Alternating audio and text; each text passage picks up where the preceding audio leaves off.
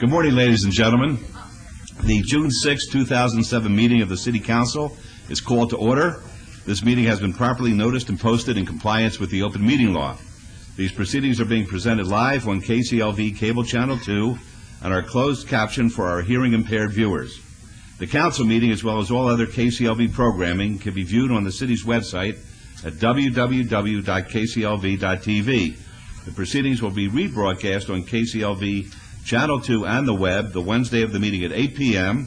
and also on Friday at 4 a.m., Saturday at 7 p.m., Sunday at 7 a.m., and the following Monday at 1 p.m. This building is protected by a state-of-the-art detection and suppression sprinkler system.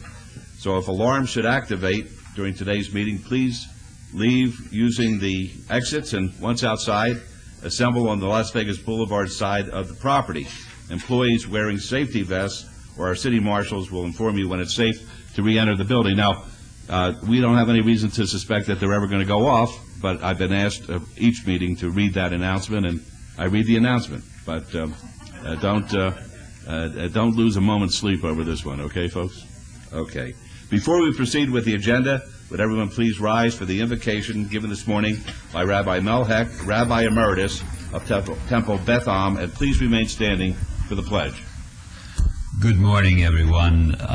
I'm thinking you must be gluttons for punishment because you keep inviting me back, and I always usually make some sort of comment before the short prayer. I noticed that Larry Brown came down and was meeting with some of his youngest constituents, as it should be, and that the first part of this program is for ceremonial purposes. But it is, in the eyes of the children who are here, what America and what democracy is all about. That they are exposed not only to you as leaders of our community, but also to how people step forward with pride to sometimes even risk their own lives. I know that David Best is here this day, and he is one of those who in our tradition we say, he who saves the life of one, it is as if he has saved the entire world.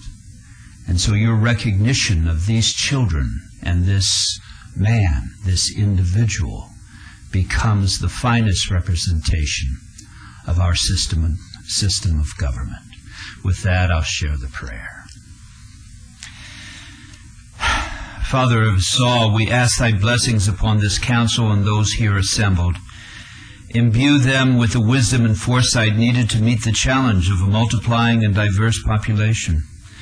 May their discussions and resolutions always seek to serve the common good, and yet may they never lose sight of the needs of the individual and of individual groups seeking to enhance their rightful place within our community. But as always, let there be a balance of perspective guiding them in the deliberations of this day. In whatever name we pray, let us say, Amen.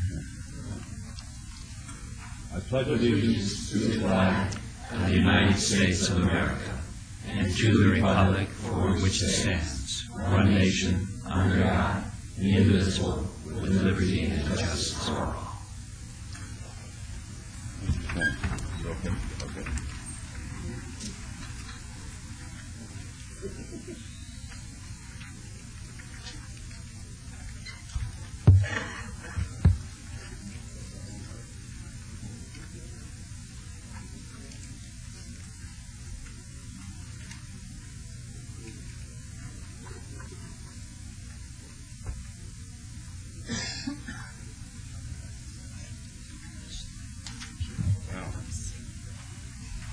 Good morning once again, everybody. This is the ceremonial portion of our agenda, and this is the time that we celebrate our community. And our first item, Councilman Reese, the Mayor Pro Tem, will recognize the June Citizen of the Month. Mayor Pro Tem.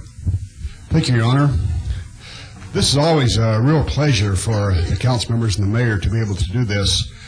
Today, I have a very special friend of mine that I met about 12 years ago when I was first elected.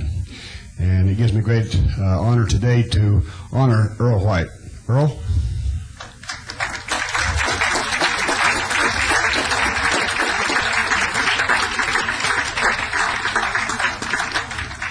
This is our Papa Bear.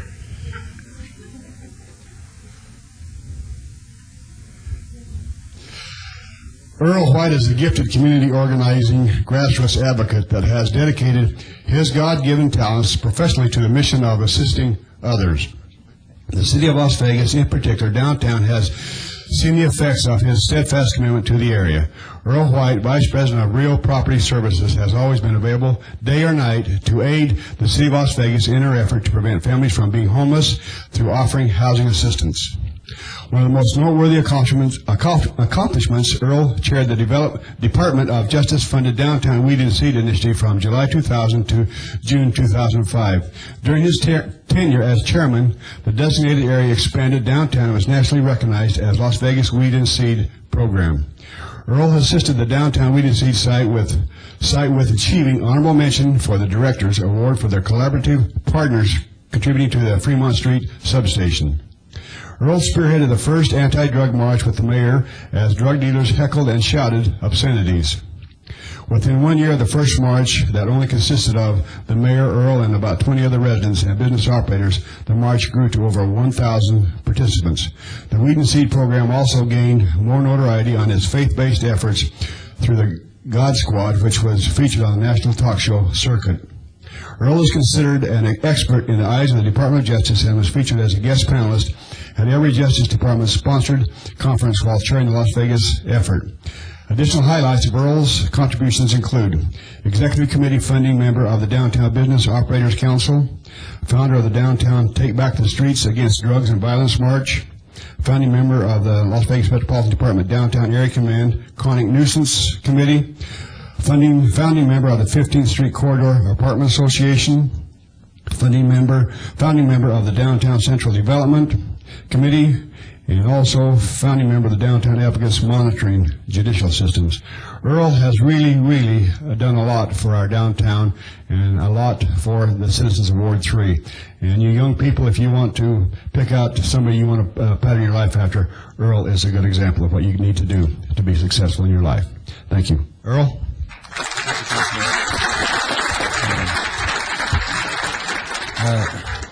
I'm surprised. No, I didn't know anything about it, but Susie trapped me real good, so I'll get you back, Susie. But I'd like to thank the city mayor. I'd like to thank you. I'd like to thank Councilman Reese and the rest of the council members that I know very well. It's my duty as a citizen to participate in the growth and not to stand on the sidelines where things happen in our city and in your community. So young people, don't be spectators, get on the field. I'd like to thank two of my best friends, Doug DeMacy and Charlie Fox. Guys, will you stand up? Because both of them are involved in the business council. And they're there every step of the way and seeing that we do what we're supposed to do as it relates to citizens and being part of your community and being able to make a difference. So, Council, thank you. Councilman, again, thank you very much. I've known you a long time, and I appreciate this very much. Thank you. Have you seen this sign here that will be up on 4th Street in the next month? This sign will be up all month out here on 4th Street. Make sure the graffiti people get that. Thank you, Earl. Okay, well, let's give him a thumbs up on that one, okay? A little inside joke here. That's all right. Okay, for our next item, we will recognize a special team of employees. The Team Quarterly Recognition Program is a program within the city that recognizes a group of city employees that exemplifies the city's vision, mission, values, and priorities through exceptional teamwork, outstanding performance, productivity, leadership, initiative, or assistance to fellow workers. To assist in making this presentation, I'd like to ask the Director of Information Technologies Department, Joe Marcella, and the Director of the Office of Communications, David Riggleman, to come to the podium. No, please. No, we're not applauding them. Please take that back, okay? I am pleased to announce, now you're ready to applaud, that the recipients for this quarter are 8 employees who make up the Internet team. Public Affairs Office employee Heather Curry, and Information Technologies employees John Boardman, Bonnie Cohen, Jill Zerwinski,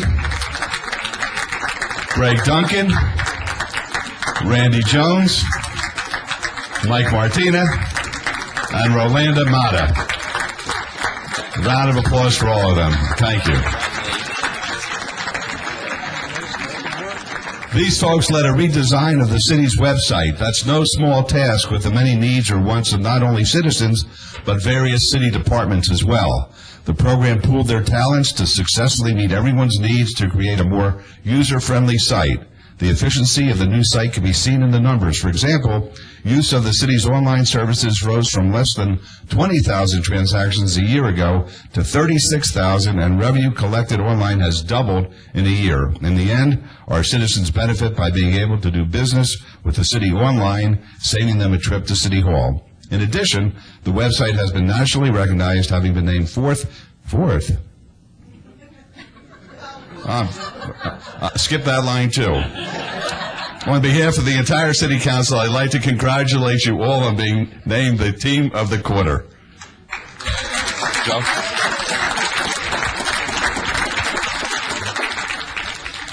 Thank you, Mayor, council members. We're so very proud of this team because being named fourth best website in the nation is a big deal, Mayor. And we think that a couple of things that have already been added to the site are probably going to make us the top site this year. That's what we're gunning for this year. And I think if there's a group that could do it, it's the team that's standing up here right now all the way around. You know, keep in mind, our site is unique because not only do we serve the citizens of Las Vegas every day, but we serve citizens from around the country and around the world every day who want to come to our city's site to learn more about Las Vegas. So to be able to take care of so many different audiences is a tough task, and they did it with great expertise. We look forward to what they're going to accomplish in the future. And I want to add one other thing, Mary. You know, this was a great partnership between the Office of Communications and the Information Technologies Department. We had communications people and IT people working together, and the world didn't come to an end. In fact, they did great things, and it just shows that when you bring diverse groups to the table, they have a broader perspective on how to solve problems. That's what diversity is all about, and I think that's why they had great success. We wish them future success, especially as we gun for number one this year.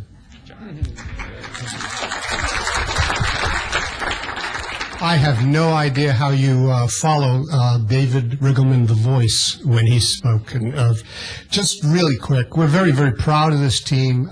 It did take a technical group of folks, left brain, and a right brain group of folks who are innovative with content and so forth, but it took an innovative thought. Put that together in a technical presentation to citizens, where citizens now have the opportunity to be serviced not by department, but according to the services, the needs, and the way you live and work in the city of Las Vegas. And we're very proud that we're able to accomplish that with this group of diverse folks. So thank you again.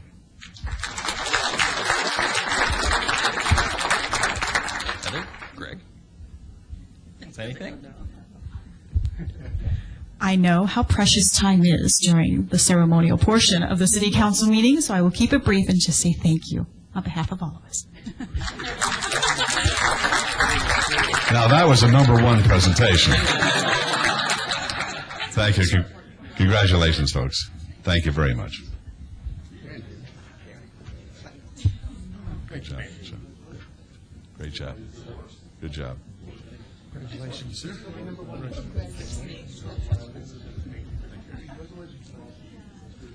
For our next item, we'd like to recognize the winners of the recent El Dorado Parade Contest.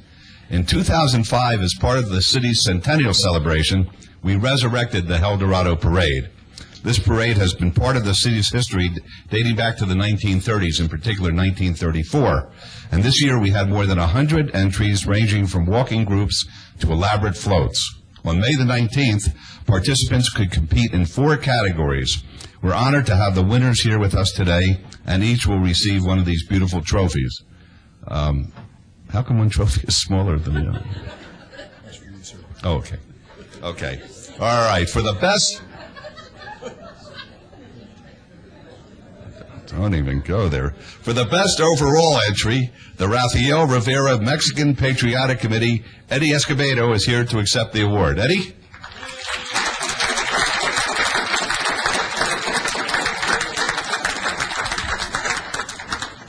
Good to have you here, Eddie. That's great. Congratulations. Congratulations. Would you like to say anything, Eddie? You've never been at a loss for words, Eddie. One thing that I would like to ask the entire community is for all of us to support events that the city organizes. And this particular time, with Hester Carter being in charge of the parade, I think the parade came out beautifully, except the assistance. So we sincerely hope that next parade, all you people out there, please come and enjoy the parade. It's a great event. Thank you very much. Thank you, Eddie. For best use of a theme in an entry, the Las Vegas Convention and Visitors Authority, Chuck Brashear is here to accept the trophy. Chuck?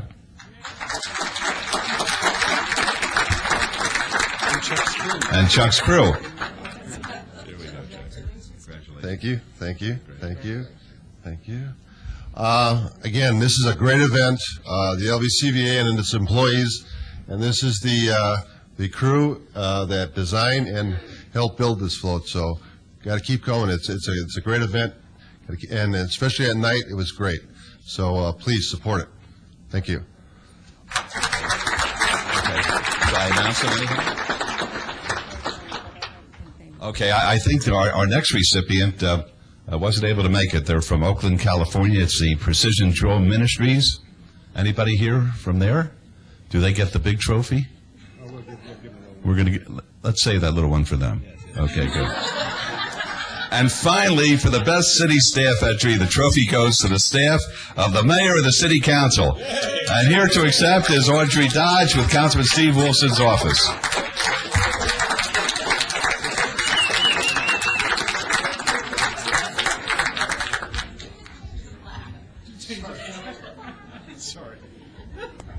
Your councilman says give this to you. It's wonderful. We'll accept it. Thank you very much. We just wanted to thank first Dr. Selby for inviting all of the city departments to participate. We had a great team building experience. We had a lot of fun. And we'd also like to encourage everybody to come out next year. The participation and the attendance can only grow, so we would look forward to that. Thank you. Thank you. And we'd like to thank the judges who made some very tough decisions. Gail Seipel. Gail, where are you? Why don't you stand up and There. Oh, there's Gail. Kim Crane, Romeo Batia, and Brenda Hughes. Thank you very much for a tough job. And I'd like to thank all of the city employees who participated this year. And they came out on their own time and did a tremendous job in representing the city. And there was some question as to whether or not the city was going to continue the sponsorship next year, and we just had our budget proceedings. Oh, okay, very good. We'll just have these folks come up in a moment. We went through our budget, and we're going to set aside additional money even to make it a bigger and better parade next year, and we're going to have a lot of music next year, because if we don't have a lot of music, I promise you, we will not have a parade in 2009. Okay? A lot of music, Esther. And you don't want to be fired, do you? A lot of music, please. Okay, we got our friends from Oakland. Come on up, folks. Precision Drill Ministries of Oakland, California. And here to accept this wonderful big trophy is Sister Kim. Hi. How are you? Nice seeing you. How you doing? Congratulations. Great having you in our community. Great having you here. Would you like to say something? Thank you all so much. On behalf of the Precision Drill Ministries, professional drill team and drumline, we like to thank you from the bottom of our hearts. Sorry we're a little late. We got in a little late, but we made our way down here, and we couldn't help it. We enjoyed ourselves here in Las Vegas.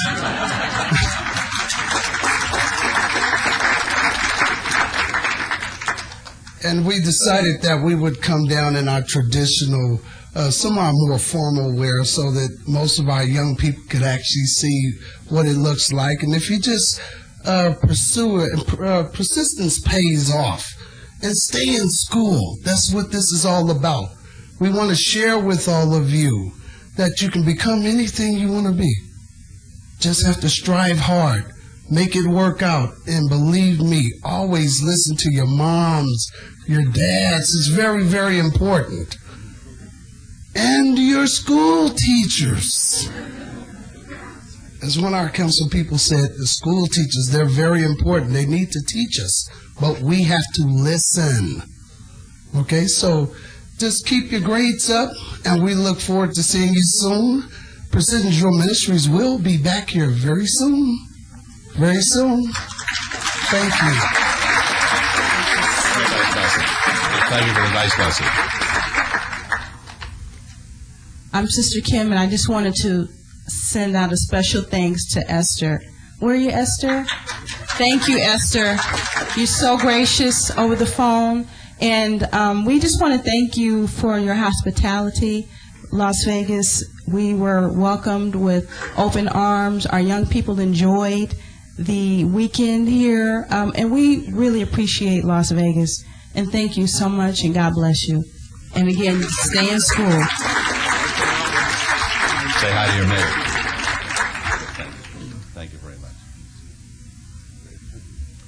Okay, for our final item, Councilman Brown will recognize a special group of local students. Councilman. Thank you, Your Honor. And prior to introducing the American Pride Award winners, we wanted to, on behalf of the City Council, all of our city staff, and all the citizens in Las Vegas, congratulate you on your special day today. 45 years, married to Carolyn. Congratulations.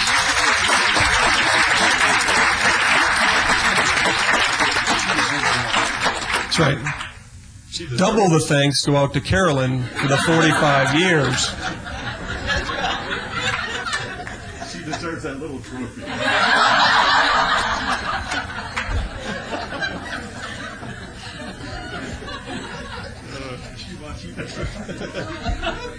Congratulations. Ruth Deskin Elementary School, the Ruth Deskin Eagles. This one is very, very special to me because it's the school that my children went to, and I look out my window every day and I can see the school and the kids playing. I can hear those PA announcements just about every day, and on weekends when you're not even there. First and foremost, Jeannie Johnson, would you please stand and be recognized?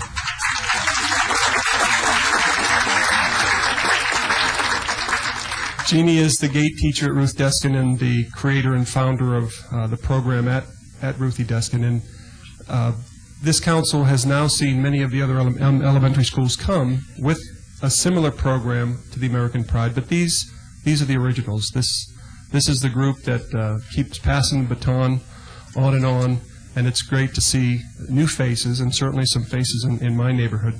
So I would like to introduce and have the students come up and accept their certificate, and they're going to give us a special presentation. I'll let them talk about that. But first off, Lauren Bailey.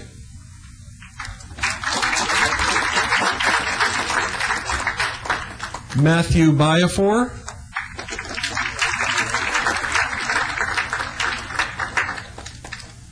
Elisa Brown. Darian Caldwell.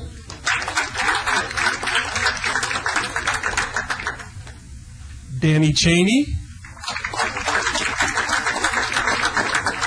Sean Johnson.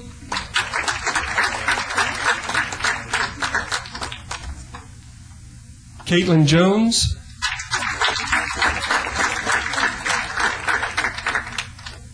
Tessa Lepore. Danielle Mortensen.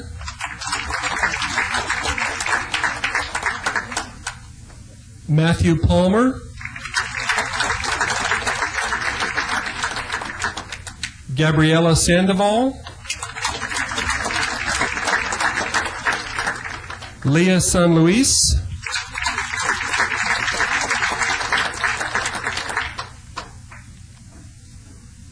Leah was by the house yesterday. She sold one of my daughter's 4 candy bars, and I asked her, did my daughter save me any candy bars? And she said, no, I think she ate them all before you got home.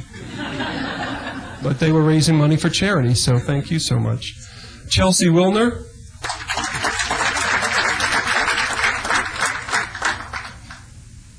Brianna Wood, and Lauren Woodward.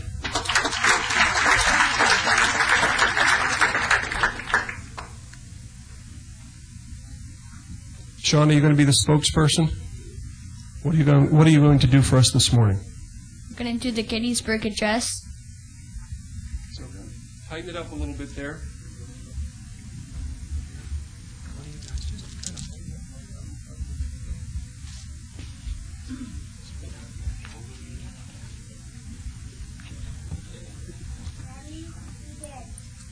Fourscore and 7 years ago, our fathers brought forth on this continent a new nation conceived in liberty, dedicated to the proposition that all men are created equal.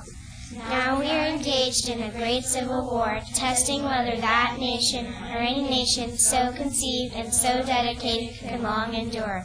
In the great battlefield of that war, we have come to dedicate a portion of that field the final resting place of those who gave their lives, that nation might live. It is altogether fitting and proper that we should do this. But in a larger sense, we cannot dedicate, we cannot consecrate, we cannot hallow this ground. The great men, living and dead, who serve here, have consecrated it far above our poor power to add or detract. The world will little note nor long remember what we say here, but they can never forget what they did here. It is always to living rather than dedicated to the arduous task of keeping so nobly advanced. It is an honor for us to be here dedicated to the great task remaining before us. That there is honor dead, take increased devotion to that love seeks to the last energies of devotion. And we hear as we resolve that these dead shall not have died in vain. And its nations under God have known birth of freedom. And the by the people, for the people, shall not perish from the earth.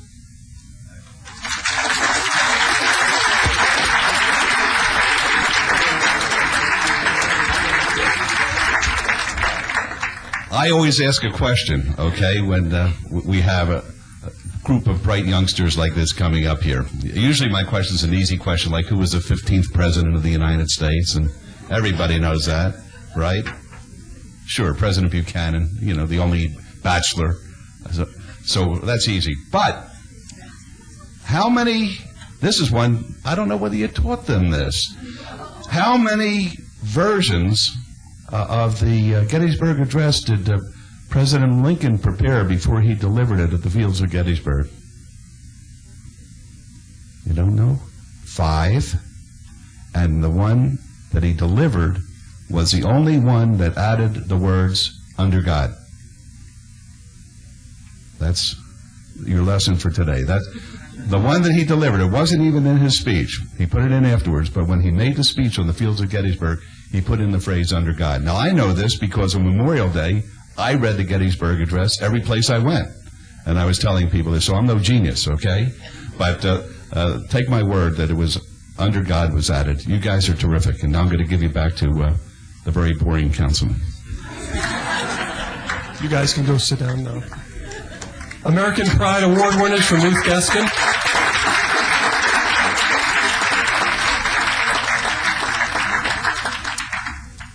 Your Honor, I'll just ask your indulgence for one more minute. Thank you, parents, certainly for bringing the kids down today, but for all you do, not only at Ruth Deskin, but in our neighborhood. It's greatly appreciated. A little bit biased, but I think we live in one of the nicest areas, if not the nicest area, in Las Vegas. But that might be a prejudice. Jeannie, I just want to thank you. I'm sure the parents know how hard you work. And with all the things we read about in the school district and all the money problems up in Carson City, you epitomize what a school teacher is all about. And I'll just share the story, and it's been going on now for 4 or 5 years. Every time I'm picking up one of the kids at Levitt or at Centennial, we always cut down Pioneer. And before school and after school, on weekends, your vehicle is always parked out front. You are so dedicated, not only to the school system, but these children, year in and year out. As a parent, as a city council, I think we all share our thanks to you and all your colleagues for what you do for the kids in Las Vegas. Thank you so much.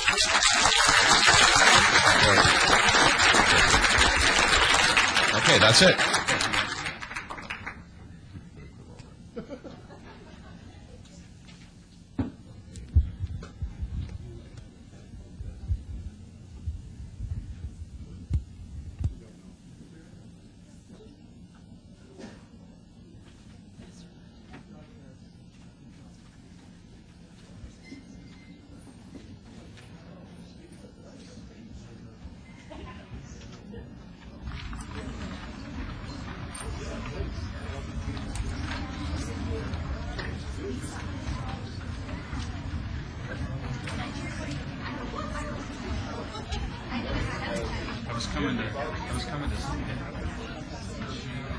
Please return to your seats. My remarks did not include a very special presentation that is being made today. So please take your seats again. This is very, very important.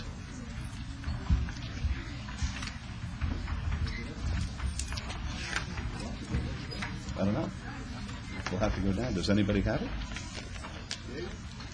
The Medal of Honor. Oh. All right. Everyone who is going to leave, you may as well leave, okay?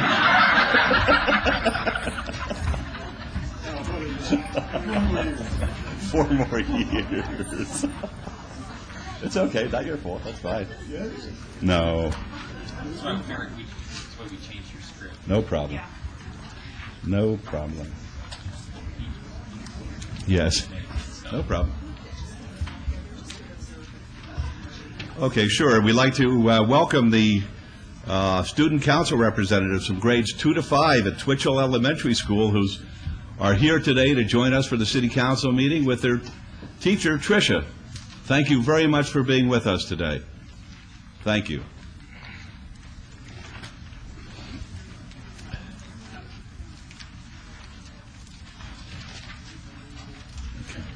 All right, we'll call item number 10. Any items from the morning session that the council staff and or the applicant wish to be stricken or held in abeyance to a future meeting may be brought forward and acted upon at this time. Mayor Pro Tem. Thank you, Your Honor. We have 2 items on the consent calendar. Items 17 and 18, Timbers Bar and Grill, 7045 North Durango Drive, tavern and gaming licenses. The applicants asked them to be held in abeyance until our June 20, 2007 meeting. Council members, are there any other items at this time? Hearing none, Your Honor, make a motion to bring these 2 items forward and take the appropriate action, please. Thank you. Let's vote on that, please. Opposed?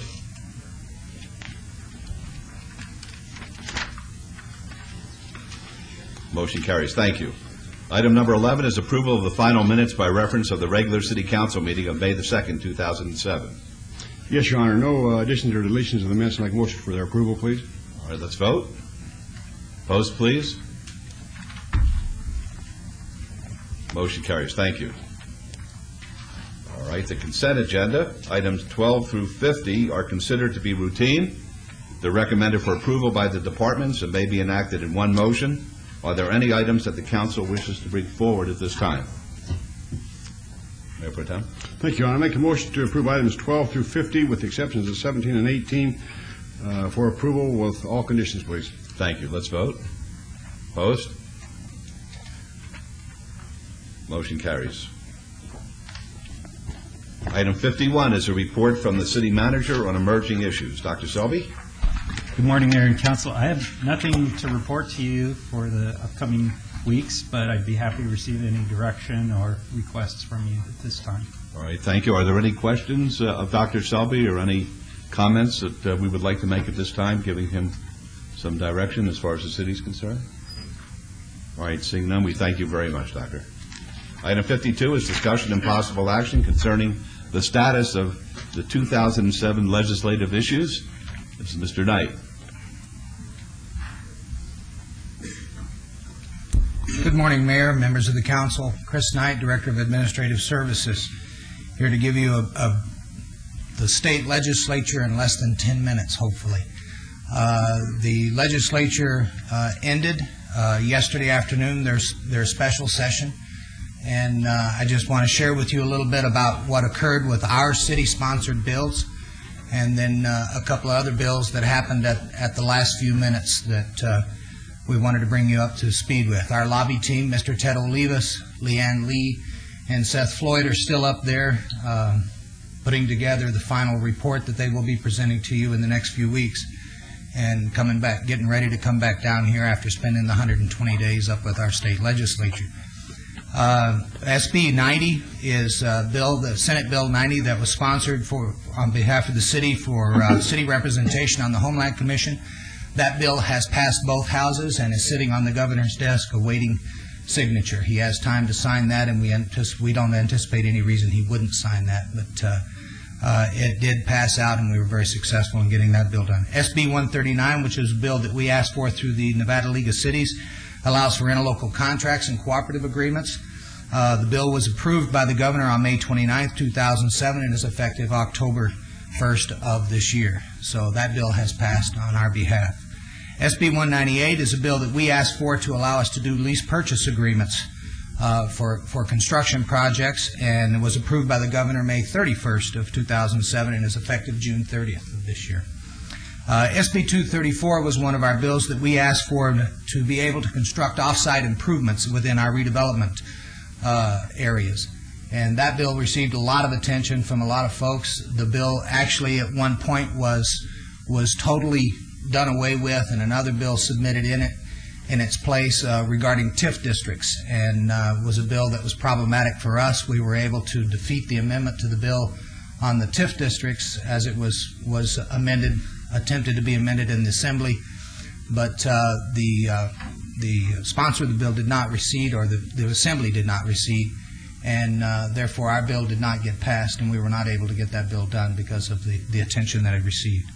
AB 514, which was amendments to our city charter, has been approved and was approved by the governor on June 4th of 2007. There were approximately 10 different items in that bill.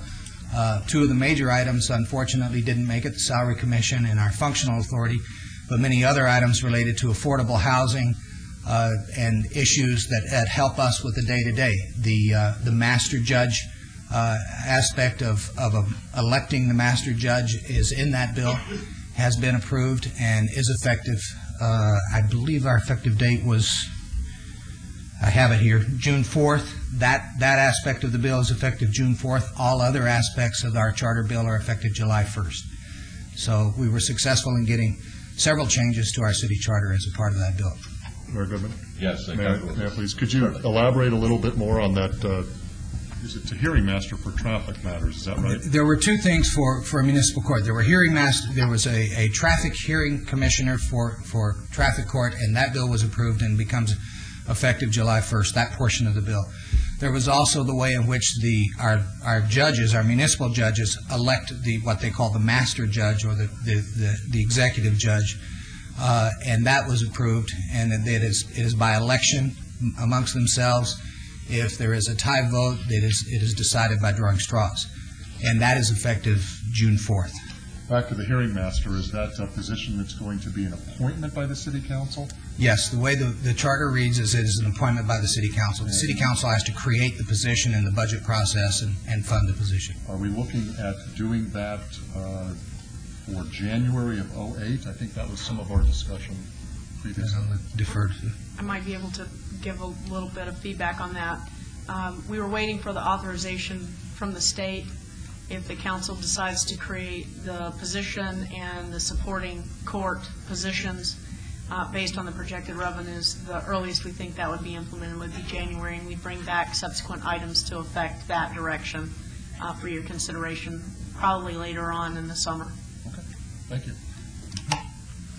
And then some other last-minute bills that I would like to share with you is one is Assembly Bill 598. I know this was of particular concern to the mayor, which started out as a theme park district bill. There was an amendment attempted to put in a bill that we call the Arena District Amendment. It was proposed that actually would have unleveled the playing ground for our redevelopment areas, and we were successful in defeating that amendment and not having that go forward. And then as well, the TIF aspect of the theme park district bill, because they're non-contiguous TIF districts in the state, we were able also to work with others to not allow that bill to pass either. Both of those bills we felt would be harmful to the city of Las Vegas, and we were able to fend those off at the last minute. AB 629 is the Assembly Bill Appropriations Bill. In that bill, there was approximately $20,000 that was appropriated. We had asked for more money for Floyd Lamb State Park, but we did get $20,000 for preservation of historic buildings at Floyd Lamb State Park. And on the second sheet of your briefing sheet is SB 579, which is the appropriations bill on the Senate side.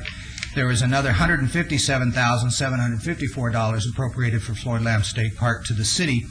708, half of that goes for promotion and funding of educational and cultural events, and the other half goes towards an archaeological museum and visitor center that is in a part of the Floyd Lamb Master Park Plan adopted by the City Council.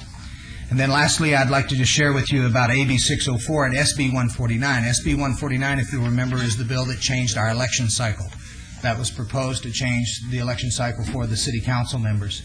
And that bill did not make it out during the regular legislative session, make it out of committee. There was an amendment to AB 604 that was proposed that brought that bill back to life, and we were able also to successfully lobby against that, and therefore our elections will remain as they currently are, which we think is good news for us. So with that, our lobby team, as I said, will be preparing a more detailed analysis of the legislative things that went on up there, some of the major bills that passed and some of the other bills that we've reported to you in the past, and I'd be happy to answer any questions if you have them.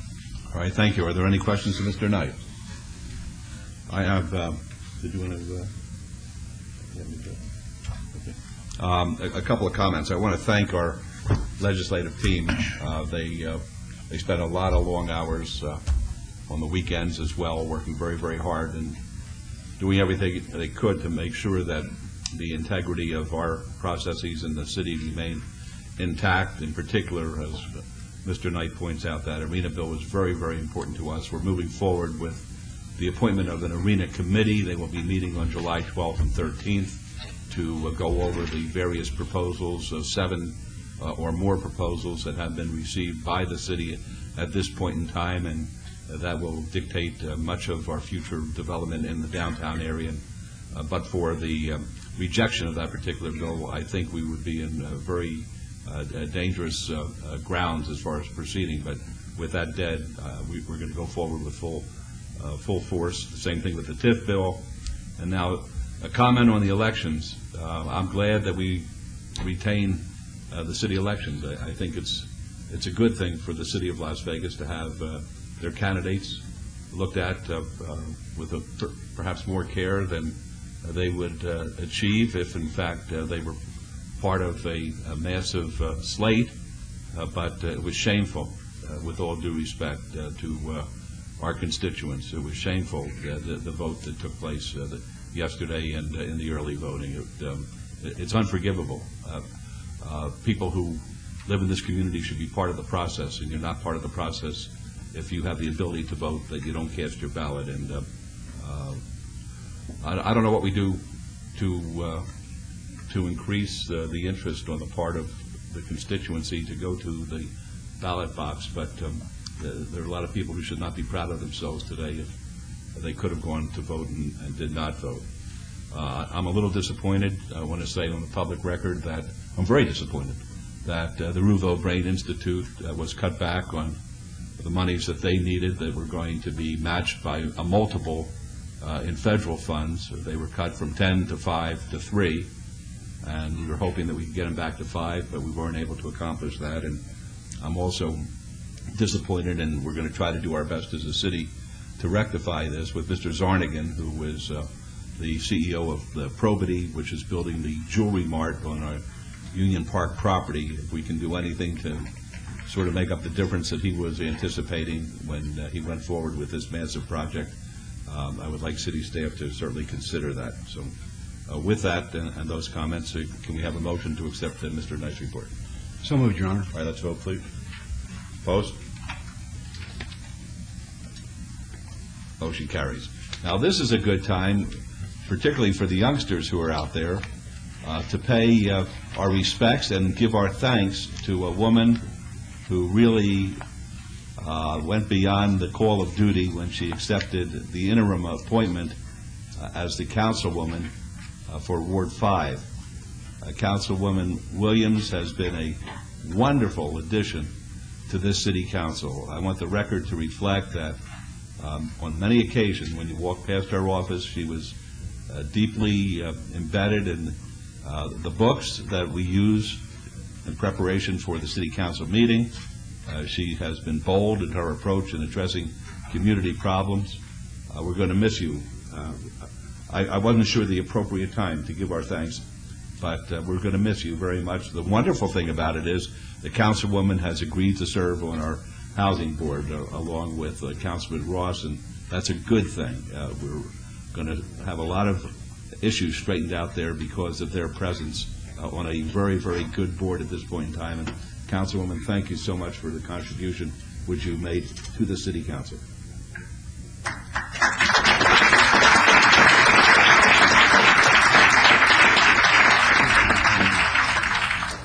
Thank you very much, Mayor and the City Council. I've thoroughly enjoyed my stint as interim City Councilwoman. I'm grateful to Commissioner Lawrence Weekly, Mayor Goodman, Mayor Pro Tem Reese, and fellow council members for this opportunity to make a difference in Ward 5. And I hope the decisions that I have made while sitting on this council will have a positive impact on the city of Las Vegas. This has been a truly remarkable experience for me. I want to commend City Manager Doug Shelby and Deputy City Manager Betsy Fretwell for assembling and maintaining such an outstanding staff. Employees of the City of Las Vegas are second to none, and I appreciate their comprehensive consultations, their patience and cooperation with me, because sometimes I'm just not, right on target, but they work with me to make sure that I understand exactly what's going on. And you can't ask for better than that. They guided me in the right direction sometimes when I wanted to take off on, one of my tangents, but that's a good thing. When I came on the council, one of the questions that was asked most often was, what do you expect to achieve in this short period of time? And actually, I knew I wanted to be proactive as opposed to being reactive. So I just kind of jotted down a few of the things that I have done in this 90 plus, I think, 2 days while sitting on the council. And I want to think that it's because I have a hands-on attitude. We have great liaisons out in the community that work for us, but we cannot sit and allow the liaisons to know it all. We need to get out there with the hands-on and see what's going on and talk to the people. One of the things that I'm very, very proud of is that we have needed for years additional parking at Doolittle Park, at the Doolittle Recreation Center. And right now we are scheduled to get 81 additional parks at Doolittle. The design is complete, and we may be able to start working on this at the end of the year. That is according to Charlie. Okay. Another thing that I've done is I've ordered a reconfiguration of the jogging path at Doolittle, and that is pending the new redevelopment. Actually, they're going to redo the senior center. So what we're going to do is redirect the path, the jogging path, so it doesn't interfere with the everyday person's jogging and walking and their health exercises. Additionally, I know that there's problems with traffic in our community, so I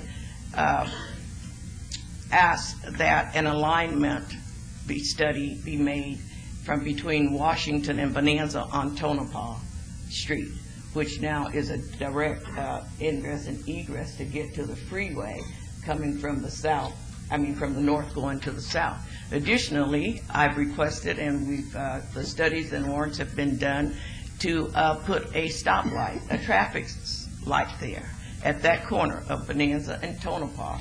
People who come in from the north trying to get to the freeway, they need to turn left onto Bonanza to get there, wherever they're going to the east.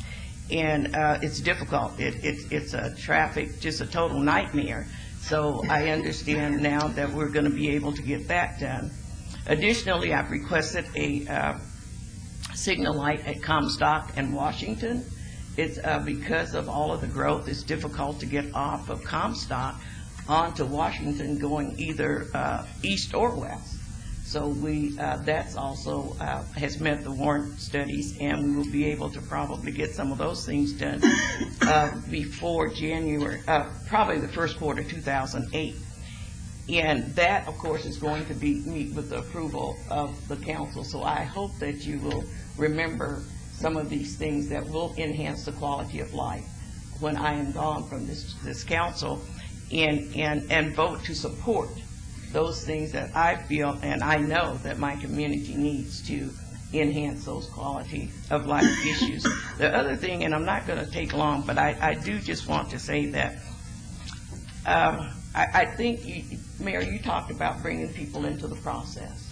And I think the town hall meeting that I called actually brought people into the process. And I think that's what we need to do. We need to talk to the people in the communities and get them involved in what it is that we're doing here at City Hall or in any entity, county, regardless, so that they will know that they are major players, because without them, we would not be sitting here.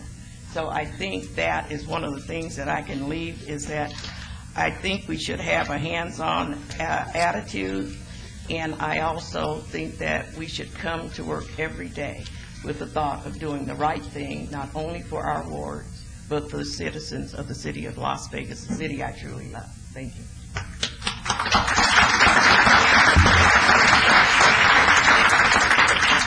Beautiful message, and the Councilwoman, you're always welcome on the 10th floor. Thank you. All right, folks. Item 53 is a report and possible action related to the Las Vegas Strategic Plan priorities concerning managed cost and revenue resources to achieve efficient operations and support and encourage sustainability, livability, and pride in our neighborhoods. Dr. Stone. Good morning, Mayor and Council. Before I introduce the speakers, on behalf of the 3,200 employees of the City of Las Vegas, we thank Councilwoman Williams for her guidance and leadership. It's been our pleasure to serve you. Thank you. Thank you. The City Council adopted 8 strategic priorities, and from time to time we like to come before the Council and give you an update on those priorities. So today we have 2 priorities to present to you. Director of Finance Mark Vincent, and I believe Dr. Lisa Morris will be presenting these items. Very good. Thank you. Mr. Vincent. Thank you, Your Honor. Mark Vincent, Director of Finance and Business Services, and I am looking for my clicker.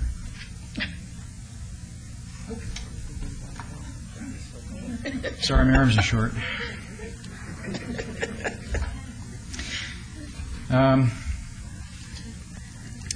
The key performance indicator, the strategic priority that we have today is managing costs and revenue resources to achieve efficient operations. And we had identified 3 key performance indicators that we were looking at. Cost per capita of city operations, that's adjusted on the cost consumer price index basis, a CPI basis. Percentage of cost recovery for charges for services, and our third category was cost savings on materials and services. With respect to our expenditure per capita, first of all, I apologize, the fiscal year 07 year-to-date, that's year-to-date through April, so that only represents about 83% of the year. So if we focus on fiscal year 2002 through fiscal year 2006, we see there has been a steady increase. I will tell you that during that period of time, our population grew on average an annual percentage rate of about 3%, and our costs grew just under 6%. So what you're seeing there is a net growth rate of about 3%. So our costs per capita are rising. To get a better understanding of what's driving that, we have to peel away the onion skin, if you will. So if we do that, and we begin to look at public safety versus non-public safety, we begin to see that we have had some substantial increases in per capita costs on public safety side, but actually no increases when you compare 2002 to 2006, we've actually had a slight decrease. what that's telling us is we're putting most of our resources, most of our attention on the area of public safety. The growth that we have seen, a lot of it has gone towards our Metropolitan Police Department, the city detention, city marshals, as well as city fire and rescue. If you look at that, the actual CPI adjusted growth for public safety has grown from 02 to 06 by little under 22%, whereas the blue bar, which represents the non-public safety, has actually had a decrease of a little under 1%. Your Honor? Yes, Councilor Brown. Do we have any of this in our backup? I do have handouts for you if it's helpful. I didn't go through it, couldn't find it.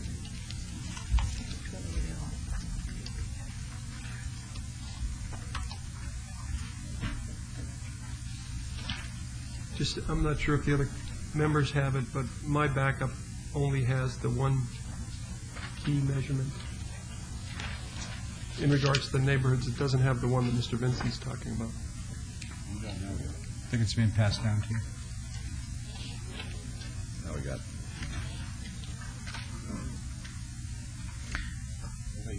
Yep. So if we focus on what's happening in the non-public safety area, I'd like to drill down on that a little bit. What we're seeing in the public safety is as expected.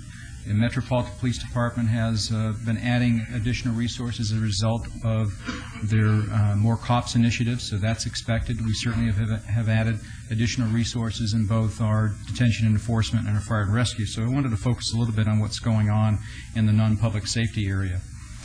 In terms of cost, the largest area that we have of non-public safety is general government. It's what you might consider the administrative arm of the city. And you can see on the blue charts here that we actually have seen a reduction over time of about 4.9%, a little under 5%, in terms of cost per capita. And you could interpret that multiple ways. We could say that it's good that we're being more efficient with resources. It may also be an indicator that we're not adding, keeping pace, if you will, with staffing as the demands are placed upon us by a growing population. I tend to believe that in the area of general government that we are making some inroads and efficiencies in business systems, and so we are able to do more with less. I think we are more efficient in our administrative areas. With respect to culture and recreation, we've seen an increase of a little under 8% for that, and that's driven primarily by the acreage and the miles of trails that we have added in our list of assets over the last 5 years. And again, when we look at judicial, we've seen a growth in that area as well.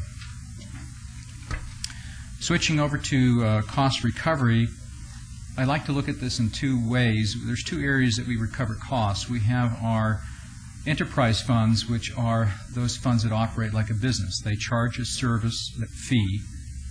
You sort of pay by the drink, so to speak, and that's with our sanitation enterprise fund, with our parking enterprise fund, with our video services enterprise fund. All of those types of funds are enterprise funds, and as you can see in this chart, on the right-hand side is that scale. That's the line is in red and the scale is in red, and you can see that we're consistently recovering in excess of 100%.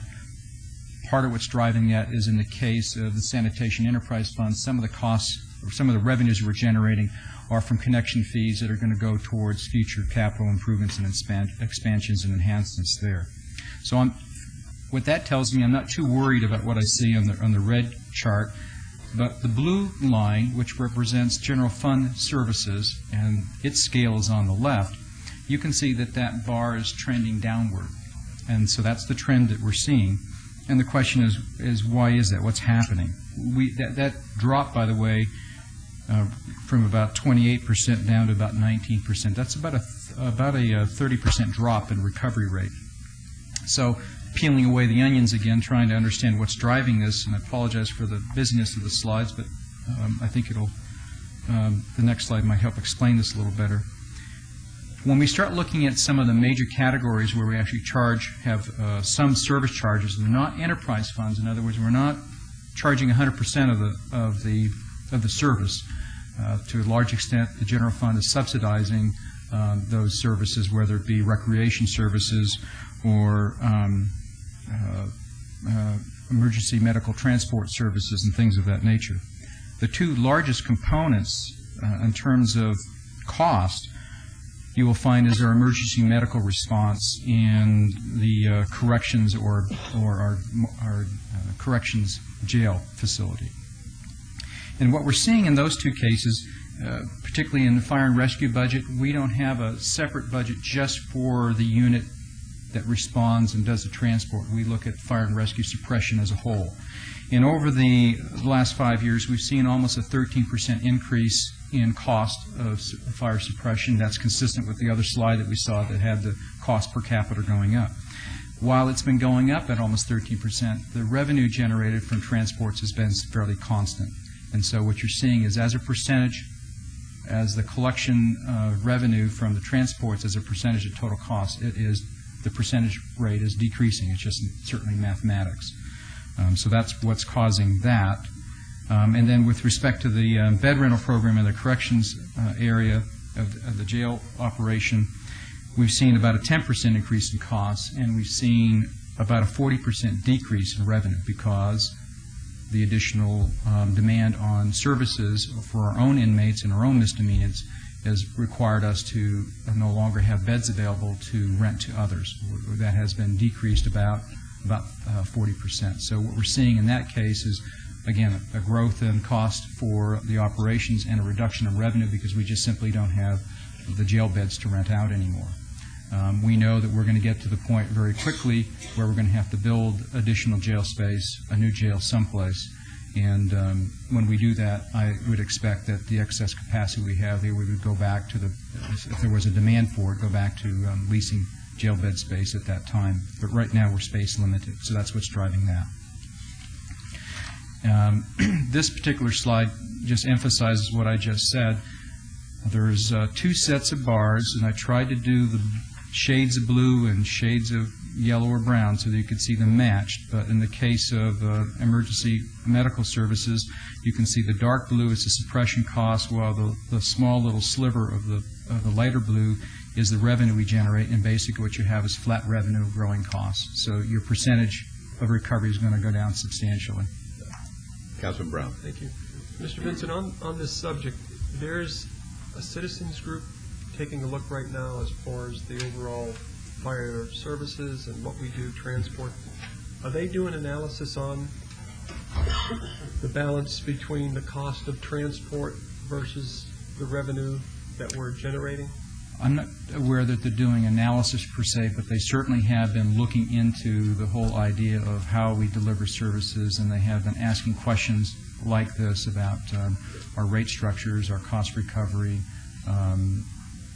billing practices, and things of that nature. So I don't know what we expect to see from them, but I know they're certainly looking at this. And this is just another area where if we have an opportunity to change how we deliver services, that would make this this rapid growth rate sort of slow down a little bit. That would be a good thing. I might just add, there are a couple of things. The committee has been talking about the effectiveness of the transport, how much it costs per transport, et cetera, and what the benefits are to the public regarding Las Vegas Fire and Rescue providing transport services. So I expect that they will have in some of their findings some observations about that, as Mark indicated. Also, a part of your AMR franchise indicates a desire to evaluate the EMS service delivery system. And that's something that the fire chief has indicated he'd like to pursue over the course of this next fiscal year.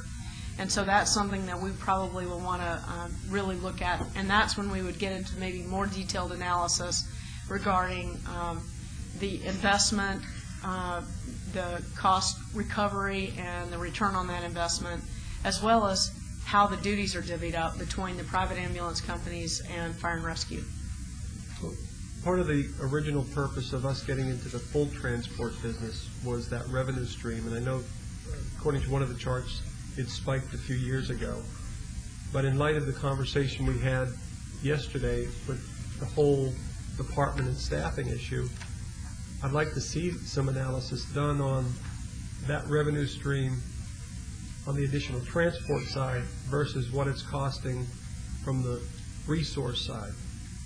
And if that's part of the analysis going on now, great. I wouldn't want to wait another year before we take a look at that. I think the other thing too, Councilman, that is under consideration by the committee is the fact that our rates do not keep up with the approved insurance rates. So for the last year plus, AMR, Henderson, and other transport agencies in the valley have had a much significant rate difference between ours and theirs because ours does not have an automatic escalator. And I have a feeling you'll probably see a recommendation coming from the committee regarding that. So some of what you're seeing in Mark's chart may be both ends of the spectrum, cost and recovery pieces of the puzzle. Is the collections component likewise part of the analysis? That is something that's been talked about, and we're at about industry average, although I don't know if the chief wants to come up and speak to this, but I know one of the things that he's working with his team on is to try and get our recovery back up to a national average, which I think is around 60%, correct me if I'm wrong, Chief, and we're at about 55 now. So, and we're using AMR, so we've made huge progress in the last couple of years, but we still have some improvement to make. Chief? Dave Washington, Fire Chief, for the record. That's correct, as Betsy has stated, Mayor. We have been at about 50%. When I took over as Fire Chief, we were at 49%. The national average was between 55. Excuse me, I just come from the dentist. The national average was about 55 to 60%. We're at 55 now, and our goal is to get it to the national average because when we don't, we're leaving money on the table. And generally, the privates as well as public, they just don't get the return back when we actually bill out these millions of dollars. We get about 50% to 55% back. So our goal is to get that up. And right now, our billing person for collecting is AMR. So we're pushing them to get those numbers up. Councilor. Thank you, Your Honor. Chief or Betsy. So part of this analysis, and again, with the backdrop of our dialogue with fire services, and especially the labor part of it, part of this analysis is maybe at one end of the spectrum, we continue to be aggressive in our transport, full transport, billings, collections, versus an analysis of going back to where we used to be the first responders and then hand over the transport to the private sector. So are we looking at the big, the entire picture as far as the balance? Yes, we're looking at the whole thing, but I'll tell you, when you look at what we do, Councilman, our people are multitask, where the private industry folks, the AMR folks, they do one single purpose when they're out there. So as a result, the type of unit that we use, it's a bigger unit. It costs significantly more money than their units. And then, of course, the employee costs as a result of us doing multitasking things when we respond.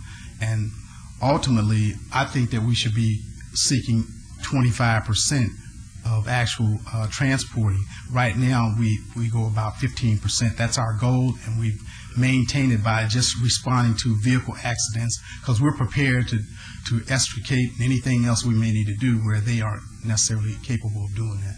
So that 20, and if that's the goal, at least a goal of 25% on the transport side, it'd be interesting to see what the cost factor involved, because I think it's improved, but a few years back when we were talking about diversions and the overcrowdingness in the emergency rooms, ambulance with patients were literally sitting outside hospitals waiting for beds. So the cost of that component, certainly it's improved, but that's the analysis I want to see. Whether, from a policy perspective, can we go aggressively after the 25%, or should we start looking at the cost involved in that 25%? I think we should do both. And once again, the 25% is something that I've had in my head since becoming fire chief. The actual goal that we've set and that we're maintaining is 15% transport. We do that consistently. Thank you very much. That's it. The last slide has to do with cost of materials and services.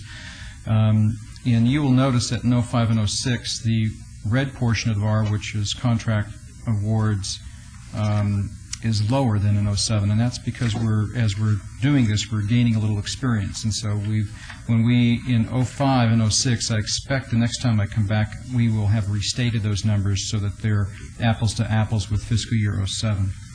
What this slide is just basically telling us is that when we have an opportunity to do a sealed low bid and renewals, we take an opportunity to negotiate the pricing. And this is something that Purchasing and Contracts does as a matter of routine, and we measure how much those negotiated savings are. We're not talking about savings from just being the lowest bid, but oftentimes, even if you are low bid, there are opportunities arise to negotiate different contract terms.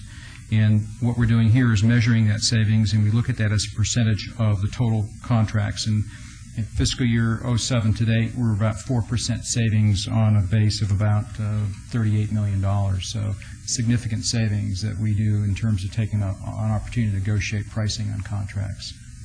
So that concludes my presentation. If you have any other questions, I'd be happy to answer them. All right, thank you. Any questions of Mr. Vincent? And I'll turn it over to Mr. Before you do that, Mr. Vincent, are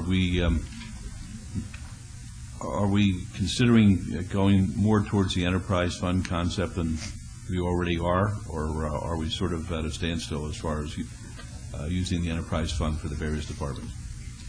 The decision that council would have to make about moving more towards enterprise fund when you, let's just say, for example, you took all of the recreation department and you decide you want the recreation department to operate as an enterprise fund, and you create an enterprise fund for recreation, you would see a substantial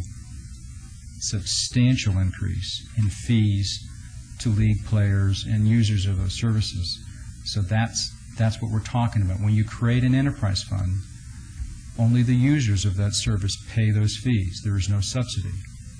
And so that's the decision you've got to make. Now, my recommendation would be, as we look at some of these, the discussion we just had about the fire department was a perfect example. We need to look at the services that we currently subsidize, that we will continue to subsidize. But the question remains, we look at both sides of the equation. What's the cost of providing those services? Is there a way to get those costs down? Can we deliver those services slightly differently or in a different mode? And conversely, is there room to increase fees? And we have to do both together. But I don't believe that things that we do, like recreation services, are ever going to be an enterprise fund. It wouldn't make any sense. But that doesn't mean we shouldn't be looking at them, and that's the purpose of looking at these key performance It might be helpful indicators. to have an analysis as to what it would cost and why it would be impractical and why our users, our constituents, would not benefit as a result of that. I'd like to see that. We can do that. All right, thank you. Dr. Morris? Good morning.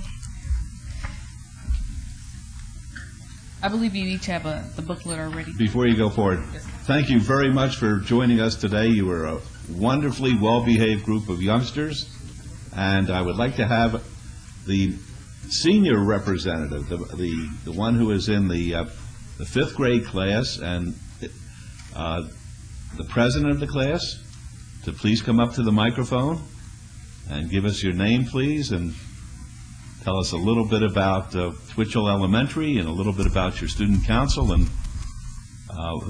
who are the folks that we have joining us here today.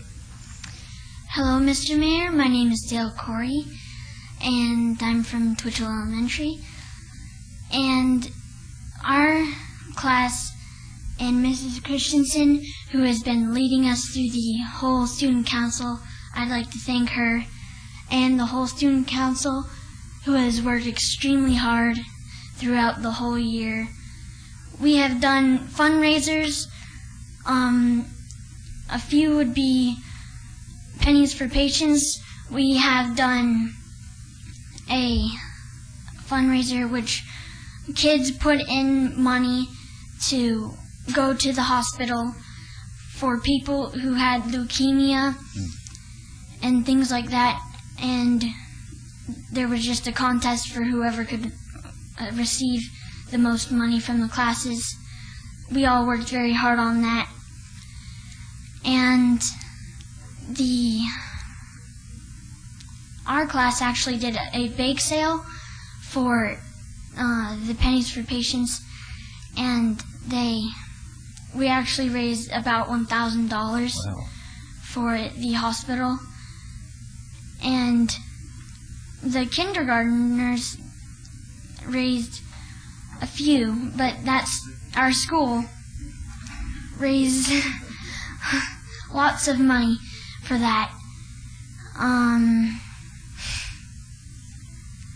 How often does the student council meet? Once a month. And do you conduct the meetings? Are you the one in charge? Usually I go throughout the agenda. Mrs. Christensen helps us out with the things that for the fundraisers, and she gives us ideas. And Are you the president of the student council? yes, Of the whole ball of wax? I guess. Oh, right. Would you like to share the podium with anybody else? Do you think that anybody else would like to speak to us today and tell us a little bit about all the good things you're doing at Twitchell? Here's a volunteer. Come on. Allie and Serena. Oh, that's terrific. Boy, am I glad we're doing this. Just tell us your name, please, and your class, and what your position is with the council.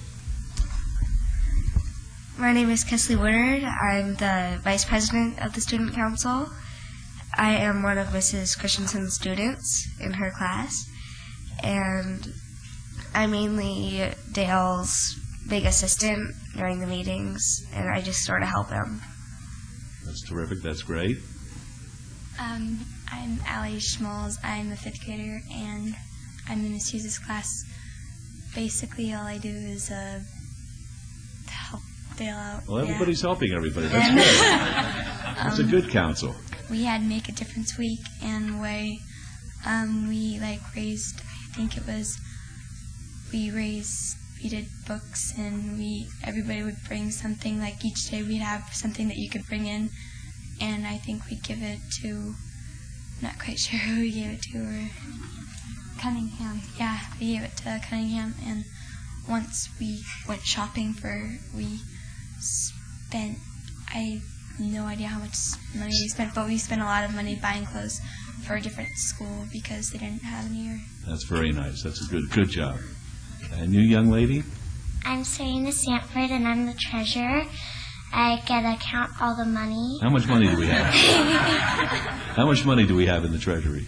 Well, when we do the fundraisers, I get out of classwork and count. And one of the things we did was Not So Free Dress Day. You could pay like $1 or something, and we donated that to Cunningham, and we bought clothes. We raised over $2,000. Wow, that's terrific. Well, that's wonderful, and we thank you very much for coming down and joining us. Thank you. I would like to add something to that. We are in Henderson, so we don't have a council person Wait a second, here. where's Henderson? But we wanted to come see you, Mayor. But we are one of the schools that were so fortunate to get changed back to a 9-month schedule, so we would like to thank the school district for that. Well, thank you so much. Doing a great job.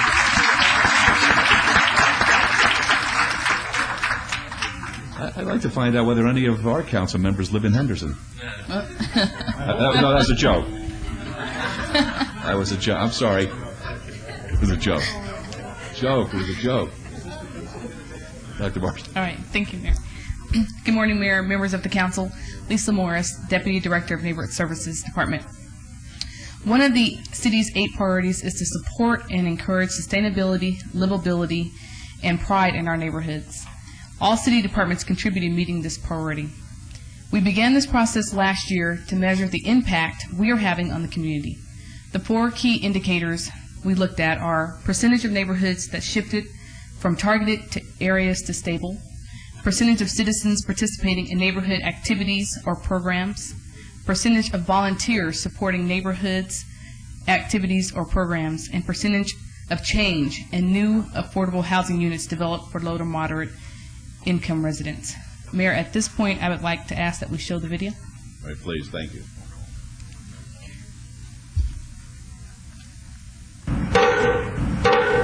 It is the City of Las Vegas priority to support and encourage sustainability, livability, and pride in our neighborhoods. A year ago, we got our first look at key performance indicators that show how well we are meeting this priority. It is a mission that is accomplished through the successful work and resources of multiple departments. We looked at crime, graffiti, and property maintenance to determine neighborhoods that shift from targeted areas to stable. Since our first report, we've refined our data collection techniques and have aligned last year's data to be consistent with this year's. Stable areas are considered as those in which measurable conditions of concern have been controlled, reduced, or eradicated.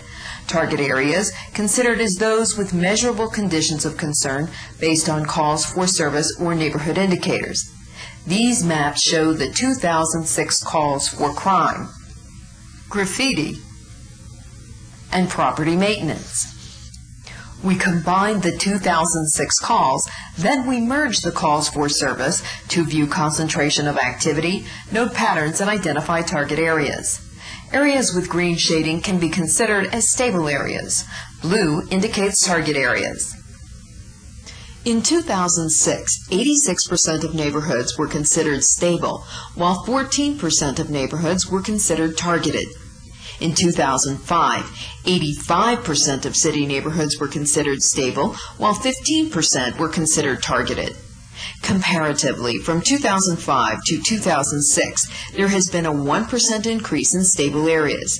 The slight shift in stable areas may be attributed to neighborhoods becoming more engaged in activities such as community organizing, partnership programs, and city initiatives. The target areas are relatively concentrated, so we looked at demographic information to get a clearer picture to gauge and improve our strategy to promote stable neighborhoods. For example, language barriers can cause isolation from the community and limit access to resources and social opportunities. Organizing neighborhood associations in conjunction with city neighborhood planners is central to our strategy to engage residents and address issues including crime, graffiti, and property maintenance. Neighborhood planners offer expertise and a network of community partners and resources to spur positive results in communities.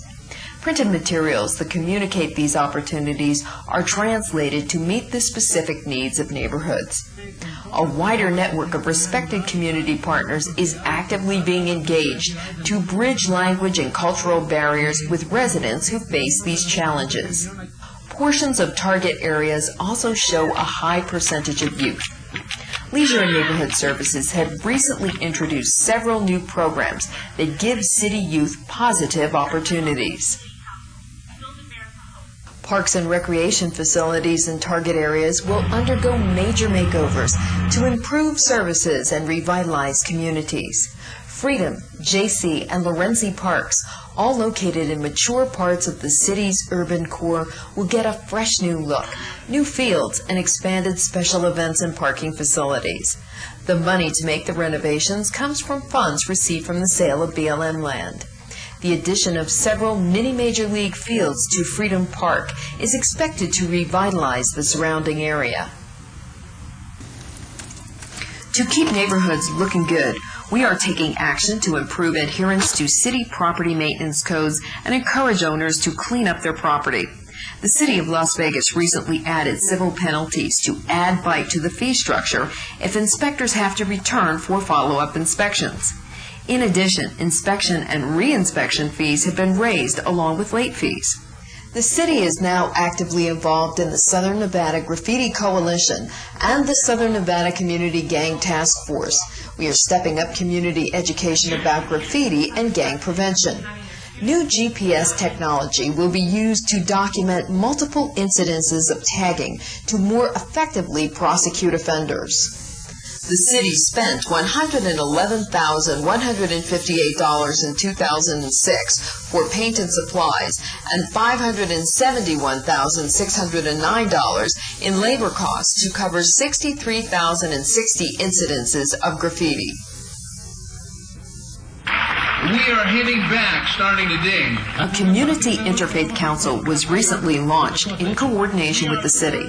Staff works with the CIC to tap manpower and resources from faith-based organizations to benefit the community. A database and communications network has been established to organize, channel, and optimize the volunteer work of faith groups. The city is also developing a volunteer network to organize and maximize the energy and resources of organizations and individuals who want to help in our community. Citizens' participation in volunteer support of neighborhood activities or programs is at the very heart of sustainability, livability, and pride in our neighborhoods. In 2006, 8,427 volunteers supported City of Las Vegas neighborhood events, activities, and meetings. This represents an increase of 945 volunteers over last year. That's a 12.6% increase in volunteer support in 2006 compared to 2005. The total number of volunteer hours tallied in 2006 was 39,353. That equates to $590,295 if you apply the $15 volunteer rate used in our matching grant volunteer formula. In 2005, 34,941 volunteer hours were tallied.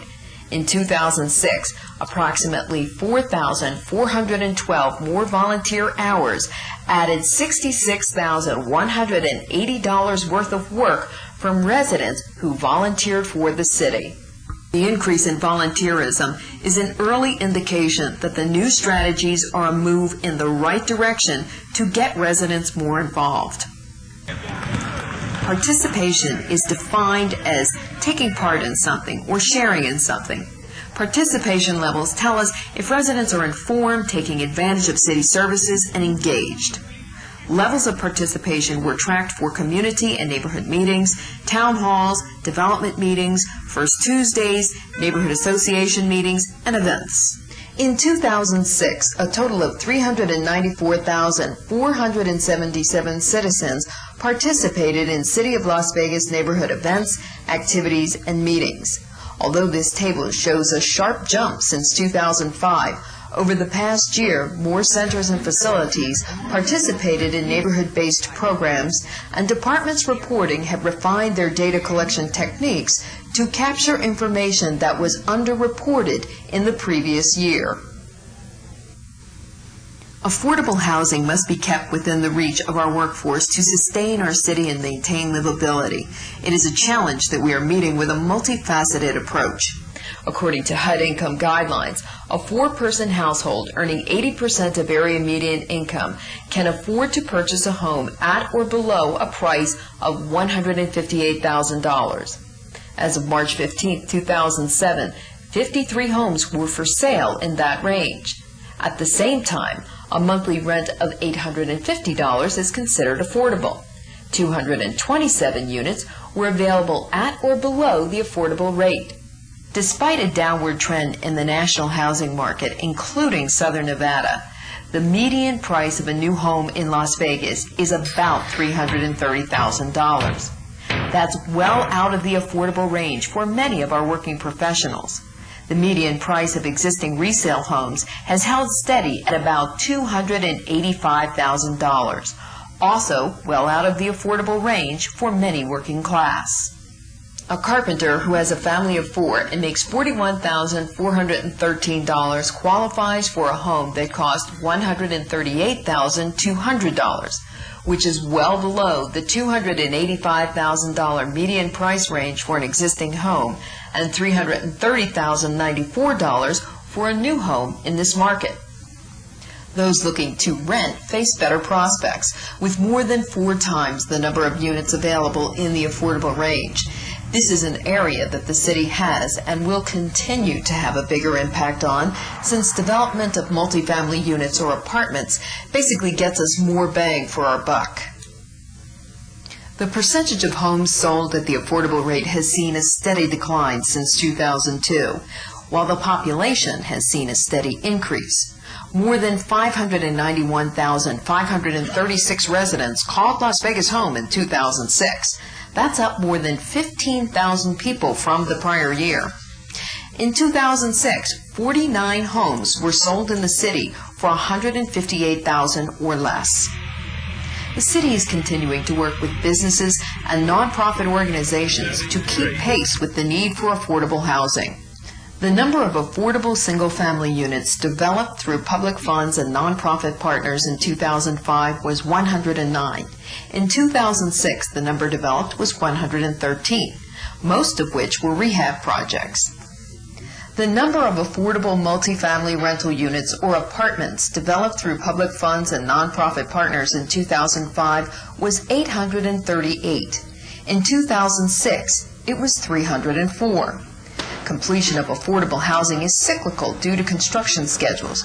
It may take up to 3 years to complete a project. The number of multifamily rental units or apartments in general has seen a sharp decline valley-wide over the past 10 years. The city's production of affordable multi-unit rentals has maintained a steady pace and comprises a significant percentage of the rental units available. There are several impediments to the development of affordable housing, including availability and cost of land, construction costs, and regulations associated with federal and state funding. This is basically a snapshot of what is happening in the market right now, but real estate is in flux and we cannot accurately predict what the market will do over the next year or so. City commitments of $11.6 million will bring an additional 566 affordable housing units online within the next year. 453 are multifamily units or apartments, and 113 are single-family homes. In addition, the City of Las Vegas is spearheading 3 initiatives targeted toward affordable housing: the Homeownership for Educator Program, the Community Land Trust, and the Strategic Land Acquisition Strategy through the use of 18% redevelopment set-aside funds. Affordable housing, stable neighborhoods, and citizens who participate and volunteer are essential to a vital community. These key performance indicators provide the picture of where we are today and where we need to be tomorrow to encourage sustainability, livability, and pride in our Las Vegas neighborhoods.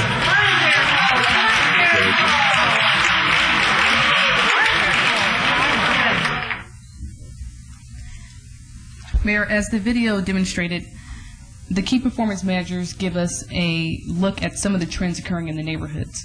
Since last year, we have refined the KPI process to capture more data and will continue to refine the process to be more effective.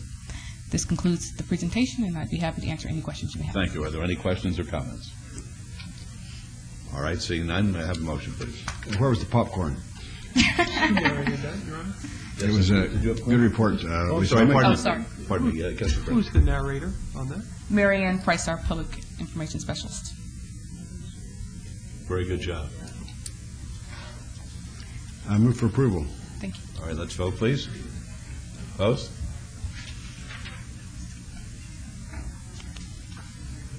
Motion carries. Thank you.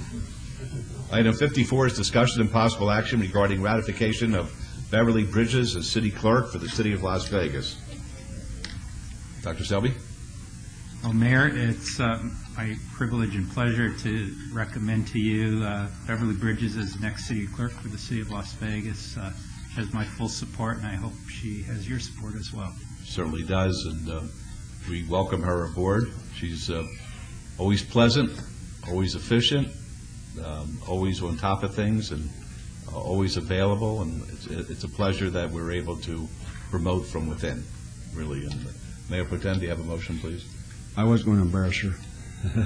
I think Beverly is going to do a great job for us. I know that she's been able to me, partially fill Ronnie's shoes. I think Beverly's really done good for us, and I would like to just follow Doug's recommendation for appointing Beverly. And like you said, again, it's proven the city is hiring within, and I think it just adds a little bit of desire to some of the other employees to make sure that they have this opportunity. So I would make that motion. All right, Beverly, we just stand so everybody can recognize you while we vote. Please vote. Thank you, everyone. Post, please. Come on, Beverly, post. No, you. The first task and you blow it. Motion carries. Good job. She embarrassed herself. No. You guys are kidding. Okay, item 55 is discussion and possible action approving a professional services agreement with Active Network, Inc., regarding a corporate partnership program for the City of Las Vegas. Good night. Good morning, Mayor, members of the council. Chris Knight, Director of Admin Services. One of the things that you heard this morning in the reports on managing our costs was about revenue streams. And we have identified an opportunity to help, and we hope to support our revenue streams at the City of Las Vegas by entering into a corporate partnership program with Active Marketing Network to do a sponsorship program for the City of Las Vegas, and to work with us to investigate the opportunities for sponsorships and to try and help support the revenue stream for the City of Las Vegas. Active Marketing Network is a company that has been doing this for several years. They have worked with other cities. They have a good understanding of our city policies and the ways in which cities work and how they conduct their business and the rules and regulations that apply to us. We want them to work with us, and we're proposing this contract to identify the revenue opportunities. They have worked with other cities such as New York, City of New York, City of Chicago, and the City of San Diego. We have with us this morning Mr. Don Schulte. I promoted him.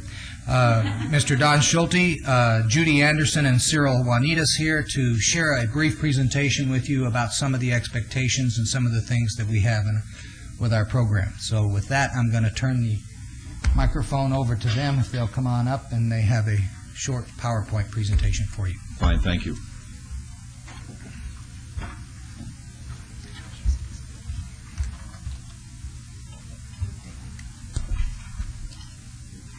Yes, Mr. Mayor, council members, my name is Don Schulte with the Active Network, 101 Main Street in Huntington Beach, California. And it's a pleasure to be here. And what we'd like to do is give you a brief, I stress brief, presentation on who we are, what we do, and how we do it. And then we can open it up for questions. And this is really about raising revenue without raising taxes. It's a market-based revenue opportunity program that we've been very successful throughout the years in other cities, municipalities, hospital networks, etc. And as I mentioned before, we hope to bring that same success here to the City of Las Vegas. And for the record, I'm Judy Anderson, 101 Main Street, Huntington Beach, California, 92648. And Cyril Juanitas with Active Network, 937 Enterprise Drive, Sacramento, California. Okay, with that, Judy? A little bit about the Active Network. We were founded in 1998, primarily a software online registration company. You may see that if you run races or you Las Vegas Marathon or other events. We were brought in 2005. We specialize in municipal marketing, raising revenue from municipalities. Our goal is to raise revenue through appropriate, and I stress again the word appropriate, marketing, sponsorship, partnership programs. We know there's a sensitivity, community values we take into consideration, policies. We work with staff and making sure we're aligned with the proper policies, and we acknowledge the constraints. For example, we know you have contracts and restrictions and guidelines that we would follow. We would consider ourselves an extension of your staff. Our philosophy is very simple: is long-term partnerships that meet the needs of the clients and the sponsors. We want to enhance the quality and perception of the city, improve the image, and certainly generate the city new revenues. What is the corporate sponsorship marketing programs? Again, it's designed to raise revenues that enhance the quality of life, as you mentioned before, but it's non-traditional revenue streams that we do without really selling out the city, that it gives positive public acclaim. Here's how we do it. I'll run through this as far as our process and procedure. First of all, we do an asset analysis. We go out and we look in every nook and cranny and we evaluate the assets of the city. We meet with the staff. We gather contracts. We review the contracts. We actually have a blue sky session where we get everybody together from all different departments, and they cut the tie off and put on their marketing hat and see it through their respective departments through a completely different marketing experience. Very valuable, and it's And we've got many programs that we've delivered through that Blue Sky session. And then also actually site visitations. We actually go out there, we roll up the sleeves, and we go out and look at these assets and evaluate them. Next would be we develop a plan, a deliverable. We create the plan, we prioritize, we define the categories, what verticals will be, and then we go out and we take a target list to see which ones would match up with that. So we package these prospects by category. We customize the RFP to fit their needs and our needs, and we develop the collateral materials, and then we present to staff in these forms and collateral materials to go out to market. Then the next stage would be the solicitation of these sponsorships and partnerships. We present these packages to the priority prospects, which could be national or regional. We educate them, which is very important, as to what the benefits and the initiatives of the City of Las Vegas would be. We conduct these site visitations, so we actually bring them out to what we've seen out there in the market and show them how valuable these assets are. And then we manage the RFP process along with city staff.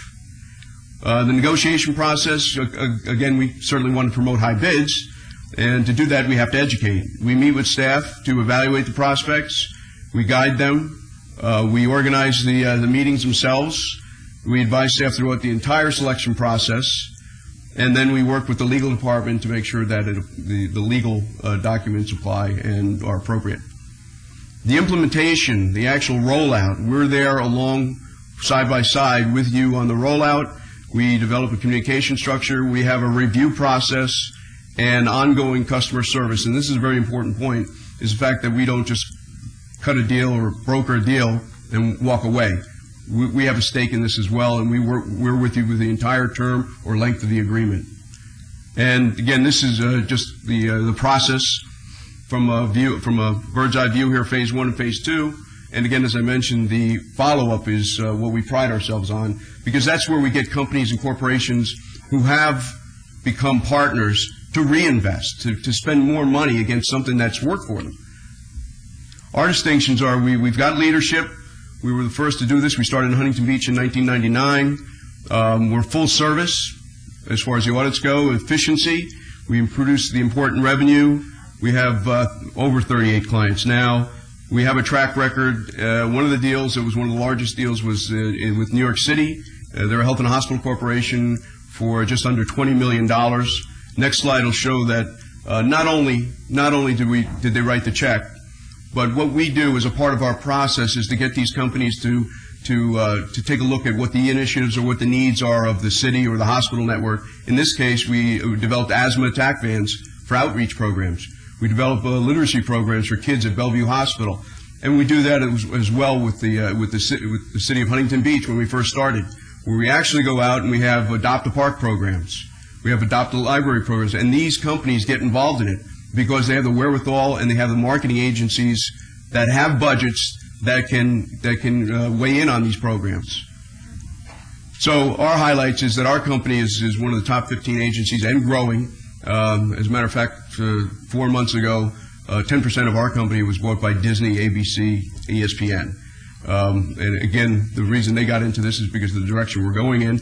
Our particular municipal marketing is growing at a great rate, but we have a lot of experience to offer here and to bring to the city of Las Vegas.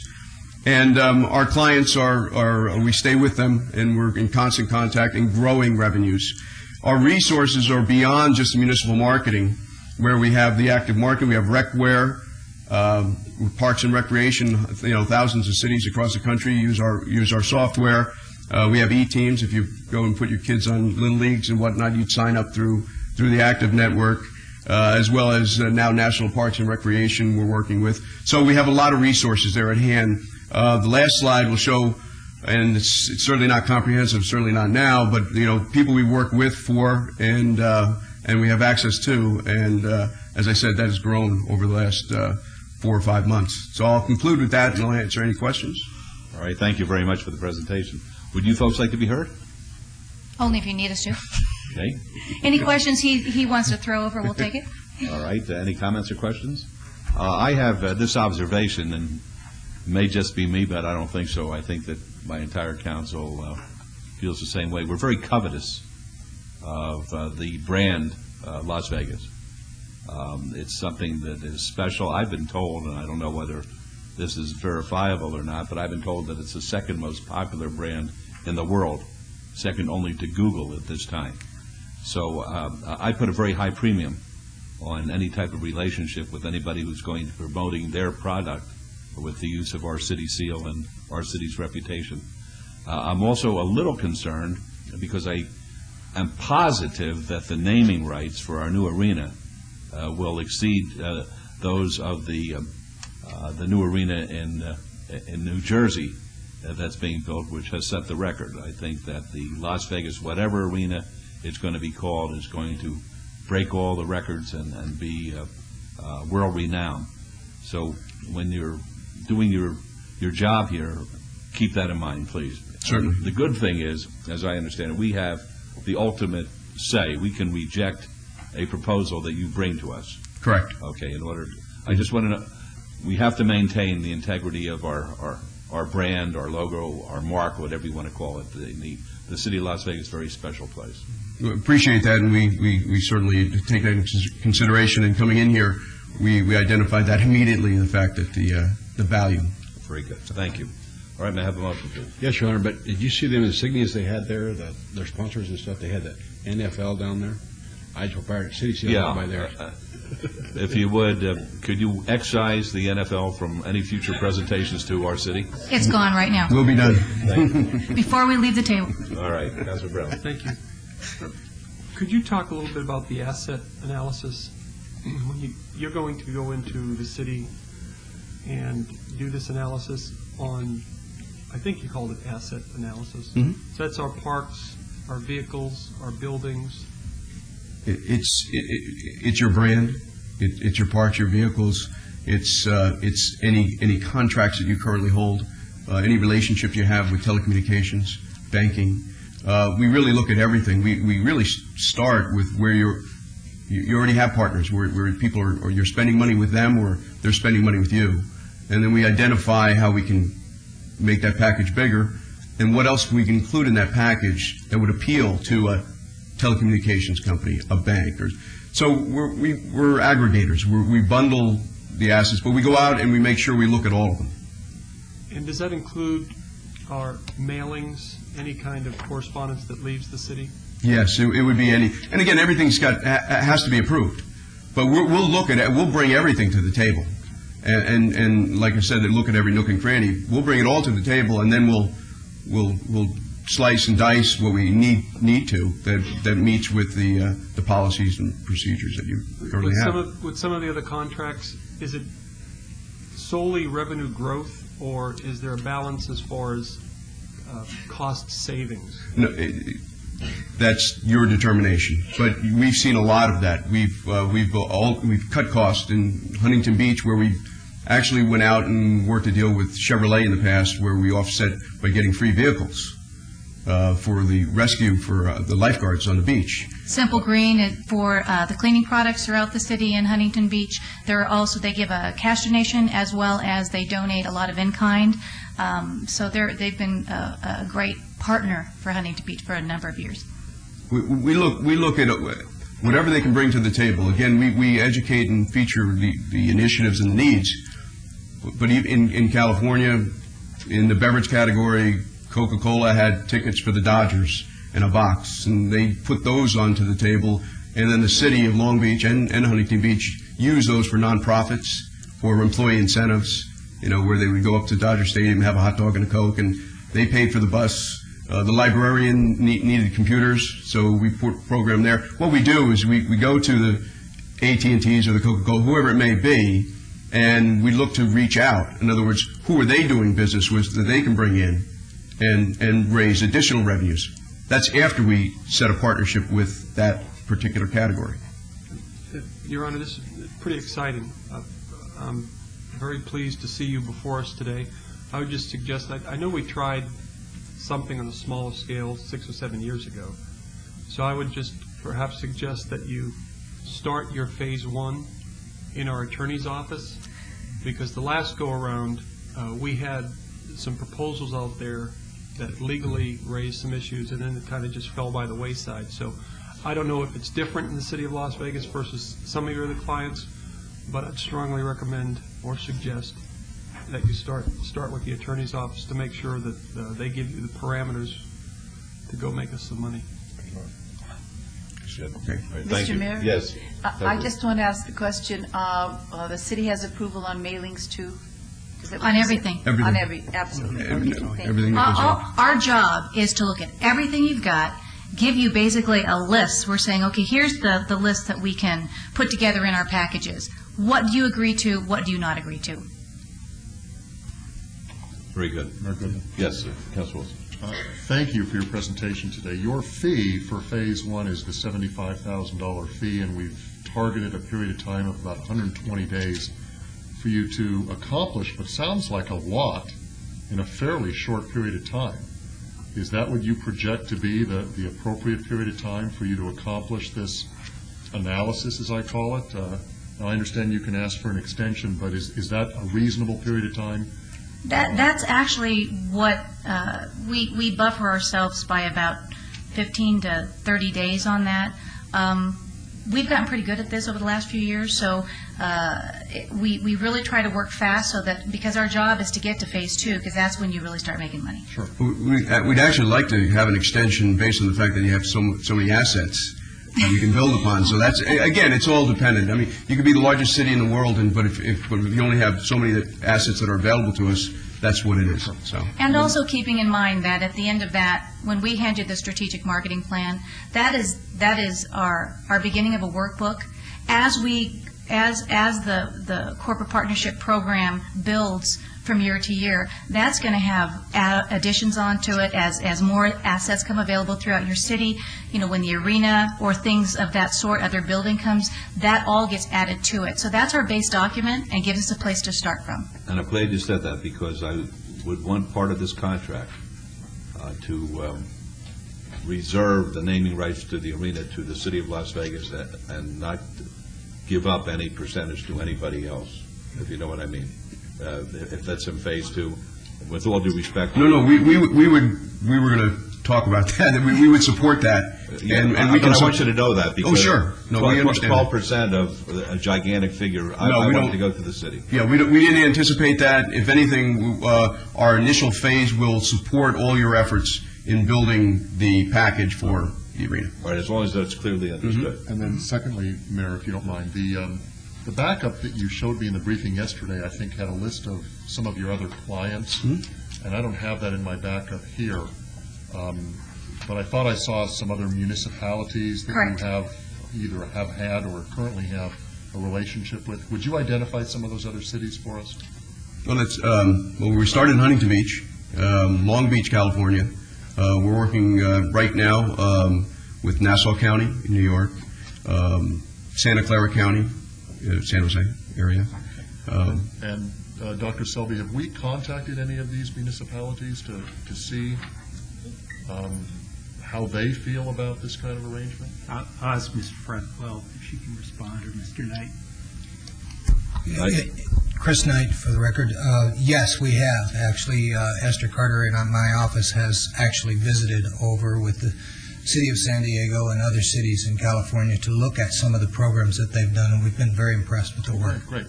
And then finally, the 12%, is that a standard commission that you charge all of your clients? Yes. Okay. Yes. Okay, thank you. All right, any other questions? Councilman Brown. Dr. Selby, if in Phase 1, the Blue Sky meetings, if council members could be involved in that Blue Sky meeting, and certainly with the open meeting law, but That would be a lot of fun. I certainly wouldn't want to be excluded from the Blue Sky conversation. Maybe we could have Very several. good. Very good. Any other comments or questions? All right, Mayor Pro Tem. Yes, Your Honor. I would move to follow staff's recommendation with all comments that has been put on the record in my motion also, please. Thank you. Let's vote, please. Opposed? Motion carries. Thank you. Thank you very much. Thank you. Okay. Item 56 is discussion and possible action regarding the real property purchase and sale agreement with Shahram Salehi, Murshid Malakuti and American Property Investment LLC for real property generally located at 310 North 7th Street and 314 North 7th Street. This is in Ward 5. Mr. Adams. Good morning. Scott Adams, Director of the Office of Business Development. This is a purchase and sale agreement with the owners of property at 310 North 7th Street and 314 North 7th Street. This is another prospective purchase within the proposed event center area or site. I have it on the overhead there, that the two parcels that are outlined in red. This would give us an additional significant holding that moves us further towards a larger contiguous site that ultimately could either go towards the event center, and then we would be buying these at $1,193,570, which is $85 a square foot. That's where we expect to be in an average, overall average purchase price across the entire holding. So we believe this is a good average. And that's the next thing I was going to say, is that it doesn't put us in a position of inhibiting our ability to dispose of the property at what our basis cost is should the event center not go there. If we got into a situation where we wanted to sell this property for redevelopment purposes, if the event center didn't go there, we believe this average cost that we're achieving through this purchase is one that we're going to be able to get out of in any ultimate disposition to a redeveloper. So with those considerations, staff recommends approval that we move forward with this purchase and sale agreement. All right, thank you. Are there any questions? Mr. Adams. All right, may I have a motion, Councilwoman? Thank you. Let's vote, please. Opposed? Motion carries. Thank you, Mr. Adams. Item 57 will be trailed to be heard in the afternoon session in conjunction with item number 109. Item 58 is discussion and possible action regarding a 90-day review of a psychic art and science license for Lorraine Marks, doing business as Ms. Laurie at 425 Fremont Street. This is in Ward 3. Mr. DiFiore. Mayor and members of the council, this is the completion of a second temporary license today, the first one which expired May 16th. Today, the council must take action on the permanent status of this particular license. You have before you the original report with an area of concern and an updated report by Metro before the last council meeting. Detective Weeks is here to answer any questions that you may have on these reports, but since the original area of concern has been previously discussed, would like to just remind the council that the burden of proof to show council why a permanent license should be granted is on the applicant. Having said that, I will defer to council for any questions on Detective Your Honor, Weeks. if I could, Yes. I believe, and again, I really respect Metro and the job they do for us, but I think that they have proved to me, anyhow, because I asked in my briefing yesterday, for the time they've had the temporary until today, has there been any calls for service at this location? And your answer to me was no. So to me, that is proof that they are trying to their utmost to live up to the promises they made us. They would make us proud over there what they're doing on Fremont Street. And Your Honor, I have had a couple other reports that I didn't want to get into today. I feel comfortable. I did talk to Mr. DiFiore about some conditions, and I would just ask that he read those into the record, and if there's any other questions.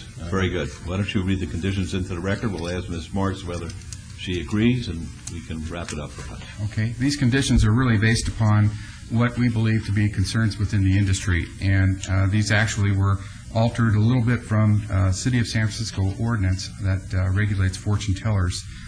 Condition number 1 would be that the rates must be posted in a conspicuous place visible to patrons on a sign of at least 8 inches by 10 inches in size and lettering no smaller than 1 inch. Condition number 2 would be if the licensee operates by donation or indirect method of payment, including remuneration that is at the discretion of the customer, that the signage shall indicate such to the patron. Condition number 3 would be the rates published shall be the only rates charged. And condition number 4 would be a scheduled 1-year review, or if Metro or the city determines a violation of the conditions have been committed or any other act committed by the licensee would result in disciplinary complaint against the licensee, that business services will bring these violations forward to the City Council for consideration of disciplinary complaint before the 1-year review. Are those agreeable? Yes, Vicki Greco for Ms. Marks. And again, she showed me, I met with her this morning, and she showed me her receipts that she gives the customers with the prices. If we have those, can we go to the overhead, please? I redacted the name of the client off that one. That's fair. That's fine. And I think if you notice at the bottom, it does read, all readings come with a money-back guarantee, and all readings are for entertainment purposes only. We've been using those since the inception of the cart on Fremont Street, and they've been working out very well. Yeah. It's my understanding you haven't refunded any money. She said 0 requests for any refunds of any money. As well, I just think that you should note, item number 66 this morning is also for her to get approved for a temporary new license for somebody to be employed through her. We will call that forward. And that's Janet Myers, and she's Yeah, we'll go on to I that. understand. Yeah. I'm just letting you know that she's doing so well that she's actually hiring people now as well.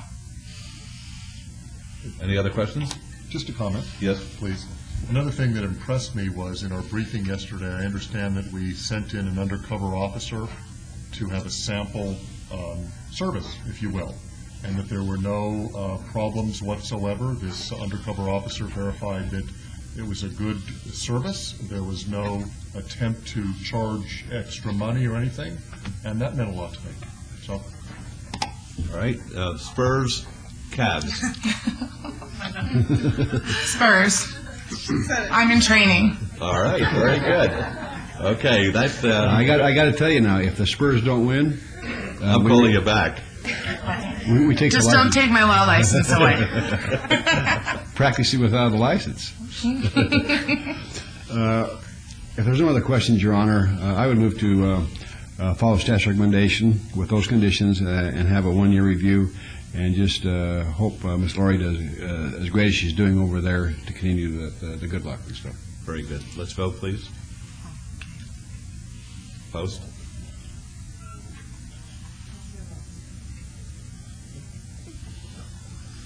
Motion carries. Good luck to you. Thank you. I won't let you guys down. That's good.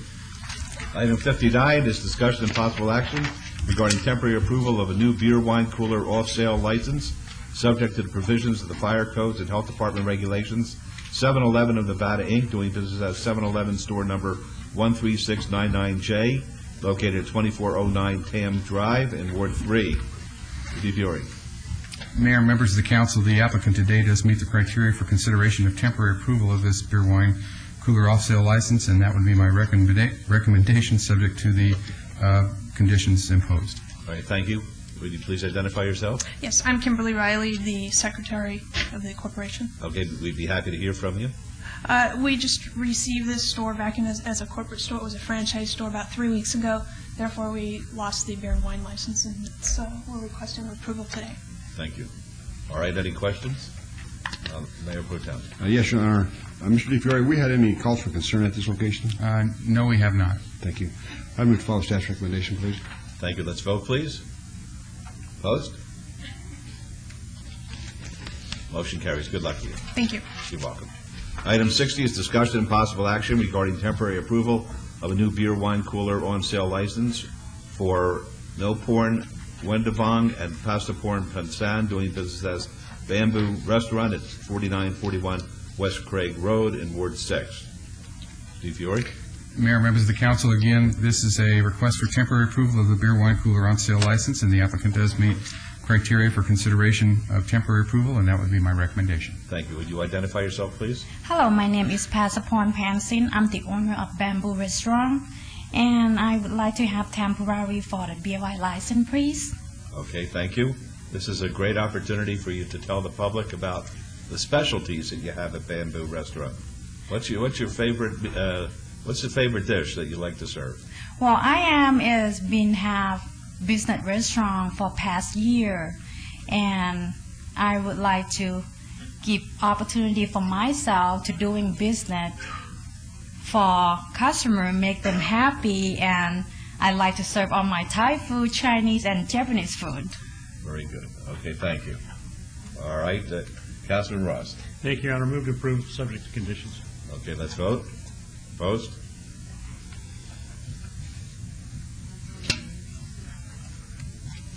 Motion carries. Good luck to you. Thank you very much for everybody. You're Bye-bye.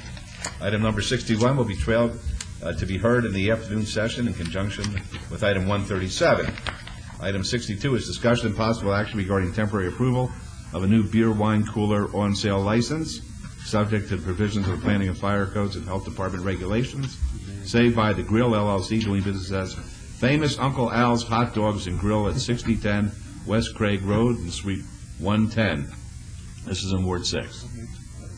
Mayor, members of the council, once again, the applicant does meet criteria for consideration of temporary approval of the beer wine cooler on sale license, and that would be my recommendation, subject to the conditions. Okay, sir, what's your name? I'm Guy Shields, the managing owner of Saved by the Grill LLC, doing business as Famous Uncle Al's. Okay, any questions of either of the gentlemen? All right, say none. Councilman Ross. I'm just curious as to what makes him famous. Well, Famous Uncle Al is Al Stein. His family has been doing a hot dog business out of the East Coast for over 50 years. He worked at a hot dog stand in Rockaway, New York with his family, and then he migrated to Virginia Beach, Virginia, where he started his first hot dog restaurant on the beach there. He's received Best of the Beach for over 20 years in Virginia Beach and expanded to about 6 locations, which now has expanded on the East Coast to over 18 locations. The corporation has kind of picked Las Vegas and the branded name of Las Vegas to be the Western hub for expansion for the Western United States. The company just went public earlier last month, and we're really looking forward to grow. There's a branded prime beef and pork hot dog product that's only branded to Famous Uncle Al's. It's the only place you can get it. Our process of cooking is branded only to us, and it's a grilled hot dog and a fantastic product. And we brought in a lot of other products. We're with PepsiCo. We've brought in Breyer's ice cream stores into our restaurants, and we've got hamburgers, other hot sandwiches, and fried foods. So. All right. That was more of an answer than I anticipated. Okay. But in the interest of my colleagues, yes, perhaps you should get on our lunch list for council meetings. We definitely will. So we can actually sample some of these great things that you talked about. So in about 45 minutes, we'll see you upstairs. Okay, you got it. I'd be glad to be there. Now, with that, Your Honor, I would move for approval, subject to all conditions. Okay, thank you. Let's vote, please. Vote. Ward 3, too. Motion carries. Good luck to you. Thank you very much. You're welcome. 63 is discussion and possible action regarding change of ownership for a tavern license from Scotch 80s Ltd., doing business as Squiggies, to Administca, Inc., doing business as La Cabana Cantina at 530 South Martin L. King Boulevard. This is in Ward 5. Mr. Jervik, I had abstained in the past because of the involvement of Danny Piper, who was a principal in Squiggies. He's no longer part of this transaction, so I don't see any reason for me to continue abstention. I agree with you. I think that the abstention was based more on subjective reasons than an objective test, and I think it's appropriate for you to participate. Very good. Okay, Mr. DiFiore. Mayor, members of the council, you have before you a report from the Metropolitan Police Department with an area of concern. And before I provide my recommendation, if there are any questions that you may have on the report, Detective Weeks is here to answer those questions. All right, thank you. Are there any questions of Mr. DiFiore at this point, or of Detective Weeks? All right, Detective Weeks, I assume you just want to respond to questions rather than make a presentation? Yes, sir. All right, fine. Folks, please identify yourselves and be happy to hear from you. My name is William Jacobs. I'm part owner of the La Cabana Cantina and Restaurant. Good morning, Adela Jacobs. All right, folks, you have anything you'd like to tell us today? Well, I think we're very excited what's going on. Since we bought La Cabana, the restaurant, we've done a lot of improvements. I think that we added a lot of security. We added, digital cameras out. We had security in the parking lots. A lot of the problems that were there have disappeared. We've sponsored a lot of groups, community groups, to help us put a better image of what La Cabana was and what it is now. And we've had an incredible response. I mean, our sales have been up, and we're very happy. How are you going to connect La Cabana with the bar, the Squigglies? Are you going to have knock down the wall, or are you going to have a pass-through, or what? Yeah, what we're going to do is on the east side of the wall, we plan to knock part of the wall down and then put some double doors. and then we're going to expand into La Cabana, 1/3 into the La Cabana. We're going to put double doors there, so that at noon usually we get packed. So we don't want to influence or cause any problems there. So during business hours from 9 in the morning to 9 at night, we're going to not open the doors from the bar, so that we comply with the non-smoking. And then at night, we're going to open this door so that we can have more flow into the bar. Thank you, I appreciate that. All right, are there any questions of these folks? All right, this is Councilwoman Williams. Mayor? Yes. If I could provide the council with conditions on this license? Sure. Okay. I would like to recommend, because of the history of this location, I'd like to recommend 2 conditions. One, a condition that last call to customers will be 1 a.m. with business closing its doors for all patronage at 2 a.m. 7 days a week. And a condition that the La Cabana Cantina will provide adequate security, or maintain adequate security, for protection for patrons inside the bar and outside, limited to the parking area designated for La Cabana Cantina's patronage. And I would like to recommend a 6-month review on this license. Folks, is that agreeable, those terms? Is this permanent that you're requesting? This is 6 months review. The temporary period. For 6 months, and then you come back here and we'll review those conditions. Okay, we were kind of hoping to open 24 hours, whether that's going to be a condition. I think that because of the improvements we've made, we've had not one call, since November of Metro having to come out there. And I consider that has a lot to do with the joint efforts that we've done with both the restaurant and the parking. Most of that has been my initiative out of the restaurant, so that these problems, face out.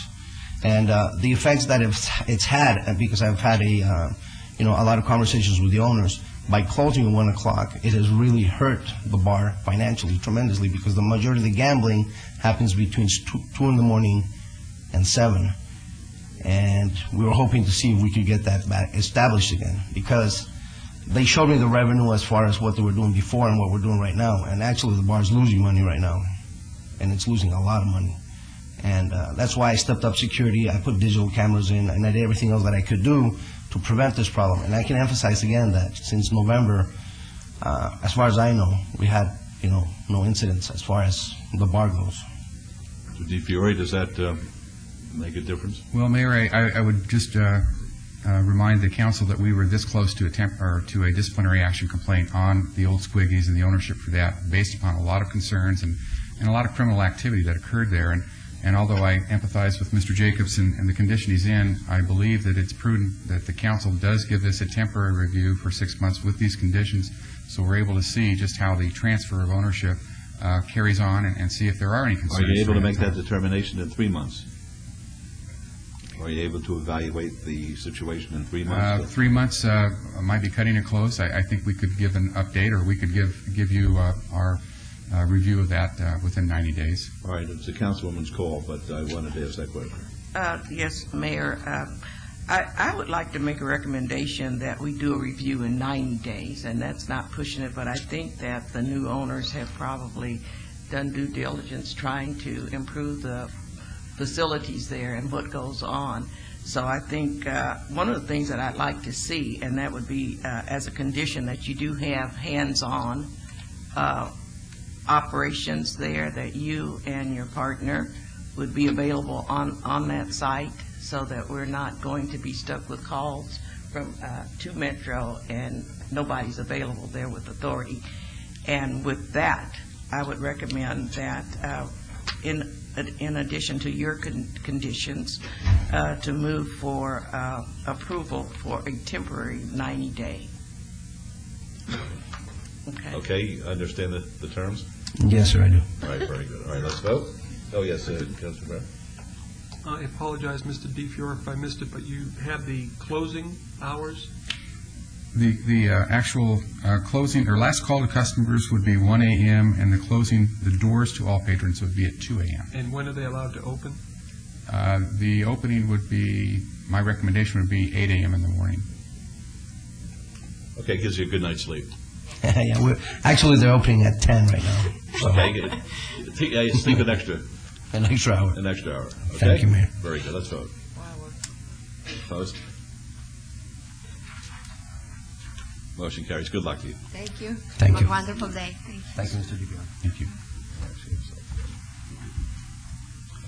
Item 65 is discussion and possible action regarding temporary approval of a new tavern license for WPC Holding LLC, doing business as Wolfgang Puck Catering at 333 South Valley View Boulevard, and this is in Ward 1. Mr. DiFiore.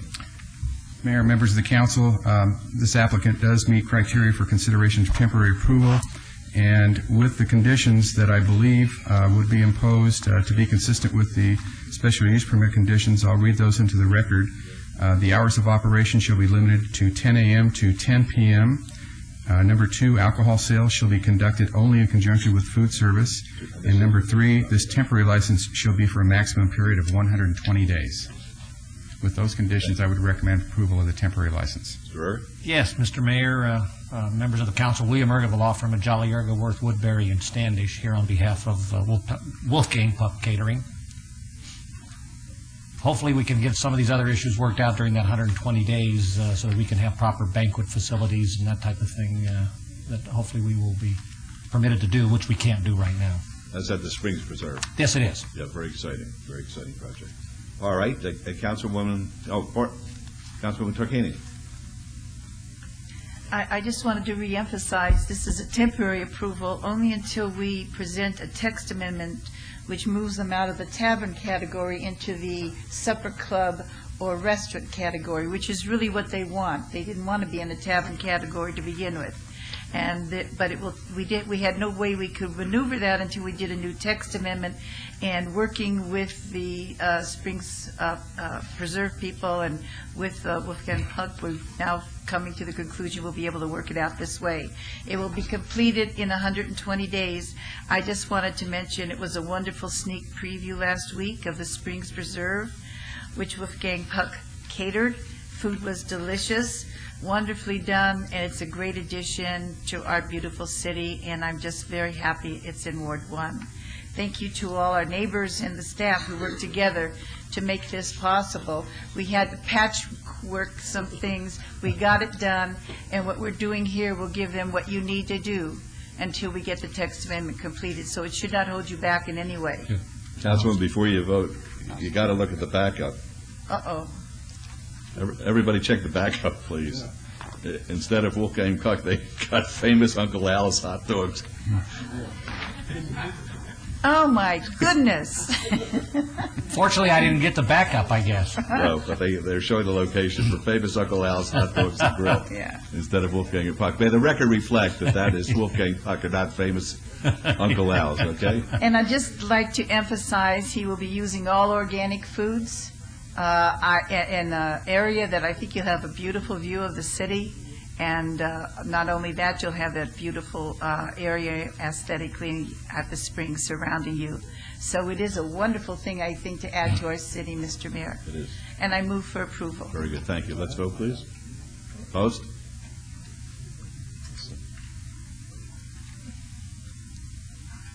Motion carries. Good luck. Thank you very much. And just as an aside, maybe you better cut that tape out at the beginning when you were going to give your wife a small trophy. Don't start. Mr. Mayor.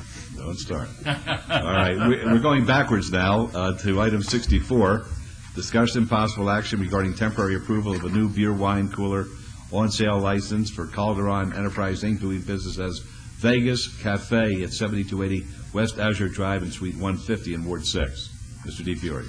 Mayor, members of the council, the applicant today does meet criteria for consideration of temporary approval of this beer wine cooler on-sale license, and that would be my recommendation today.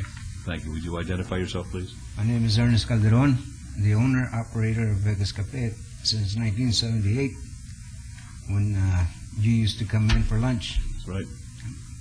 Same food.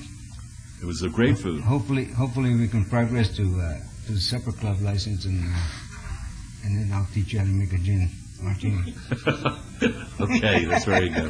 Mr. Calderon, how was the mayor as a tipper? I'm sorry? Did he tip the help pretty well? It was okay. It was in the early '80s, you know. You should. Oh, well, that did it. I can't be fair on this one. Okay, Councilor Ross. I was going to say perhaps you should answer that after you vote, Your Honor. Mr. Calderon, you want to tell us, I have no idea, you haven't come to visit me about this item. You want to tell me what's going on and what you're doing over there? It's serving Mexican food. Oh. And we're over in Tanea Village, 7280 Azure Drive. And we started our business in 78. And as a matter of fact, my son has put together a website and with the whole story of Vegas Cafe.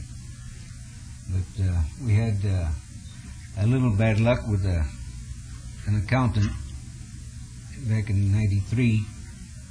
But we've been operating as El Calderon at 2245 North Decatur. And now with my son's help, we're going to go back to the old name, Vegas Cafe. And so far, we've been open since the 17th of April, and it is doing extremely well. You're in a good location, Mr. Calderon. Just from the name. Yeah. People come by and see the name and want to see if it's the same one. Well, I do my homework, and I've been by many times to see the cars out in the parking lot, so I know you're doing well.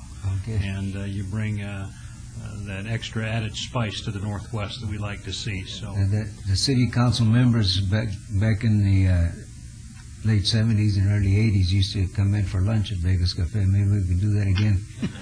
Okay. With that, Your Honor, I would move for approval, subject to all conditions. Let's vote, please. Opposed? Motion carries. Good luck to you. Thank you. Good seeing you again. Item 66 is discussion and possible action regarding temporary approval of a new psychic art and science license for Janet Myers at 425 Fremont Street. This is in Ward 3. Mayor, members of the council, the applicant today does meet criteria for consideration of temporary approval of this psychic art and science license. It's based upon what was discussed today, and my understanding is she will be working with or for Lorraine Marks. And what I would like to do is suggest to the council that the conditions that were imposed on Ms. Marks, conditions 1, 2, and 3, with regard to the rates, also be imposed on Ms. Myers for this 6-month temporary period, and that we would have a review at the end of 6 months. Ms. Myers, please identify yourself. Yes, I'm Janet Myers. And you were here when we imposed the conditions on Ms. Marks? Yes. And you agreed to Yes. do those as well? Fine. We'd be happy to hear from you if you have anything in addition to that. No, I'm okay. You're okay? Sure. You agree with the prognostication, Spurs? Well, just the no guarantee thing, but, whatever. I'll just go with what she's doing. She's the owner. That's all right. All right. Well, that instilled a great deal of confidence in your psychic powers with me. Thank you. Thank you. All right. May I have a motion, Councilor? Yes. Again, I hope that you go in there and help Ms. Marks and are successful. So my motion would be to follow staff's recommendation with a 6-month review, Jim. 6-month review. Okay, let's vote, please. Post. Motion carries. Good luck to you. Thank you. You're welcome. Item 66A is discussion and possible action regarding the extension of a corporate officer for a tavern license at Jillian's Management Company, Jillian's at 450 Fremont Street, Suite 130, for Lorraine W. Casahara, and this is in Ward 5. Mr. DiFiore? Mayor, I believe it was at your request that this item be brought back. It was. I think the record should reflect the following, that Mayor Pro Tem, myself, and City Attorney Jervik met with Ms. Kusahara, and Ms. Kusahara advised us, she advised me prior to that time, but the reason for the meeting was because of what she had told me, that several of her commitments that had been made at Jillian's for Christmas parties, Thanksgiving parties, and the like were in a tenuous position because of the comments that we've engaged in at the council meeting regarding the future of Neonopolis. And she said that her customers were very concerned that perhaps she would not have a liquor license when their affairs were coming due. And she was very decent about it. She said, you do whatever you have to do, of course. But if I can't have some kind of assurance that I'll be able to keep the license, assuming that everything is done properly there, then I'm going to have to close down Jillian's. And she further advised that she had in excess of, 50 employees there? 55. 55 employees who would be out of work, and she has always conducted herself like a lady, if I'm allowed to say those kind of things in this day and age. Thank you. In her dealings with me and the council. And basically, Mr. Jervik said that if we want to permit her to keep her the liquor license there, notwithstanding the fact that the landlord will not come forward, because she is in fact the key employee and responsible, that we as a council would be able to do that. And therefore, we're putting it back on the agenda today for that consideration. And I spoke with the good councilwoman, Ms. Williams, and she has a bigger heart than I have. Instead of making these folks come back every 30 days, as I've been requiring, she thought it was appropriate that they come back in 90 days, because they're really not in control of what's happening in Neonopolis, and they're just trying to make Julian's a success. So I think that's a fair statement of the record, is it not? Yes. Okay, good. All right, any questions or comments? Okay, Councilwoman Williams. My recommendation is for a 90-day extension. All right, and that's basically for the parking. That's not what I asked for, sir. Well, that's what you're getting. Mr. Mayor? Is this for a permit? Mr. Mayor? Yes. I'm sorry, I didn't know you were talking with him. I was just going to say, I thought that you said at the beginning that one of the concerns was she was going to lose businesses right. at Thanksgiving and Christmas. Right, but how would this help her? I don't Well, understand. it's just that we're showing confidence in her as a, yes. Excuse me. Oh, okay. Okay, fine. I think the motion should be a permanent license with a 90-day review. Thank you. You're welcome. That is the motion. Okay, very good. Let's vote on that, please. Opposed? I thought I was doing the right thing. Motion carries. Thank you, and good luck. Thank you very much. Very good. And I voted yesterday. Say it again, please. I voted yesterday. And I vote every time. You voted yesterday? Yes, Who do you sir. like, the Spurs or the Cavs? No, forget it. Go away. All right. Item 67, discussion and possible action on a request to install a four-way stop sign at Grand Teton Drive and Maverick Street in Ward 6. Mr. Kikowski. Good morning, Mayor and Council. We received a request from the residents for a four-way stop at this location.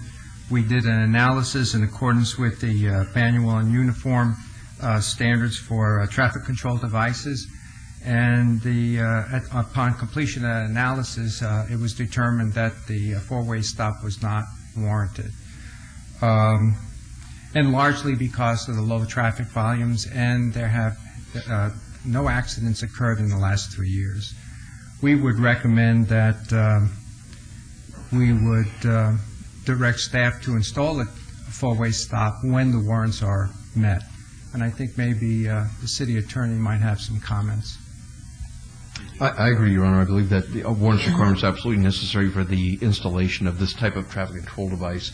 To install one without meeting warrants requirements exposes this council to liability. That's what I understand. And so I think that the director's recommendation that you can recommend installation upon the meeting of warrants is appropriate. All right, thank you. Any comments or questions? Councilman Ross. Your Honor, thank you. And Director, I appreciate your thoughts, and John, you as well, and your efforts out there. Meeting with me and the folks who live in that neighborhood was huge to them, because they understand that we care about what happens in their community and happens on their streets. And I'm grateful to those, if they're watching at home. I'm not sure any of the residents are here today, but I appreciate the concerns of those residents, and we'll try to do what needs to be done. We did install some horse signs, horse crossing signs. Yes, we did. Which was a request and definitely necessary so those folks could cross the road. We're working on the crosswalks right now. Are they completed? Do you know? They're completed. They're completed. And Mr. Kikowski, if you would, again, and through your department, watch that intersection. When the time comes, as soon as we can, get some traffic control devices up there to ease the concerns of my neighbors over there. I'd appreciate it. I think, Your Honor, we can go ahead and I can move to strike this item. Am I correct? I believe so. No action taken? 2 ways to go. One would be to strike it, or one would be to approve a motion to install the traffic control device only when it meets warrants requirements. Then it wouldn't come back to the council. Oh, I like that much better. Either one. I like that second one. Let's, I'd move to install the traffic control devices when the intersection warrants it, and then we don't have to see it again. Very good. Let's vote on that, please. Opposed? Motion carries. Thank you. Item 68 is discussion and possible action on the Clean Water Coalition 5-year capital improvement plan, fiscal year 2007 to 2008 through fiscal year 2011, 2012, and the City of Las Vegas portion of the CWC fiscal year 2007-2008 tentative annual operating budget and annual capital budget for the Systems Conveyance and Operations Program, and this applies countywide. Yes, sir. Yes, each of you have been briefed on this item. Its impact on the city is $7 million. The funds are available at the sanitary fund. I'll answer any questions. Yes, we did have a full briefing by Mr. Mendenhall and his staff, and we understand the ramifications and the need for this, so I'll consider a motion by the Mayor Pro Tem. Move to follow Charlie's recommendation, please. All right, let's vote. On conditions. Opposed?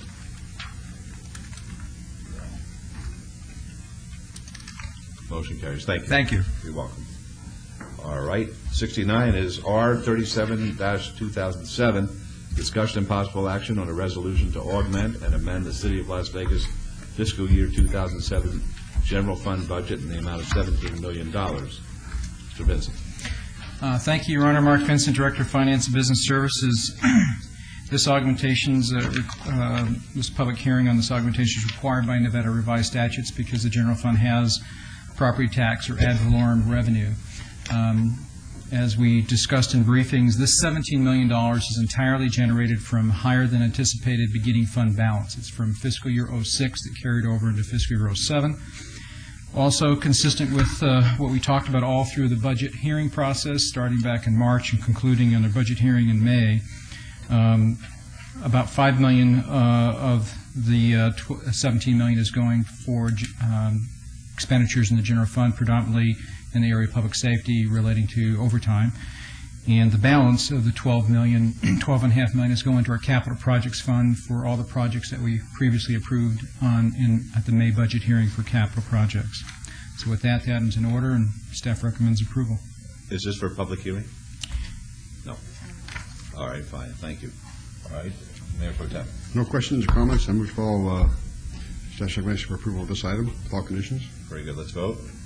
Opposed? Motion carries. Thank you, Mr. Vincent. Item 70 is the Historic Preservation Commission. The term of Andrew Kirk, which expires June 18, 2007. Mr. Kirk resigned. The procedure is that we appoint a gentleman, Greg Seymour, who's been recommended to us to fill this seat. The recommendation came from the Planning Department and Commissioner Bob Stoddall. And he is a representative of a recognized local historic preservation association or historic preservation interest seat. So if there are no other candidates to be considered at this time, I would move to appoint Mr. Seymour. Please vote. Opposed? Can I make a comment? Certainly. Your Honor? I heard this morning through a qualified source that our Historic Preservation Committee is the best in the state of Nevada. Of course, they may be a little biased since they work for the city, but I tend to agree with that. We've got a bunch of great folks that care a great deal about the historic nature of this valley, so just want to share that with you. Very good. Thank you. And with that, the motion carries. Appreciate that. Here we go.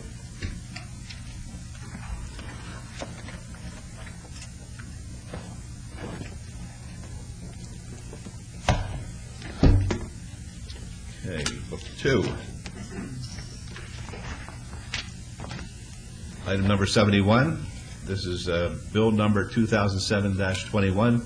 Authorizes the issuance of local improvement district bonds series 2007 for an amount not to exceed $481,000 for special improvement district number 1490, Tenaya Way, between the Northern Beltway to Elkhorn Road. Councilwoman Tarkanian, do you wish to have this read? Yes, Mr. Mayor. Thank you. Thank you, Your Honor. Thank you, Councilwoman. Bill number 2007-21, an ordinance authorizing the issuance of a registered local improvement district bond, Series 2007, for the City of Las Vegas, Nevada, Special Improvement District number 1490, Tenaya Way, Northern Beltway to Elkhorn Road, to finance the construction of local improvements and provide for other related matters. All right, thank you. And Councilwoman, do you have a motion, please? Thank you. Let's vote. Opposed? Motion carries. Thank you. Items number 72 through number 74, bills 2007-22 through 2007-24 are eligible for adoption at a later meeting, so we'll move on to the new bills. I do want to say this, though. I had the occasion to be briefed on bill number 2007-24, which is a bill that Chief Coyne from our marshal's office worked so diligently on in order to try to establish parameters where children who are playing in our parks will have a degree of safety and be protected from predators who take advantage of youngsters. And because of a lot of reasons which are irrespective of Chief Coyne's efforts, this bill is not being considered at this time. And apparently there are some court cases where the language to be decided upon may have some impact on the language of the good work product that the chief has spent a considerable period of time. It was determined that this be put off until we see what those cases say. But I do want to thank you for your diligence and your effort. It was admirable, and I know your heart is in the right place on behalf of the city and the children who live in our city and play in our city. So thank you for that. All right, we'll move on to new bills. New bills, items 75 through 77, bills 2005-25 through 2007-27 will be heard at the recommending committee meeting on Tuesday, June 19, 2007. Mr. Chervick, would you be kind enough to read those? On behalf of Your Honor, Bill number 27-25, in order to extend the boundaries of the city to particularly prescribe the land to be annexed to make its inhabitants subject to the laws, obligations, and benefits of the city and privately related matters. Bill 27-26, an ordinance to adopt a certain development agreement entitled Development Agreement between the City of Las Vegas and Kyle Canyon Acquisition Group, LLC, and to provide for other related matters. And finally, Bill number 27-27, an ordinance of the City Council of the City of Las Vegas, Nevada, providing for the issuance of its general obligation limited tax sewer refunding bonds, additionally secured by pledge revenues, Series 2007, for the purpose of refunding certain of the city's outstanding sewer bonds, providing for the form, terms, and conditions thereof, and providing for the sale, providing for the levy of the collection of annual general ad valorem taxes for the payment of the bonds, additionally securing the payments for the pledge of revenues derived from the city's sewer system, providing for other details in connection therewith, and repealing ordinance number 5832. Thank you very much. Will you be available on Tuesday, June 19th, Councilwoman Tarkanian? Yes, Mr. Mayor. Thank you. And Councilman Ross, will you be available that day? Yes, sir. All right, then I'd like to assign these bills for your consideration to the two of you. And the council meeting is in recess, and we'll move on to our redevelopment agency meeting. The redevelopment agency meeting of June 6, 2007 is called to order. This meeting has been properly noticed and posted in compliance with the open meeting law. Item number 3 is the approval of the final minutes by reference of the regular redevelopment agency meeting of May 2nd, 2007. May I have a motion to approve the minutes, please? So moved, Your Honor. Thank you. Let's vote on that, please. Opposed? Motion carries. Thank you. Item number 4 is RA 8, 2007, discussion and possible action on a resolution to augment and amend the City of Las Vegas Redevelopment Agency's fiscal year 2007 debt service fund budget in the amount of $4,990,000. The recommendation is we approve the augmentation. Mr. Vincent? Thank you, Your Honor. Mark Vincent, Finance and Business Services. We are augmenting an increase in tax revenues for the RDA that we didn't previously budget for, and those revenues are going towards a capital improvement project. A couple interesting facts that I'd like to share with you on this. In the last 4 years, we have seen a 130% increase in our RDA tax increment revenues. In 2003, it was about $7.7 million. This year, we're looking at $16.5. If you look at the last 4 years, that's an average of over 21% increase per year. Just the last 2 years alone, we're in excess of 32% per year increase. So, again, it's just showing the fruits of the work that you, as the council, and Mr. Adams and his staff are doing. It's paying dividends here. It's the beginning. All right, let's have a motion, please. Your Honor, all the questions, comments, and move to follow such information for approval of this item, please. Let's vote, please. Opposed? Motion carries. Thank you. Thank you, Mr. Vincent. Item number 5 is, and this is where I got confused on the last one, so that's where I made my mistake. Number 5 is discussion and possible action regarding the Fremont Square Parking Validation Program, formerly known as Neonopolis, for Werula Haywood LLC, located at 450 Fremont Street, Ward 5. That's the matter that I had discussed with the councilwoman where we were going to have the 90-day condition. So that was my mistake, and I apologize if I got the people a little excited there. Okay. I didn't know where we were. I know, no one, I didn't know where I was either. Whenever it comes to this Neonopolis, it drives me nuts. Mr. Adams. Okay, I don't think a lot of background's needed on this one. As you know, we've been continuing to provide extensions of the validation parking program at Neonopolis. You extended for 30 days at last month's meeting, so we're up before you again for consideration of another extension. Right. And I'll just leave it at that. Mr. Rohit Joshi is here representing the owner of Neonopolis for your consideration. Yeah, Mr. Joshi, I'd like to have you come here every day. But Councilwoman Williams, she's nicer than I am, and she suggests that we give you 90 days for another report. Can you tell us anything that means anything? I'm Rohit Joshi, Las Vegas resident, and we had a great Mayor ICSC convention, and thanks for helping us. The staff also helped us. We met about 7 different developers, buyers, and co-venture developers. I'm working with them, giving them information and see if they can come back with some sort of a resolution regarding Neonopolis. But I think the most important thing is they're all asking for major developers that I know. And I think I met every one of them in every booth at the ICSC convention, is they get the leasing done and then come to us. They just won't come in here right now to purchase the property or develop or co-develop it. Yeah, but what happens, let me ask you this, because there I've been told that there's an interest on the part of some major concern to become a tenant there. What happens if you enter into a 10-year lease with them and then a company comes along, they want to buy Neonopolis and make it into a magnificent downtown hotel? What happens to those leases? I think that's why I hope you appreciate the fact that we haven't done much. We don't want to do it until we have 3 things that you and I discussed a year ago, which is get an international brand name on this property, otherwise it won't work. Number 2 is create traffic, don't use the existing traffic. And third is don't fail this time. So you gotta, instead of just hodgepodge of leasing and getting things done just to appease everybody, I think we'll fail. I think that's why we kept it all completely open and whereby, and you may be right about that as well. All I can tell you is that we have right now worked on the leasing as well. So I'm not waiting for somebody just to come in and buy it. We have worked on leases, and we've got about 6 tenants at present, very good credit tenants, very much known, and will create huge traffic for Fremont Street, additionally what we already have. And I think it will be a good, by the end of this year, we should have all the leases done. By the way, this month is 1-year anniversary for us. So we've been with you now for 1 year. That's terrific. It closed out every place. It's been a great year for Mr. Joshi. Well, you're right, Mayor. It's been a wonderful year for me. All I can tell you is that we didn't close them up. They were not paying rent, and therefore we kept it closed. But I think we want to have credit tenants that can pay the rent for a long time to come in long-term leases. But we won't fail you this time, so we're going to work very hard this particular year to get you some of the tenants to participate, and then we'll discuss the purchase, sale, or co-development. All right. Well, we're going to take care of at least the movie theaters and. For that, I appreciate all the help you have given the council members. The nice lady who's running Julian's. All right, the councilwoman. My recommendation is for a 90-day extension. All right, let's vote, please. Post. Motion carries. Thank you. Good luck to you. Item 6, report and possible action regarding redevelopment agency projects currently under contract or in negotiations. This pertains to wards 1, 3, and 5. Mr. Adams.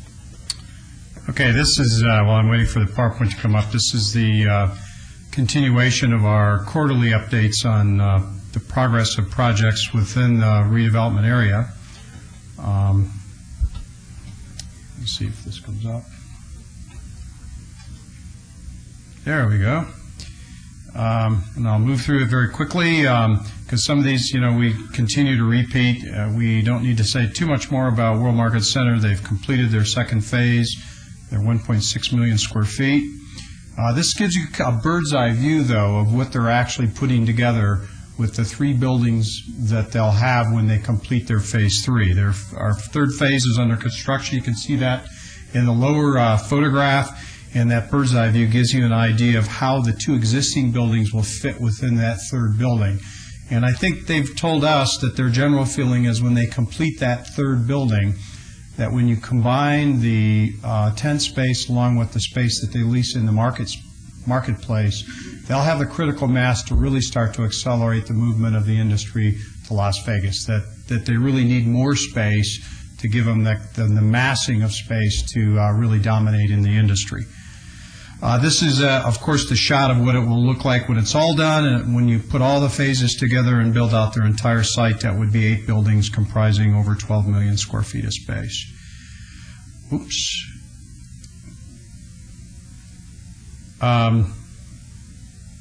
There we go. Union Park. The interesting thing about Union Park now is we continue to work with Newland Communities, both on their rights to Union Park as well as individual sites, and we're now at a point where there are actually very few blocks left available on Union Park that a developer could come in and enter under an agreement. We're either working in earnest negotiations on most blocks, or we already have some of those under agreement. I'll just kind of walk you through what some of those are. First is the Smith Center for the Performing Arts. I've been showing you kind of a lame floor plan diagram of it, so I thought what I'd do this time is show you the Bass Hall. And this has been a prototype that the Performing Arts Center Foundation's been looking at as one of the prime examples nationally of what they're striving for in the development of the Performing Arts Center. It's traditional architecture designed by the same architect that they have on board for this project, and this gives you a shot both on the outside and the inside of Bass Hall, which is sort of the prototype example that they're using as a basis for moving forward on their project. Of course, the Lou Ruvo Brain Institute is actually under construction. They're doing their site work now. We've been working with them on the remediation of any environmental conditions on their soil and their site. World Jewelry Center we continue to work with. We actually have meetings very frequently with them to involve all the different departments within the city to move them through their entitlement processes and get them their permits. And this is a very exciting project. Of course, this is going to be about 1.3 million square feet, of which there'll be about 100,000 square feet of ground floor retail space. Newland Communities, we are now working with them in earnest on the negotiation of a development agreement for their first phase of development. That would consist of blocks F and C in their master plan. If you remember, we've committed Block G to Charlie Palmer, but we are in earnest on that, and we will be bringing that to you probably in the next 1 or 2 meetings. We're finishing that agreement up now, and we'll be bringing that forward. Of course, we recently entered into the agreement with Charlie Palmer for a boutique hotel. This is simply a wire diagram that they presented to us at that meeting that kind of shows their idea of how they might do some massing on the site. They are, as we speak, in an architect selection process to find the most renowned architect they can bring into this project and create some very state-of-the-art architecture for what they ultimately will build for their hotel. We have started the process of due diligence with Live Work Las Vegas, the partners David Mitchell and Barnett Lieberman, on our potential swap of parcel PQ for the Queen of Hearts block.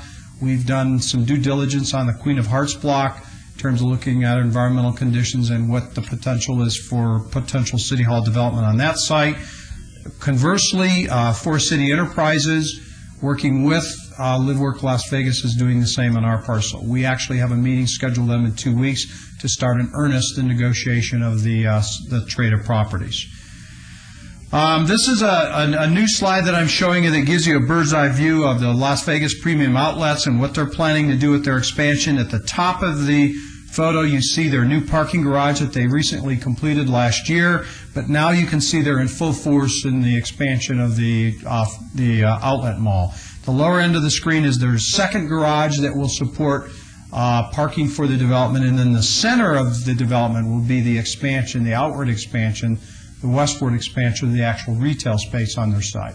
Question, Your Honor, if I may? Yes, sir. Are they going up above one story on that middle section? No, I think they probably wish they could. This will be a one-story development, and certainly begs the issue of higher and better use. At some point down the road, they may rethink that, but clearly their expansion is all horizontal, one story, and because they're going into their parking area, that's why they've had to resort to structured parking to meet their parking needs. We're going to be putting in 30 new stores. Well, we had discussion a while back about the best uses, and you said it in regards to going up as opposed to going horizontal.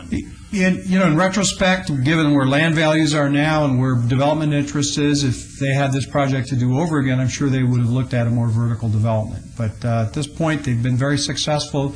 We're excited about that success because as we start to lease, and this has been something that we were able to do at the ICSC conference, space for ground floor retail space downtown, we're able to point to the success of this project as a reason why retailers should be able to come downtown. The Mulaski Corporate Center is virtually done. They're doing interior tenant improvements. Their planned opening is in August, and this is getting to be very exciting because we now have our first Class A big building downtown in quite some time. LEED certified. And LEED certified, that's correct.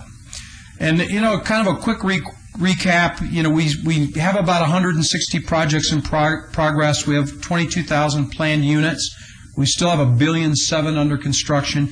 Our planned development has now hit the $20 billion mark, and we were able to hit that with the public announcement of the Neon Lights Pulse project. That project alone is $9.5 billion. They are in the entitlement process as we speak, so that's been the thing that we use as the basis for putting projects on our list as we move forward to really kind of total up the planned private investment downtown. Walking you through what a lot of these are, Soho Lofts is complete. Newport Lofts is approaching completion. At the upper part of the building is looking good. They're now working mostly on the inside of the building.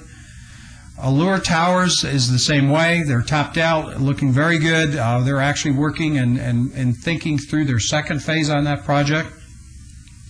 Jewel is approaching topping out on the tallest part of their building.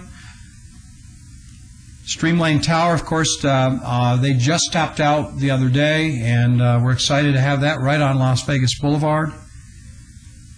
Evolution Tower is another one that we think may be one of the next ones to go. Another one that I'm going to add, actually, I just thought of at our next report, is Verge. Verge is another project we think that's probably in that category of maybe the next project to come out of the ground from a residential standpoint.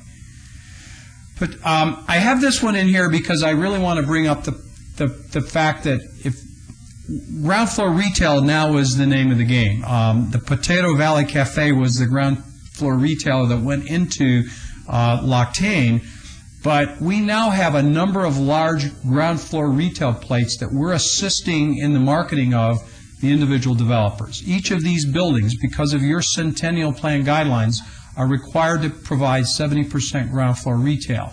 That means that we now have a whole bunch of new retail space that's about ready to come online downtown, and there's a very aggressive marketing effort, both publicly and in our department, secure retailers to come into that space. So we should start to see a bunch of new retailers coming into the downtown, filling that space. We have about 100,000 square feet of new retail space between all these projects within the downtown area. Urban Lofts is another one that's been very successful. They've virtually sold out their first project. They're now starting their second project and working through entitlements on the remaining two sites. Moving to the entertainment district, we of course have but under construction public improvements for the widening of the sidewalks, the narrowing of the street, and the adding of neon signage. This was a shot that was actually done on May 15th. This project, though, is actually making progress weekly.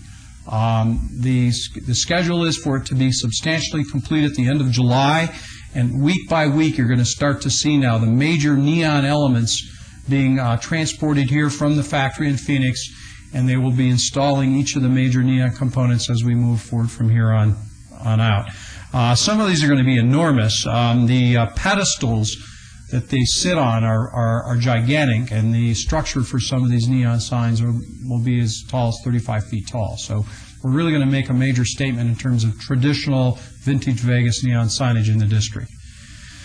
This gives you an idea of what's going on. You know, at my age, I don't do these things, so I don't get to see this. You have to kind of be there late at night, but we're hearing from all the clubs that they're doing a good business, the ones that are open, that there are lines out the door, there are crowds, and we're starting to see the emergence of a district exactly as we had planned in terms of really providing a walkable, usable entertainment district.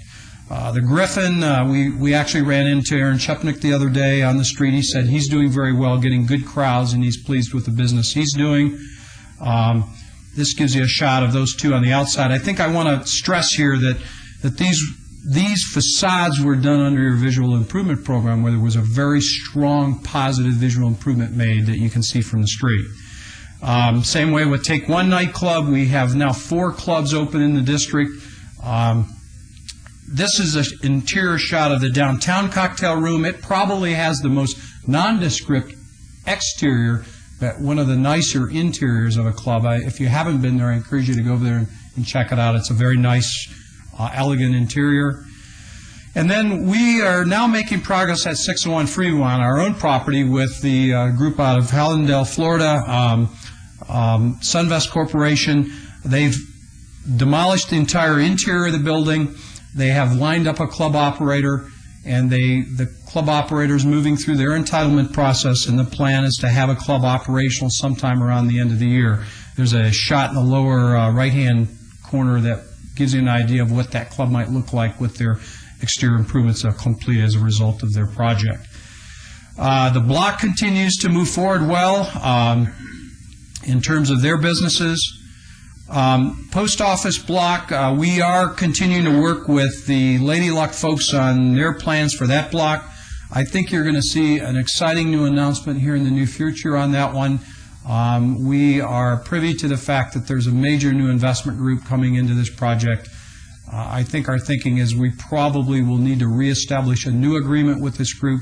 Their plans are exciting, and we'll be coming to you with probably a whole new agreement on this project, because it's a very aggressive, totally different new approach to this block as well as the actual Lady Luck itself. The Pint, this is a shot of the interior again, and if you look at the right-hand shot, there's a little window in the Pint. This club on the left-hand side is what is inside that window. So you can see up into the club, but then when you're up in the club, you can actually look down on the street. Mickey Finn's, of course, has live entertainment as well, and they're doing very well in terms of the crowds that they're realizing at their establishment. And then perhaps one of the best-kept secrets downtown is the Canyon Club. This is the back of the Four Queens. This is their attempt to produce a strip-type, Las Vegas Strip type club, ultra lounge. It's a very, very nice interior, and another great addition to the entertainment scene in downtown. Moving into East and West Las Vegas quickly, we are making progress now. I'm pleased to say at 1501 North Decatur, we've been given site plans, we have a budget, and we're putting the finishing touches on a development agreement that we're going to be bringing forward to you for approval at an upcoming council meeting. Of course, we all are waiting a decision on what to do with a grocery store in West Las Vegas. I did receive a proposal yesterday from a third group that was present at the town hall meeting for another concept for a grocery store that would include a Mario's in it. So now we have 3 strongly interested parties.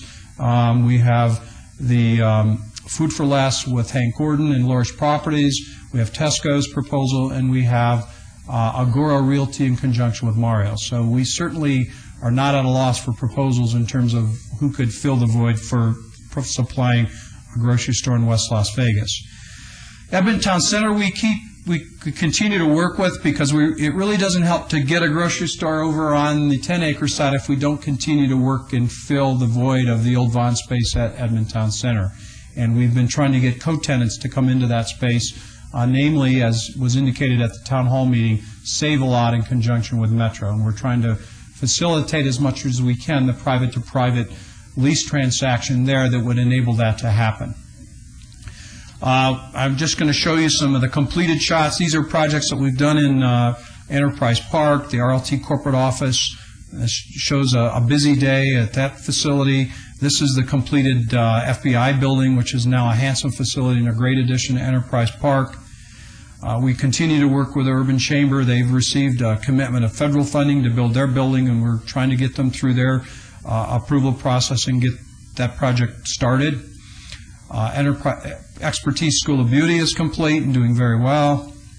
Foundation for Independent Tomorrow is in the design development process now that they've received some funding commitments. And of course, Stuart Mojave is one of the urban loft sites that they've gone through the entitlement process, and a closing of our sale of the property to them is imminent. Moving to the casinos, the Port Cachere at the El Cortez was recently opened. They've done a fantastic job improving the front of their facility.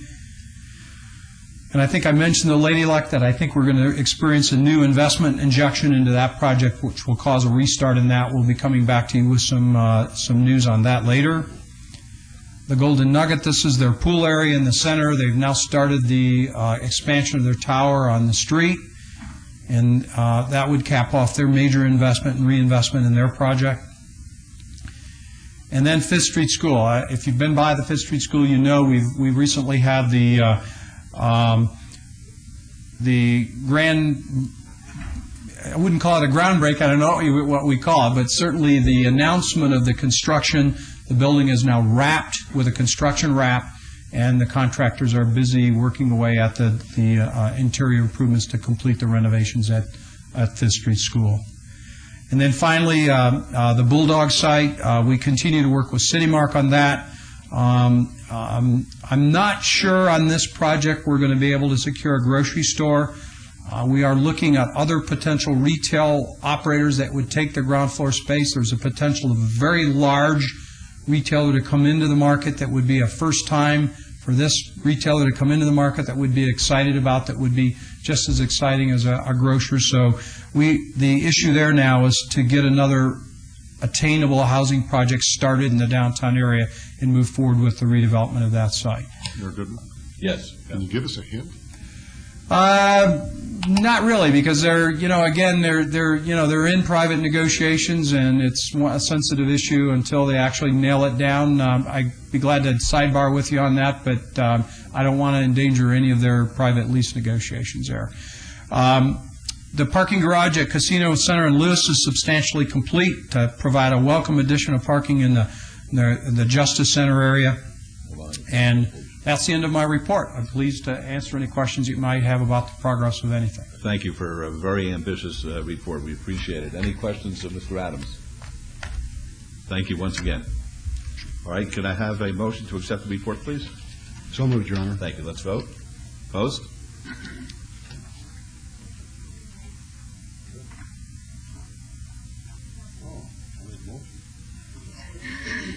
Motion carries. Thank you. Item number 7 is citizens' participation. Public comment during this portion of the agenda must be limited to matters within the jurisdiction of the redevelopment agency. No subject may be acted upon by the redevelopment agency unless that subject is on the agenda and is scheduled for action. If you wish to be heard, please step up and give us your name, and we'll put a 3-minute timer on.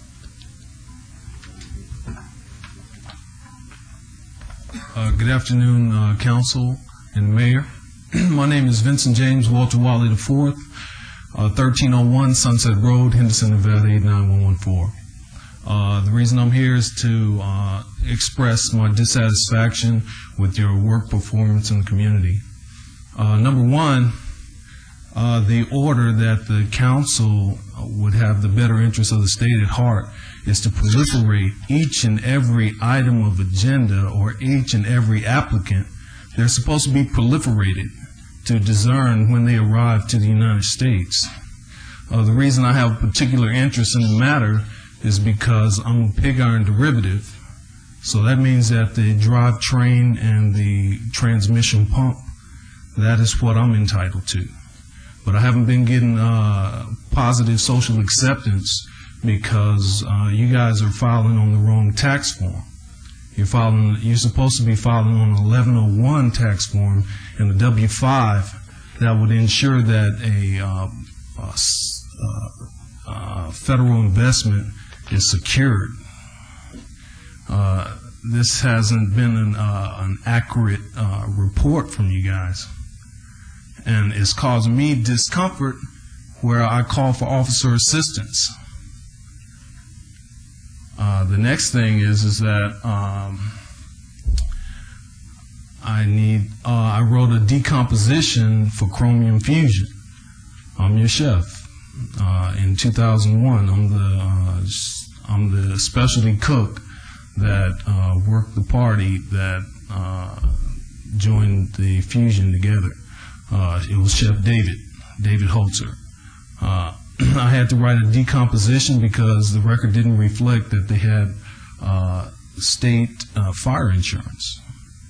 And that's where my licensing come into play. The overdrive on the transmission will have to be a derivative plate because it's my property tax. I would like to use my own property tax. I think it was Bishop Hall. Frank Church died of cancer in 1984. That's the same year the fuel injector was invented. It's an open and close. If they haven't been granted positive social acceptance, their applications are supposed to be proliferated. That is an order for domestication or opposition to domestication from the pig iron. Now, if you guys are sitting up here on this council, then do something that would be beneficial to me. I need officer assistance. Thank you. Thank you. Would anybody else like to be heard?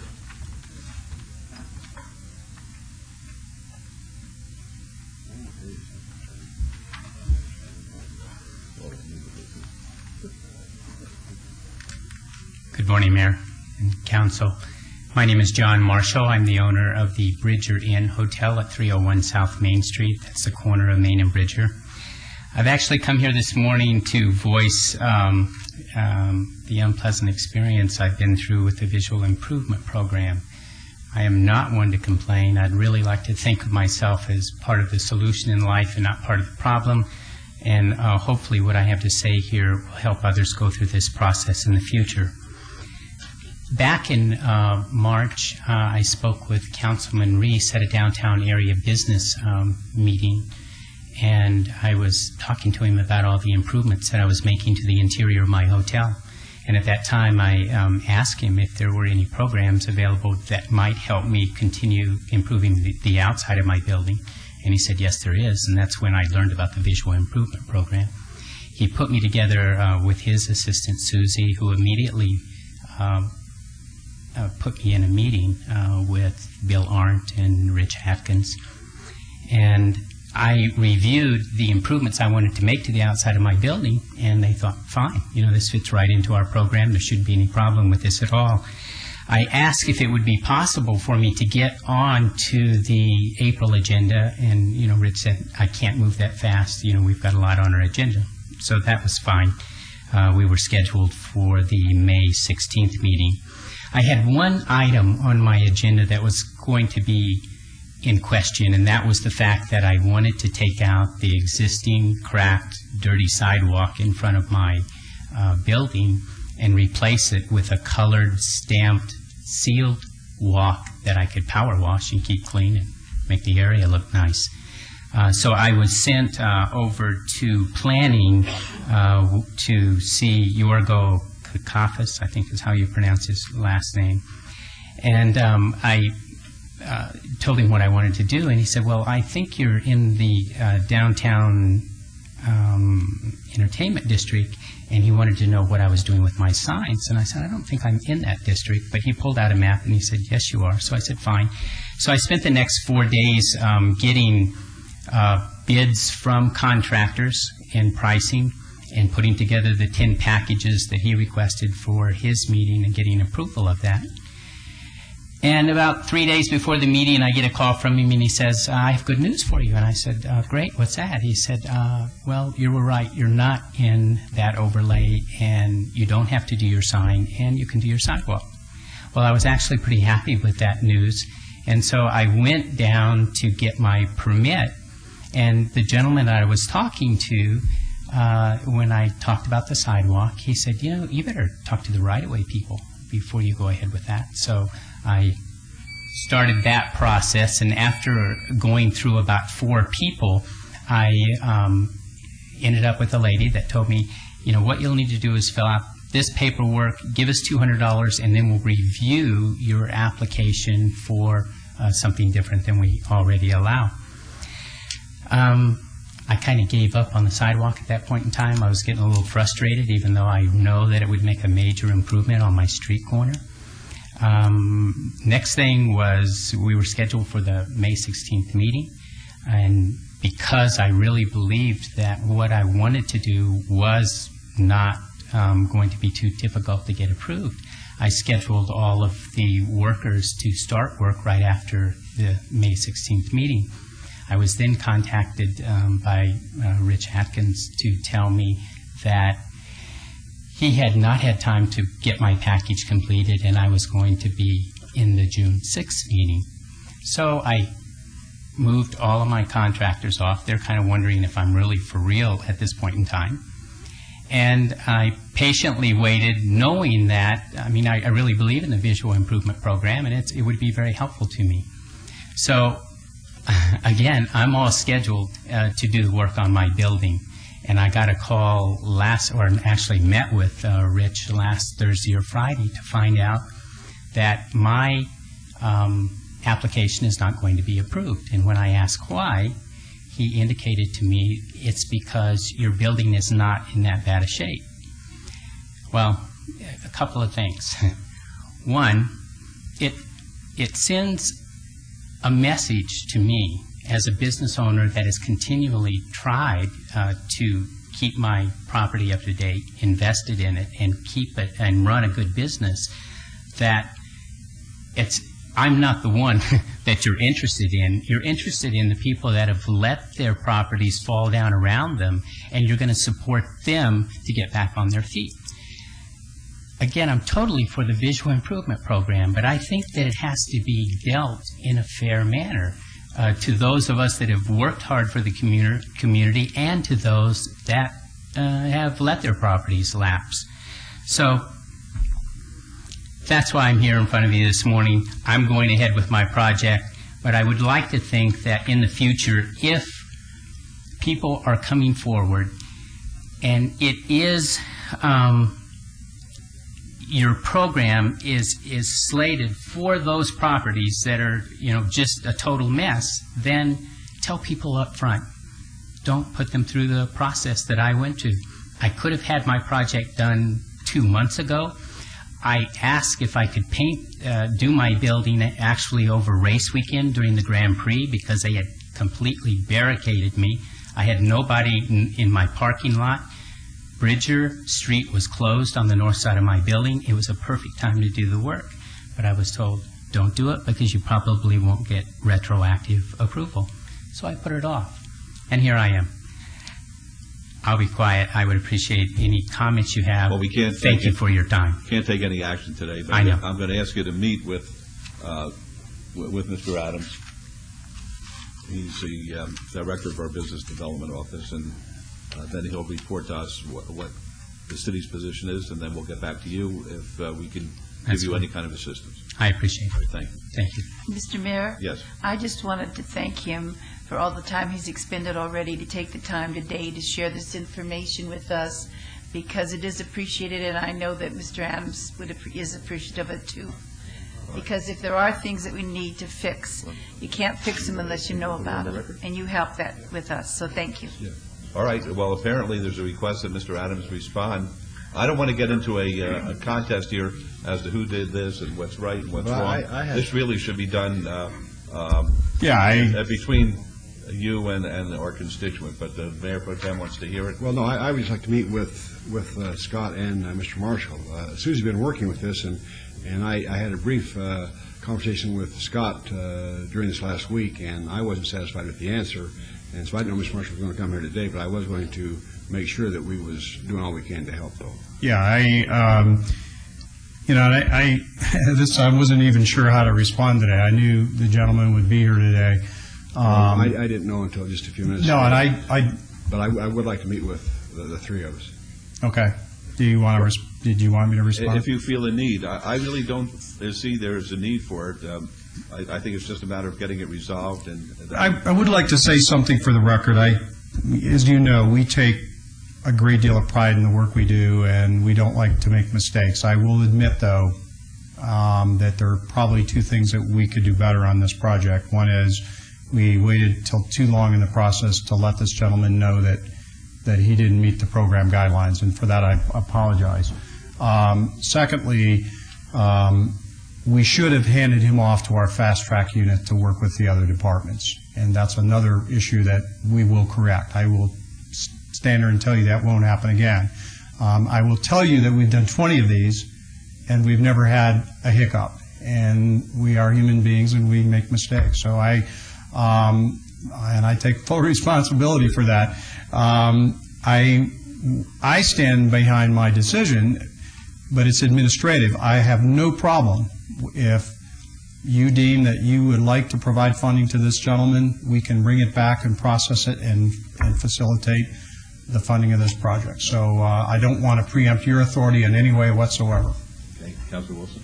Well, the only comment I want to make is the gentleman seems to have hit a good point when he talks about himself being a prudent, diligent business owner who tries to keep his property up versus one that lets their property go down. And because he's done a good job and invested money over the years, I'm taking your comments at face value, of course, he may not qualify because he's kept his property up over the years versus the guy that's let it go into shambles and then automatically he qualifies. That's a good point that we should look at.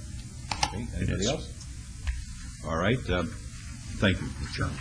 Would anybody else like to be heard? All right, then the redevelopment agency meeting is adjourned, and we'll see you back here at, let's say, 1:15.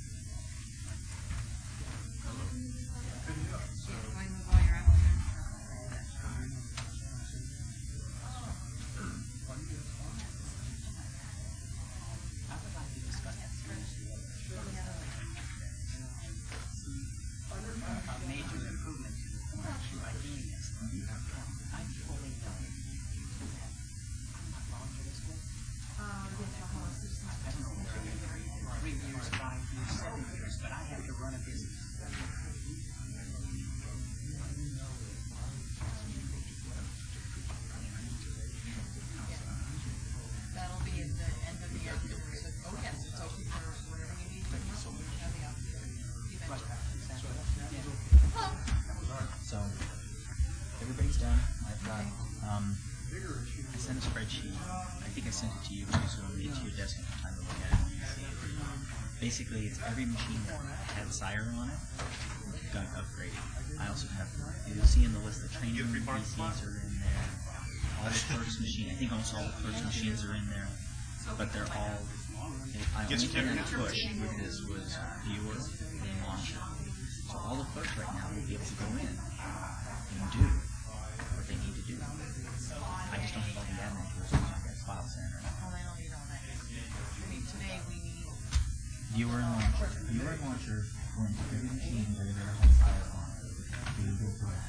You can wait to do the admin stuff on the rest of the work. The only one I have to do is lock it so that is record to stop running and then some of the admin components installed because the same thing record station needs that on it. I'll do that in a little while.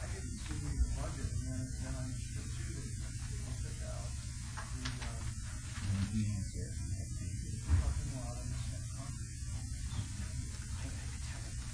I'd love to put stamps on it. I'm being told that, hey, if you purchase something, we'll consider it. And I haven't had a good review, from anybody else that was. Oh, okay.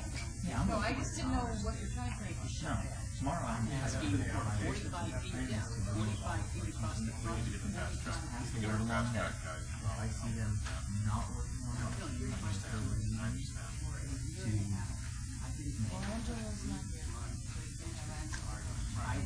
and then who's going to be in here? Carrie and Lean. Okay. Just have them log off of their machine while they're in here. Well, it's fine. If worst comes to worst, hopefully they don't have anything open, and I'll have to take them off because I have to log on to my rights to do it. Vicky? Yeah. Carrie and Lean have to make sure they log off before they come over here today. Okay. So we can remote to their computers. Yeah. Now yours we did because it's running, right? Okay. So You did mine too, didn't you? Yes, you and Vicky are done. Gabby and Ito, I'll be calling you guys a little bit later during the afternoon session. I'll have to get on your computer for probably about 10 minutes. So, just so you're aware. About what time do you think? Probably. You're going to go to lunch right now? Yeah, I'm gonna head upstairs. So probably when we come back and there's stuff back in here at 1 o'clock. So. And so I didn't know where I was in comparison to others or I'm not considered at all.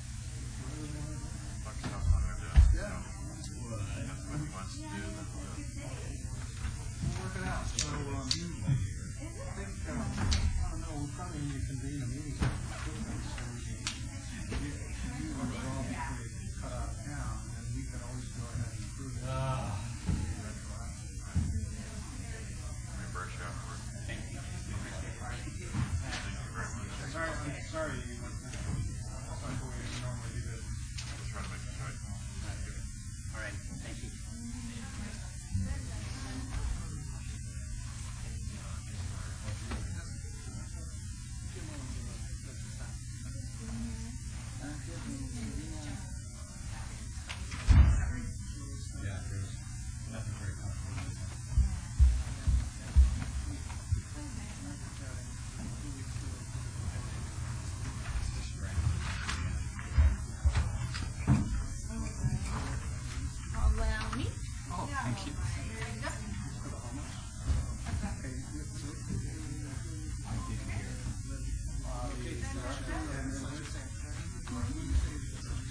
115. Book one can go in the back, but I think I got them all. And that has to be moved over. Oh, I'll do it.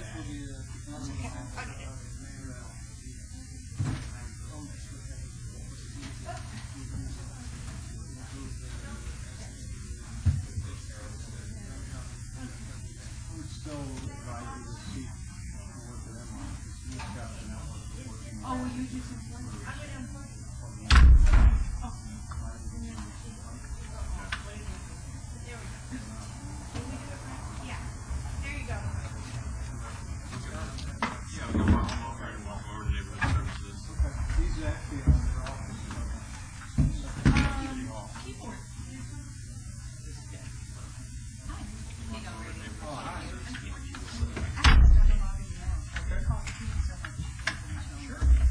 They're just Especially after Monday.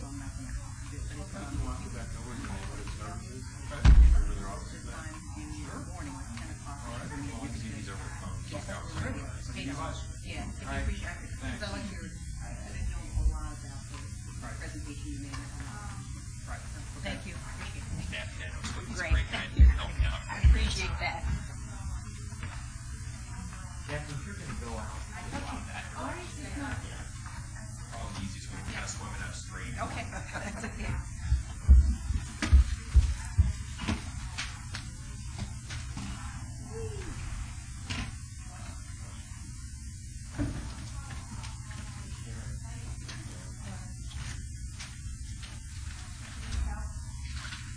Yep, I can push this up. I got the confidentials over here. I just have the computer moved. The locked out.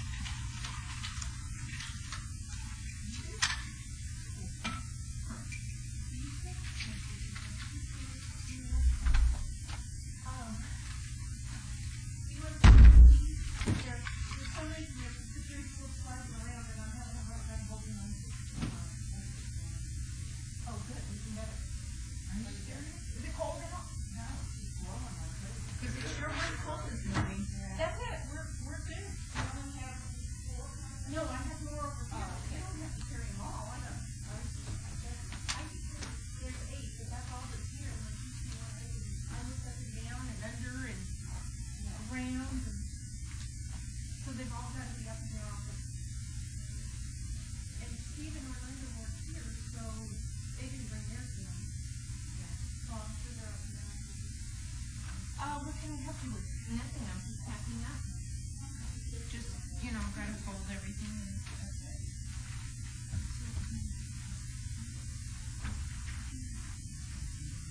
Oh, I heard, I need more.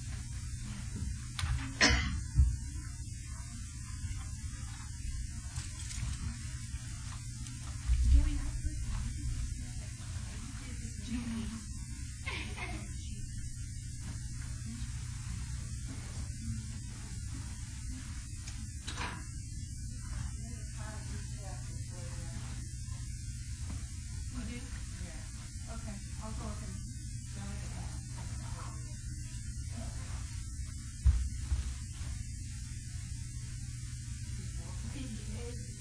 Well, don't we have to do all the coffee?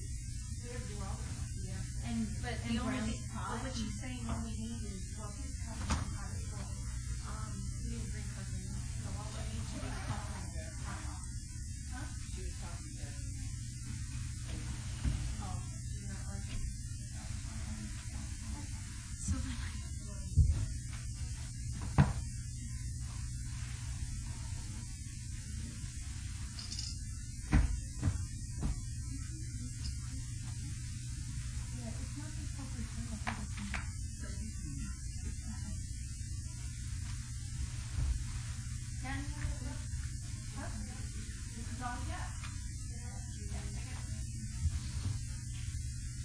Hey, Terry.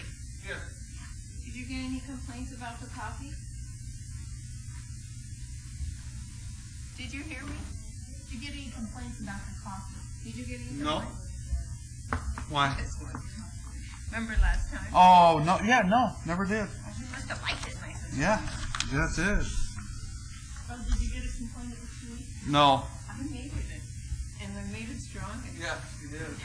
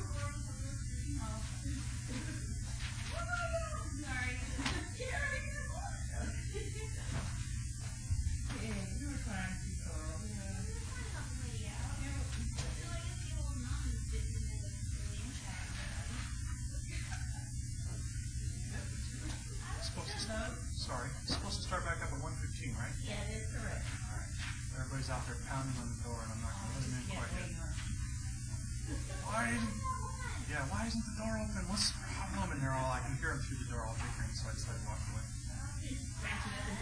Well, they're like it's living with my kid. You know, hands are coming under the door. What are you doing? See you in there.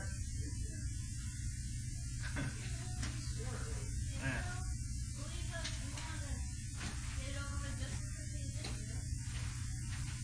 For some of them, I think it's entertainment. After seeing this process go on for 7 years, yeah, I know for a fact it is. I've heard. One guy says his therapist told him to come here.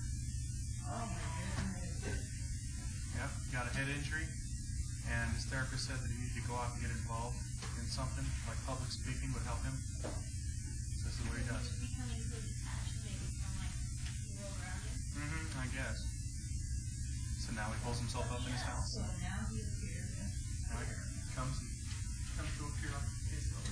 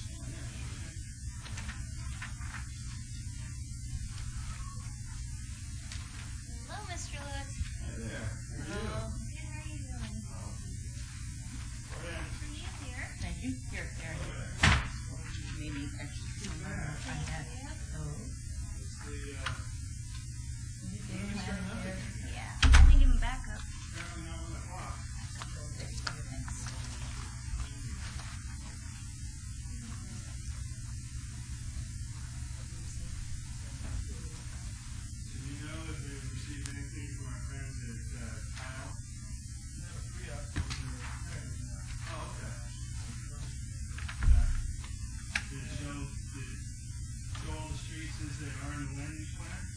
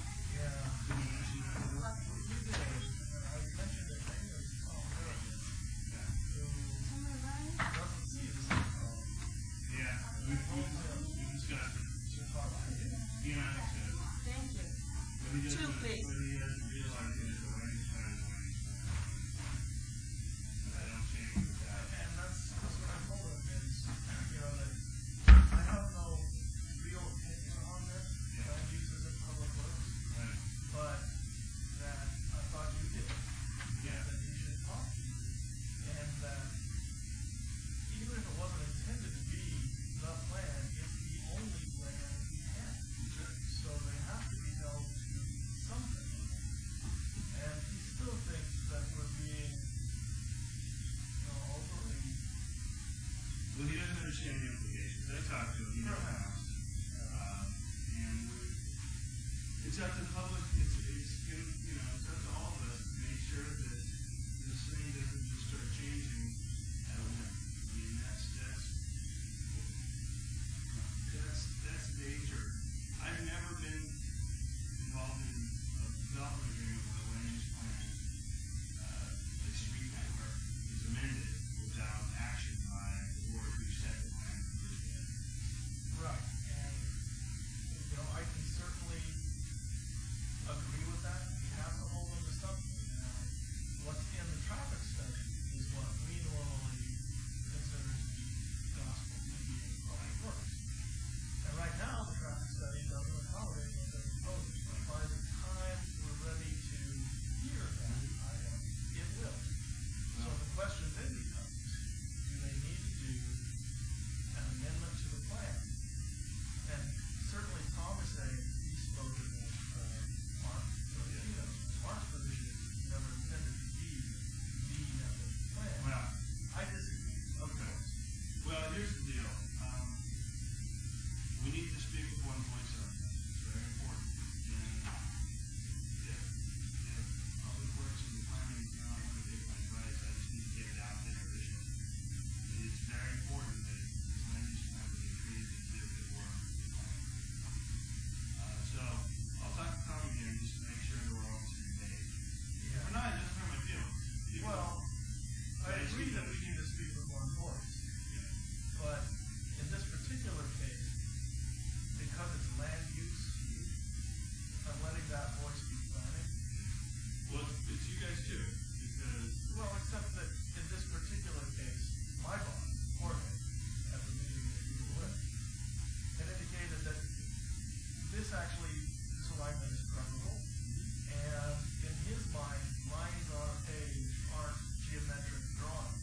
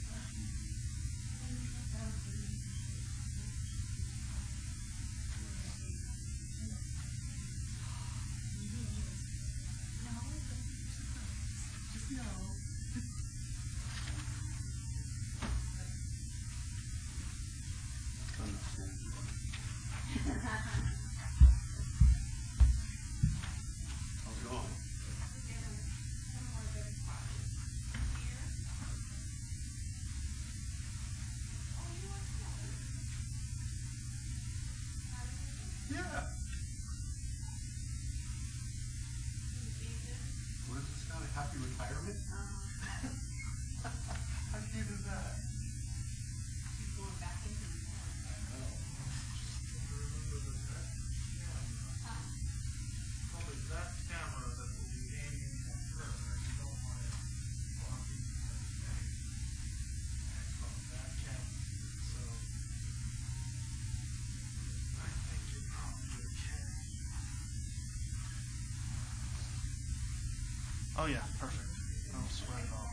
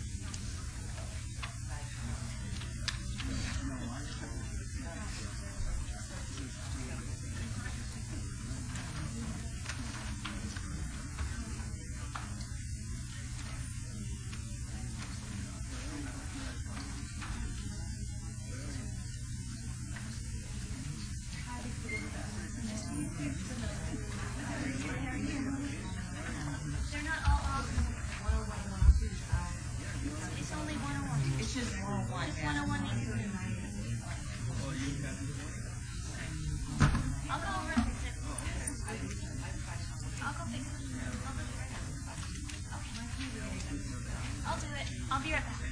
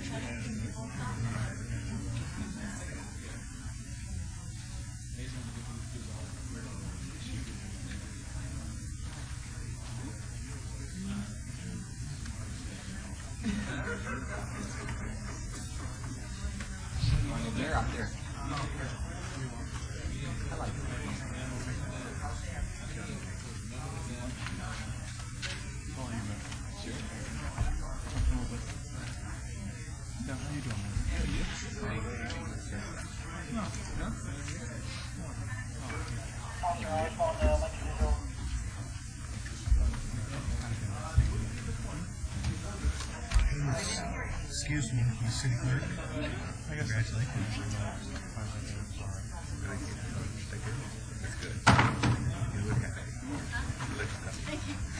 Will they announce that this morning?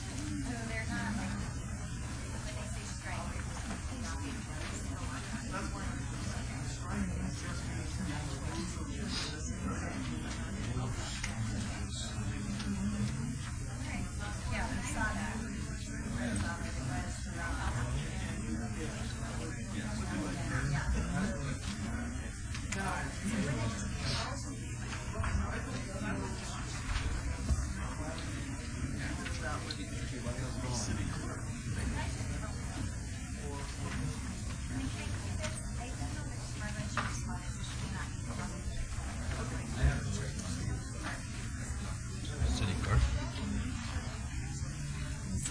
Ms. Clerk. Hi, I have a question.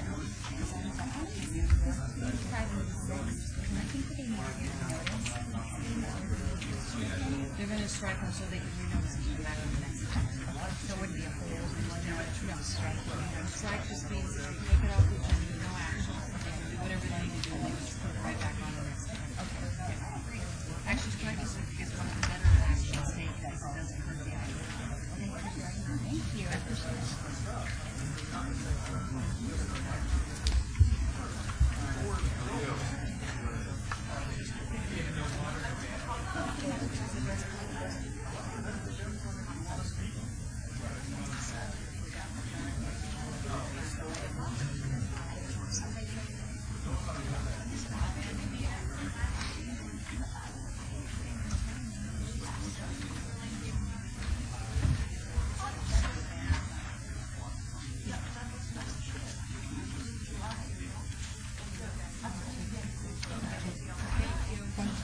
I have another lady here that I posted to, but she doesn't have a car.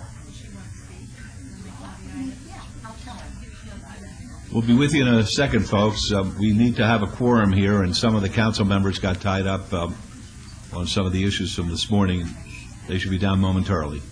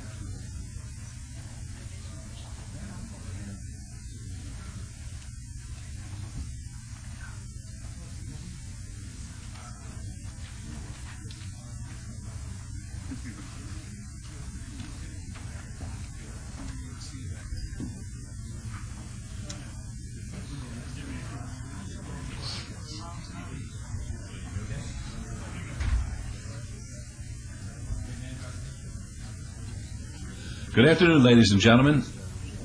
Call item number 78. Any items from the afternoon session that the council staff and or the applicant wish to be stricken or held in abeyance to a future meeting may be brought forward and acted upon at this time. Mayor Pro Tem. Thank you, Your Honor. We have item number 80, which is appeal of nuisance in order at 7132 Lakehurst Court. Staff's asked to strike that item. Item number 84 is EOT 20772, James E. Stroh, Architect, Inc., Decatur 3 LLC, the extension of time on a site development plan review at northwest corner of Decatur Boulevard and Tropical Way, been withdrawn without prejudice by the applicant. 8586 EOT 2137 and EOT 21136, James E. Stroh, Architect, Inc., Decatur 3 LLC, extension of time on a rezoning site development plan review at southeast corner of US 95 Lone Mountain Road. Staff's asked to strike. Items 101 and 102 is rezoning 19647, site development review 19643, Platinum Realty and Development 3.53 acres on the south side of Craig Road west of US 95. The applicants asked that to be held in advance until our next meeting on June 20th, 2007. Item 107 and 108 is ROC 19273 and special use permit 19103, AAG-Las Vegas Mustang Man LLC review of condition of special use permit for auto dealer at 6750 West Sahara Avenue. Staff asked that to be held in advance until our June 20, 2007 meeting. Items 57 from the morning item and morning agenda and item 109, temporary approval of a new packaged liquor and special use permit 19754 Nasir Kosa and Admore Yalda special use permit and liquor license at 1510 East Sahara Avenue. The applicants asked that to be held in advance until our June 20, 2007 meeting. Item 112 is RQR 18678 Lamar Advertising, Amber Investment Company, billboard located at 3920 West Charleston Boulevard. The applicants asked that to be held in advance until our June 20, 2007 meeting. Item 113 is RQR 18679 Lamar Advertising, Amber Investment Company, billboard located at 336 West Sahara Avenue. The applicants asked that to be held in advance until our June 20, 2007 meeting. And item 138 is a special use permit 2608 cashback appeal filed by the applicant 6441 North Durango Drive, Suite 120. The applicants asked that to be held in advance until our June 20, 2007 meeting. And item 139 is SDR 2490 MAR LLC site development plan at 829 South 6th Street. Withdrawal without prejudice requested by the applicant. Council members, at this time, is there any other items we need to report at this time to take action? Mayor Pro Tem, on item 101 and 102, I just wanted to ask our attorney, I actually requested the applicant send in the letter for the abeyance, so if that could be requested by the city, and I'll submit that letter into the record. I think it was the same one that... That would be by the council. With that correction, yes. If I may, Mayor Pro Tem? Yes.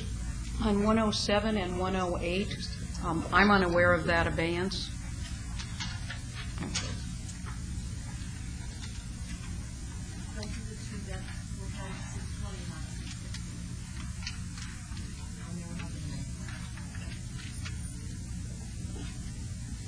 Those are the original abeyance was to 620? Oh, okay. I apologize. That's the clerk's information. Thank you. That would be correct. Shape up.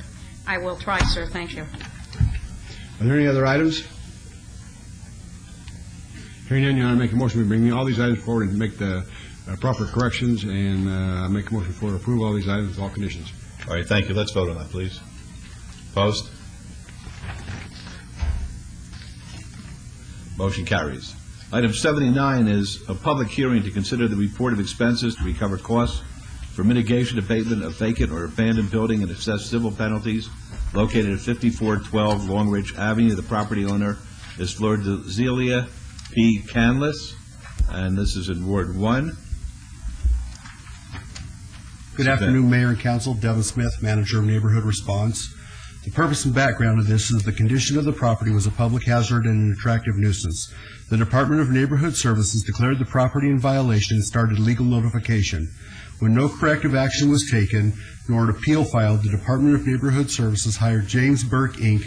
to remove refuse, waste, trash, debris, litter, and vegetation, landscape the front yard, replace broken windows, install and install protective covering required. To date, there have been 16 inspections conducted at this location. The value of the property based on the sale date, August 2005, was $254,900. The recommendation is that the City Council approve the report of expenses and the amount of $4,000 for work completed by James Burke, Inc., plus a 15% administrative processing fee of $600, re-inspection fees, including late fees, of $285, civil penalties in the amount of $1,950, for a total amount of $6,835, and that the above charges be filed and recorded against the property constituting a special assessment lien, and authorize that the notice of lien of assessment be duly recorded with the county treasurer. In addition to the council's discretion, the council may impose daily civil penalties from November 3rd, 2006 to February 6th, 2007, for a total of 95 days in the amount of $47,500. Thank you, Mr. Smith. Is Flor DeLisa Canlis here? Did you want to be heard, ma'am? Yes. Come on up, please.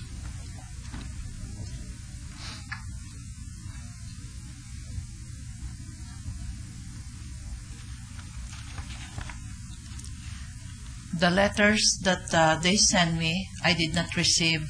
And when I went to the property, they were posted in the property. I don't live on the property. I rented it out, and the renter owes me $3,600. And when we evicted him, he vandalized the property, and we have to call the police. That's what my property managers report. I am a sick person. I was in and out of the hospital. I don't live in there. And I did not get the letters. The only letter that I received was this one. And this was dated April 11th. That's why when I received this letter on April 11th, I came over. And I wrote a letter, and because they said the hearing was on May 2nd, and I was scheduled for another surgery. I have kidney problems, and I'm waiting for a kidney donor. So I had postponed to this date, June 6th. So I'm very sorry that I did not get those letters. When I got this letter, I came right over here. All right, and I have someone. That's the reason that this was on our agenda about 2 weeks ago, and we got your letter saying that yes, sir. Saying that you were ill, and that's the reason that we wanted to put it over so you'd have an opportunity to explain yourself to us. Let me ask Mr. Smith the question. Now, the letters which Mrs. Canlis says she did not receive, how were they delivered to the property? Were they certified, registered? How do we do it? We send them certified. And I have one that came back unclaimed and one that came back on 7/29/06 that she in fact signed for and did receive. You remember getting that? No, sir. This is the only thing that I received, the one on April 11. That's why I came over right away, okay, but even I was sick. Would you be kind enough to show Ms. Canlis the receipt and ask her whether that's her signature? And then I could ask her whether or not she recalls receiving it? No, that's not me. I don't know that. That's not your signature? No, not at all. I can sign right now. Here are my letters, and okay, here is my signature. There. Do they look the same, Mr. Smith? This is actually, it looks like it was picked up by a Melinda. Okay, well, that does, no, my question was whether or not she received it personally, and I accept her representation that she did not for one reason or another. Ordinarily, what happens when we mail the certified letter or registered letter to a property that's owned or that's occupied by a tenant and the owner is not at that property? Well, we post the property and we send the letters certified.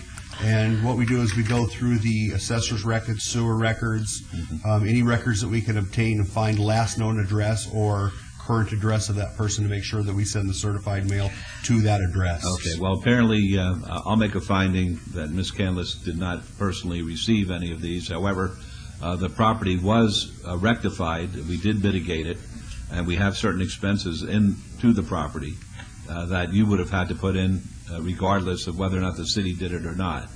So with that in mind, it's a public hearing, folks.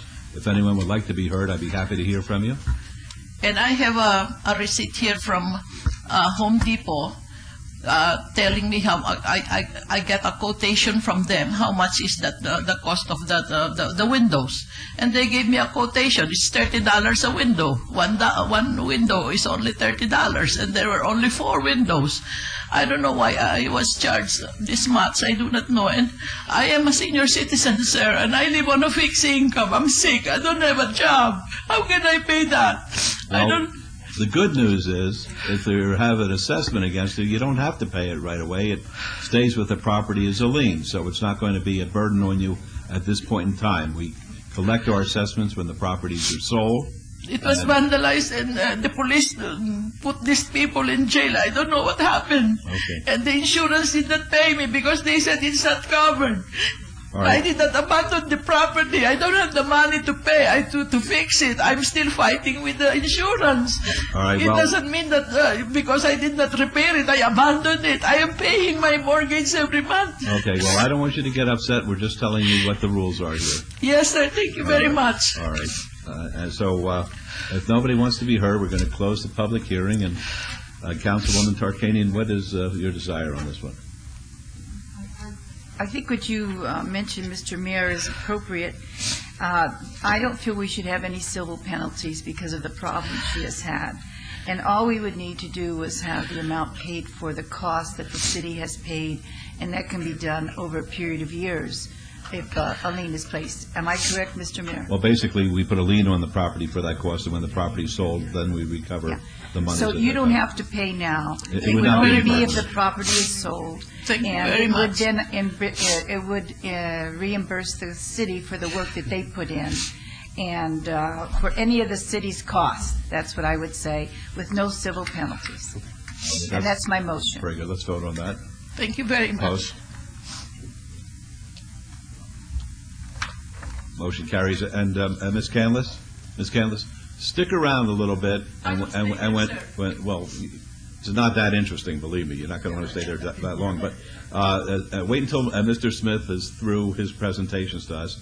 And then Mr. Smith will meet with you. I will be here, sir. Good. And he'll explain to you in a little more detail what just happened, okay? Thank you very Very much, good. sir. Okay. 81 is a hearing to consider the appeal regarding 10-day vacate nuisance notice in order to comply located at 2228 Valley Drive. The property owner is Kim C. Gose, and this is in Ward 5. It's a public hearing which is now open. Mayor and council, I would like to ask if it would be appropriate at this time. Both of the next two cases is the 2228 Valley Okay. Drive and the 232. We'll call that together then. Would that be appropriate? to Sure. call them both at the same? It's the same violation, same property owner. Very good. Okay. 82 is a hearing to consider the appeal regarding nuisance notice in order to comply located at 2232 Valley Drive. The property owner is Kim C. Gose in Ward 5. Yes, Mr. Again, Mayor and Council, Devin Smith, Manager of Neighborhood Response. The purpose and background is that both of the subject properties was determined to be a public nuisance as defined in Las Vegas Municipal Code, Title IX, Chapter 12, dealing with nuisances. A nuisance notice in order to comply was mailed to the property owner to correct the nuisance per Title 9.04, Public Nuisance, Title 1904, Zoning Violation, and Accessory Uses and Structures, and Title 16, Uniform Housing and Building. A copy of the notice was also posted on the property. Today's hearing is to consider the appeal of the nuisance notice in order to comply filed by Hazel Frederick on behalf of Kim C. Grouse, property owner and responsible party. Our recommendation would be that the City Council approve the nuisance in order to comply. And along with that, we would ask that the owner allow interior inspections on both houses, owner obtain all required permits and inspections for illegal garage conversion, fence, and other interior changes, violations of the interior of both houses. And if the owner fails to provide access and obtain required permits, that code enforcement may be allowed to assess $500 per day until the violations are abated. All right, thank you. Any questions of Mr. Smith? Is Kim C. Gauss here?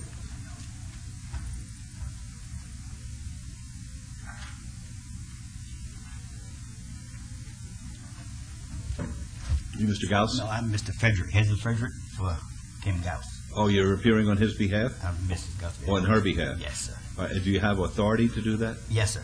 written or just based on your... Power of attorney, sir. You do have a power of attorney? Yes, sir. You have it with you? Yes, sir. Do we see it? I just want to make sure that Yes, sir. we're doing this right.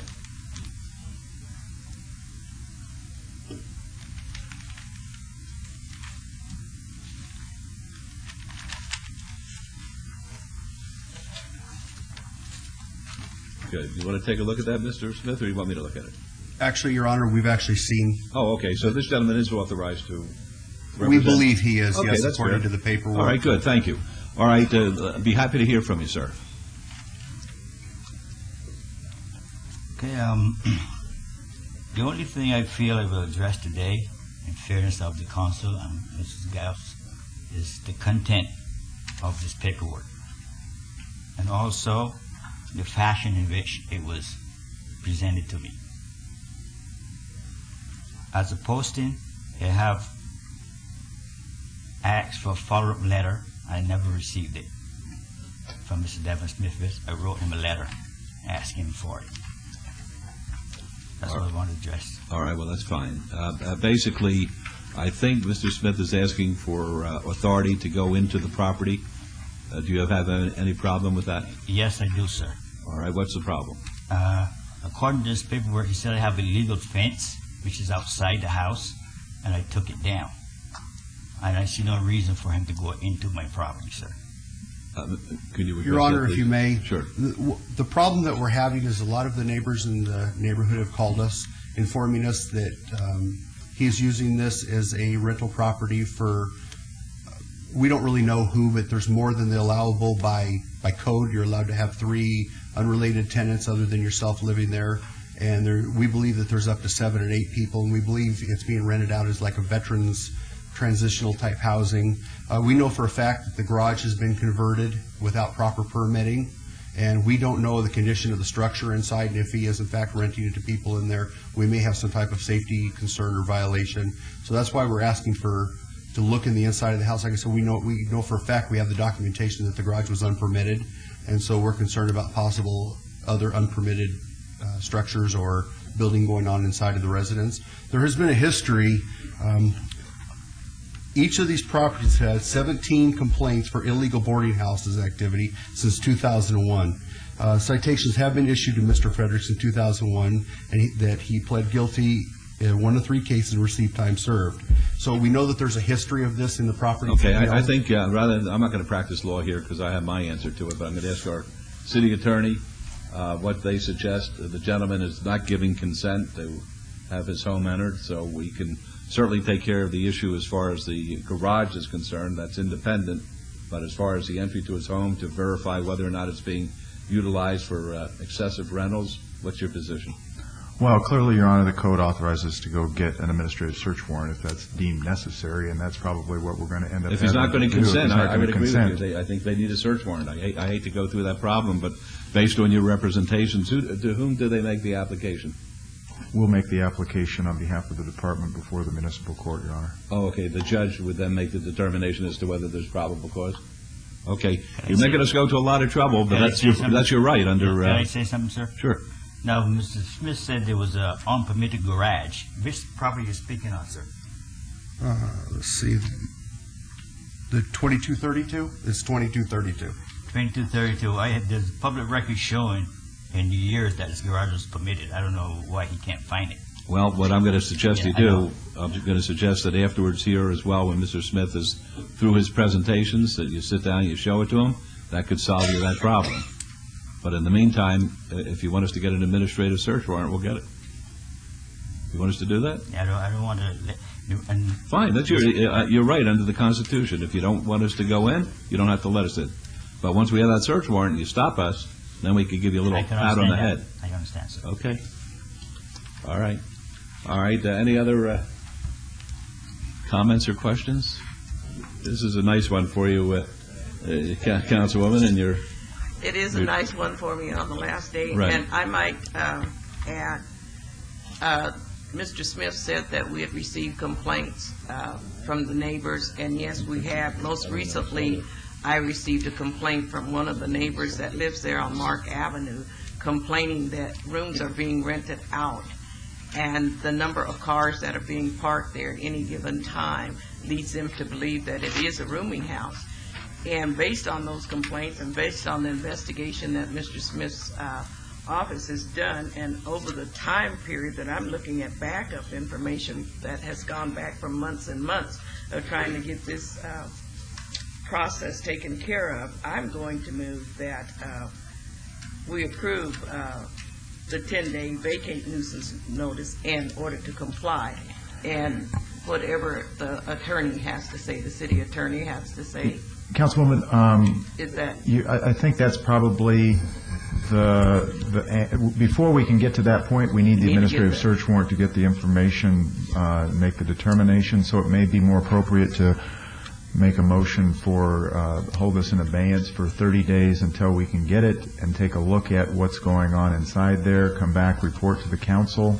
If we can't get the information within 30 days, then we'll, you can make the appropriate motion at that point, whether we need to continue it another 30 days. But at this point, I don't think there's enough information before the council to actually make a finding or make a decision on this matter. I see. Then my recommendation would be to obey this for 30 days to allow you the opportunity to go to the municipalities. All right. That's the motion. Let's vote on that, please. Opposed? Motion carries. Thank you. Thank you. Have a And wonderful you'll meet afternoon. with the lady and the gentleman and see Absolutely. whether we can work something out? Sure. Good. Thank you. Thank you. Okay. Item 87 is on the consent agenda and is considered to be routine and is recommended for approval by the Department of Planning and Development. Can I have a motion to approve agenda item 87, please? Oh. So moved, Your Honor. All right, let's vote, please. Vote.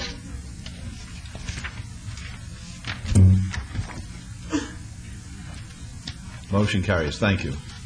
Now we'll go on to 88 and 89. 88 is ZON 20512. It's going to be a public hearing. The applicant owner's Rancho Park Residential LLC, a request for rezoning from CM, which is commercial industrial, under resolution of intent, to RPD 16, residential plan development 16 units per acre, to RPD 16, residential plan development 16 units per acre, on 33.52 acres adjacent to the east side of Decatur Boulevard, approximately 900 feet north of Smoke Ranch Road.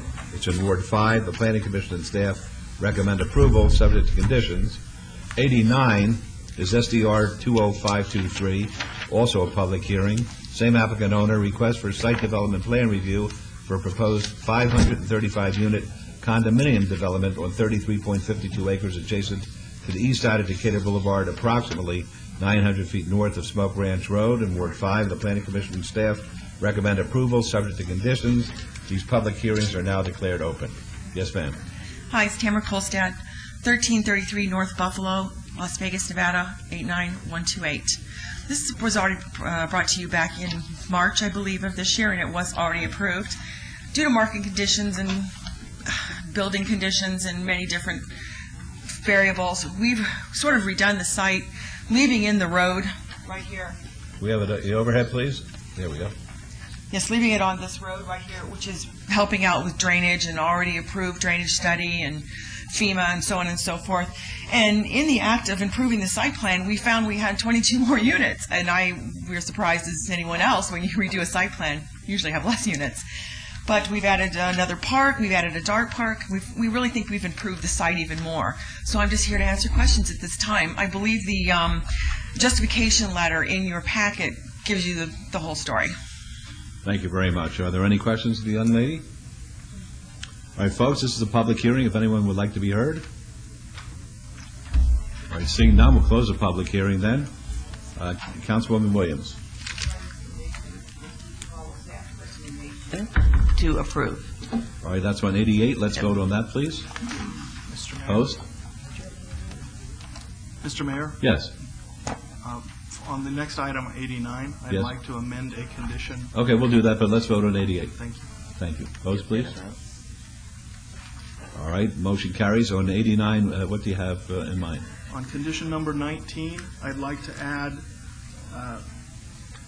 that the we currently say existing public sewer easements in conflict with this site shall be vacated prior to recordation of a final map for this site overlying said easements. I'd like to add that phasing shall be allowed. All right, Councilwoman, is that in agreement with you? I'm in agreement with that. Very good. And is that in agreement with you? I'm in agreement. Yes. And one more, if I may, Mr. Mayor, on item number 4, the date stamp of the site plan is amended from April 4th to April 26th. Fine, that's agreeable, I'm sure. That is agreeable. Very good. Okay, with that in mind, the motion is? To approve. Very good. Let's vote. As amended? As amended. Opposed? Motion carries. Good luck to you. Thank you very much, ladies and gentlemen. You're Mr. welcome. Mayor, Yes. we apparently missed item 83 on consent. We only took the motion on 87. My fault then? Your Honor, move to approve item number 83 with all conditions, please. Thank you. Let's vote, please. Are you here on 83? Yes, I am. It's a consent item. Yes, I understand, sir. Do you want us to pull it? We had requested 2 years as opposed to the 1 year that was recommended by staff, and we were wondering if that was okay. No. You didn't tell me that. I thought we did, but based on our discussion. Well, I better call the item since there's a discussion. Item number 83 is EOT 20771. The applicant is James E. Stroh, Architect, Inc. The owner is Decatur Roman numeral 3 LLC. Request for an extension of time of an approved rezoning from RE to C1 on 3.6 acres at the northwest corner of Decatur Boulevard and Tropical Parkway in Ward 6. The staff recommends approval. And would you identify yourself, sir? Jim Stroh, JSA Architect, 1955 Panda Lane. Your Honor, members of council, this deals with the 3.6 acres right here. That's hard to see. Anyway, we were hoping that we'd have the 2 years because we feel like we can't get done the thing that you and I discussed in the 1 year. And where we are right now, it looks very, very good for the thing that we discussed. But 1 year, we'd be back in front of you in a year with the same argument, and we just request that you give us the additional year. And Councilman, if I might add, we will be in front of you for the GPA, the zone change, and the overall SDR for the entire site, and that will go to council September 6th. May I, Your Honor? You may. Mr. Stroh, I can appreciate what you're trying to do, but I'm not going to support 2 years. From what you told me in my office, you can get all this done, and you come and bring all these other applications before us in September, you're going to be looking in pretty good shape. In a year's time, if we need to look at this again for an extension of time to help you get to where you need to be, we'll do that. But I'm not going to support 2 years. We didn't talk about 2 years. I can't support 2 years because, remember, I pulled this from the consent agenda the last council meeting because I wasn't going to give an extension of time anyway. Yeah. We want to see that dirt moved. We want to see something happen there. Those folks who live there, every time I see them are asking me. So, and I already shared that with you. So I'm going to give you a year. I'm going to follow staff's recommendation for a year. You come back to me and just keep me posted as to what's happening. Maybe you don't have to do another extension of time if you get going what you need to. Okay. Does that sound good? Yes. And I'll help you. Let me see what I can do to help. All right, Council. Okay? That's my motion. Very good. Thank you. Let's vote. Opposed? Motion carries. Thank you. Good luck. Item 90 is SUP 20439. The applicant is Wilson Collision Center. The owner is Ricky Crest, LLC. Request for a special use permit for a proposed auto paint and body repair shop at 5360 Ricky Road in Ward 6. The Planning Commission and staff recommend approval, subject to conditions. It's a public hearing, which is now open. Is anybody here on behalf of the applicant or the owner? All right, seeing none, I'll turn to... Oh, there is? Okay.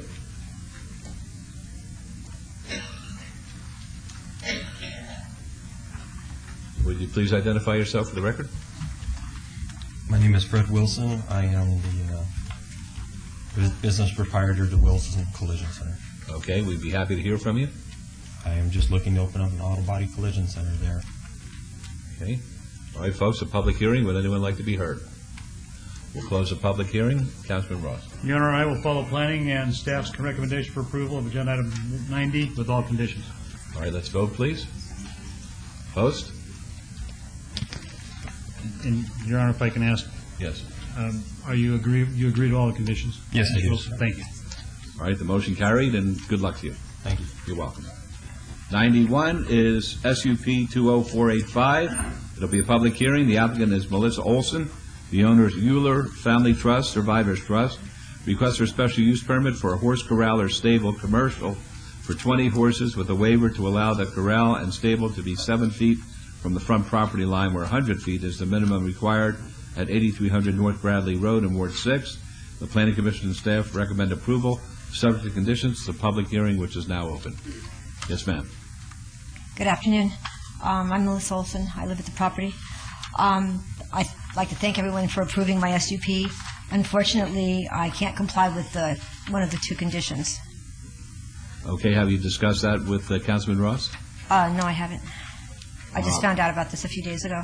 I see. Well, Councilman Ross, would you like to obey this so you can converse with this young lady? Yeah, I'd love to visit with you, Mrs. Olson, if that's all right. and Should that be fine? See what direction we can head. I've been by your place many times. I know exactly what you're trying to do, and I want to help you get to where you want to be. That'd be great. All right, so let's obey this. How much time do you think you'll need? 2 weeks, or do you want to do it for 30 days? 30 days should be fine. Okay.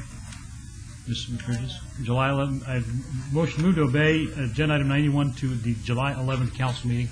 Your Honor. All right, very good. Thank you. This was going to be a public hearing if anyone would like to be heard. All right, we'll close the public hearing then, and the motion is to obey it 30 days. Let's vote. Post. Mr. Ross, do I call you and set up an appointment? Actually, just go back and have a seat, and I'll have one of my staff members come out and get with you. Is that thanks. okay? Thank you. All right, motion carries. 92 is SDR 20504, public hearing. The applicant owner is Mountain View Assembly of God.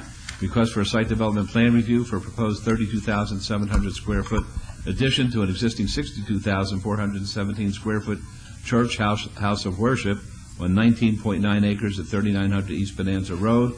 This is Ward 3. The Planning Commission staff both recommend approval, subject to conditions. The public hearing, which is now open. Yes, sir. My name is Tom Van Kempen. I live at 9001 Sierra Palms Way in Henderson, Nevada, and I'm the pastor of the church. Just here to answer questions. Thank you, sir. All right.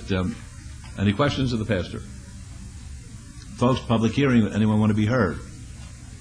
Seeing none, we'll close the public hearing and turn to Mayor Pro Tem. Move to approve with all conditions, please. All right, let's vote, please. Post. Motion carries. Good luck to you, sir. Thank you very much. You're welcome. See you, Tom. 93, 94, 95, and 96. 93 is GPA 18776. The applicant owner is Carlos Ave Maria. Request to amend a portion of the southwest sector plan of the general plan from rural density residential to SC service commercial, 1.61 acres at 5200 Vegas Drive in Ward 5. Planning Commission and staff recommend approval, subject to conditions. It's going to be a public hearing. 94 is ZON 1873. Same applicant, owner, request for a rezoning from O office and RD single-family residential, restricted to C1 limited commercial, 1.61 acres at 5200 Vegas Drive. Planning Commission staff recommend approval. It's going to be a public hearing. 95 is SUP 18774. Same applicant owner, request for a special use permit for an existing building maintenance service and supply establishment at 5200 Vegas Drive. Planning Commission and staff recommend approval, subject to conditions. It's going to be a public hearing. 96 is SDR 19330. Same applicant owner, request for site development plan review for a 1,548 square foot office development with waivers to allow no perimeter landscape buffers along the north and east property lines and a portion of the west property line where 8 feet is required, and a 4-foot wide perimeter landscape buffer along the south property line where 15 feet is required, 1.61 acres at 5200 Vegas Drive. These are in Ward 5. As to the last one, the staff recommends denial. Planning Commission recommends approval, subject to conditions. The public hearings are now declared open. Yes, sir.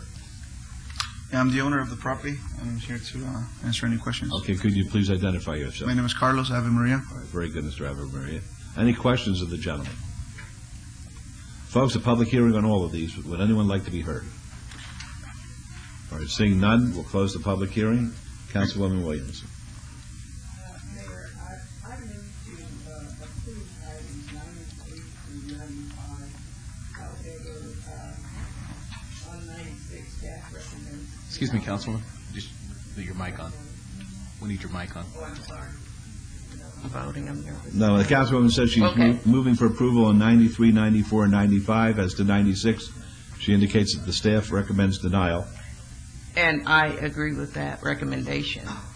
And if you'd like to address that, I was out at your site last week, and I viewed what you did not want to do.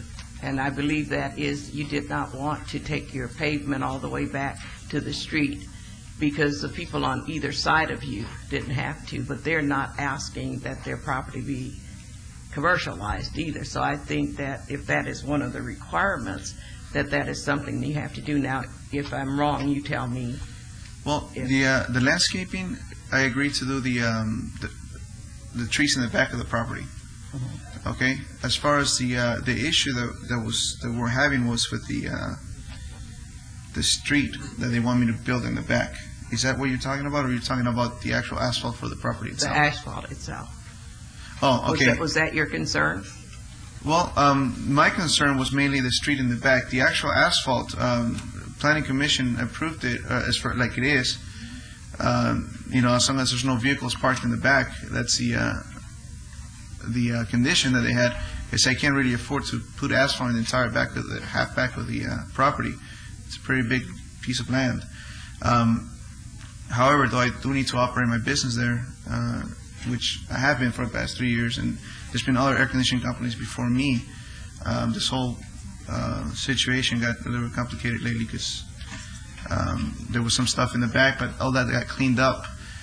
The main issue that I had was the street in the back of the property. They want me to build a little portion of street there, when my neighbor on the east side is actually from the county, and they haven't given up their piece of land to make a street. And everybody on the west side of it, it's city, and they have no one ever put a piece of street there. So that was my main concern. And you're to the west side. So, what? and you're at the city, though. I'm in the city, and right. the one on the. So I think that what I'm saying is that I feel then that you should be confirming to what it is that we're required, and the city has nothing to do with that east side where the county. Yeah, well, that's for the street, though. I was talking about the asphalt, the street in the back. What, Margot? If I may. Excuse me, please. Certainly. What actually is the concern? Is it the street or is it the asphalt? If I may, Mayor and Yes, Councilwoman, the condition that the applicant is speaking of is a Public Works condition on the zoning item numbers 94, condition number 5. With regard to the recommendation for denial on the site plan, item 96, that has to do with the waivers, particularly with regard to the landscaping. While the planning staff did recommend denial, the Planning Commission did recommend approval on the site plan. I believe the applicant does not have any concerns with the conditions on item 96. It is only on the half-street improvements, which is the condition on 94. Yeah, and as far as the landscaping, they were asking me to put on the east side of the property some buffer, I believe, and that's what I couldn't. I was requesting that to have done because it would take most of the parking spaces on the east side. But in the back, I am willing to close the gate that's in the back and also put the trees that are required to be put in the back. Other than that, everything is in the front and on the west side. It seems like it does comply with the landscaping. That is correct. With that, I recommend. All right, on all the items? All right, can we vote on all of them together? No, we'll take them separately. We'll need to take them separately. Separately. All right, Okay. on 93, there motion to approve. Right, Let's vote. 94. Opposed? Motion carries. On 94?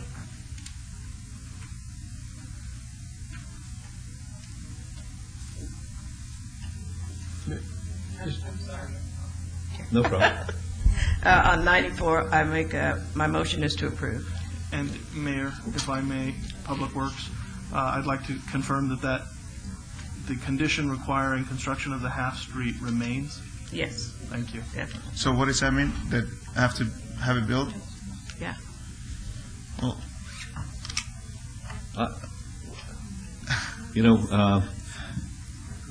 Mayor Pro Tem drew me a little picture, and it just doesn't seem that it's making much sense to have him build a half a street when on both sides of them there's no half street.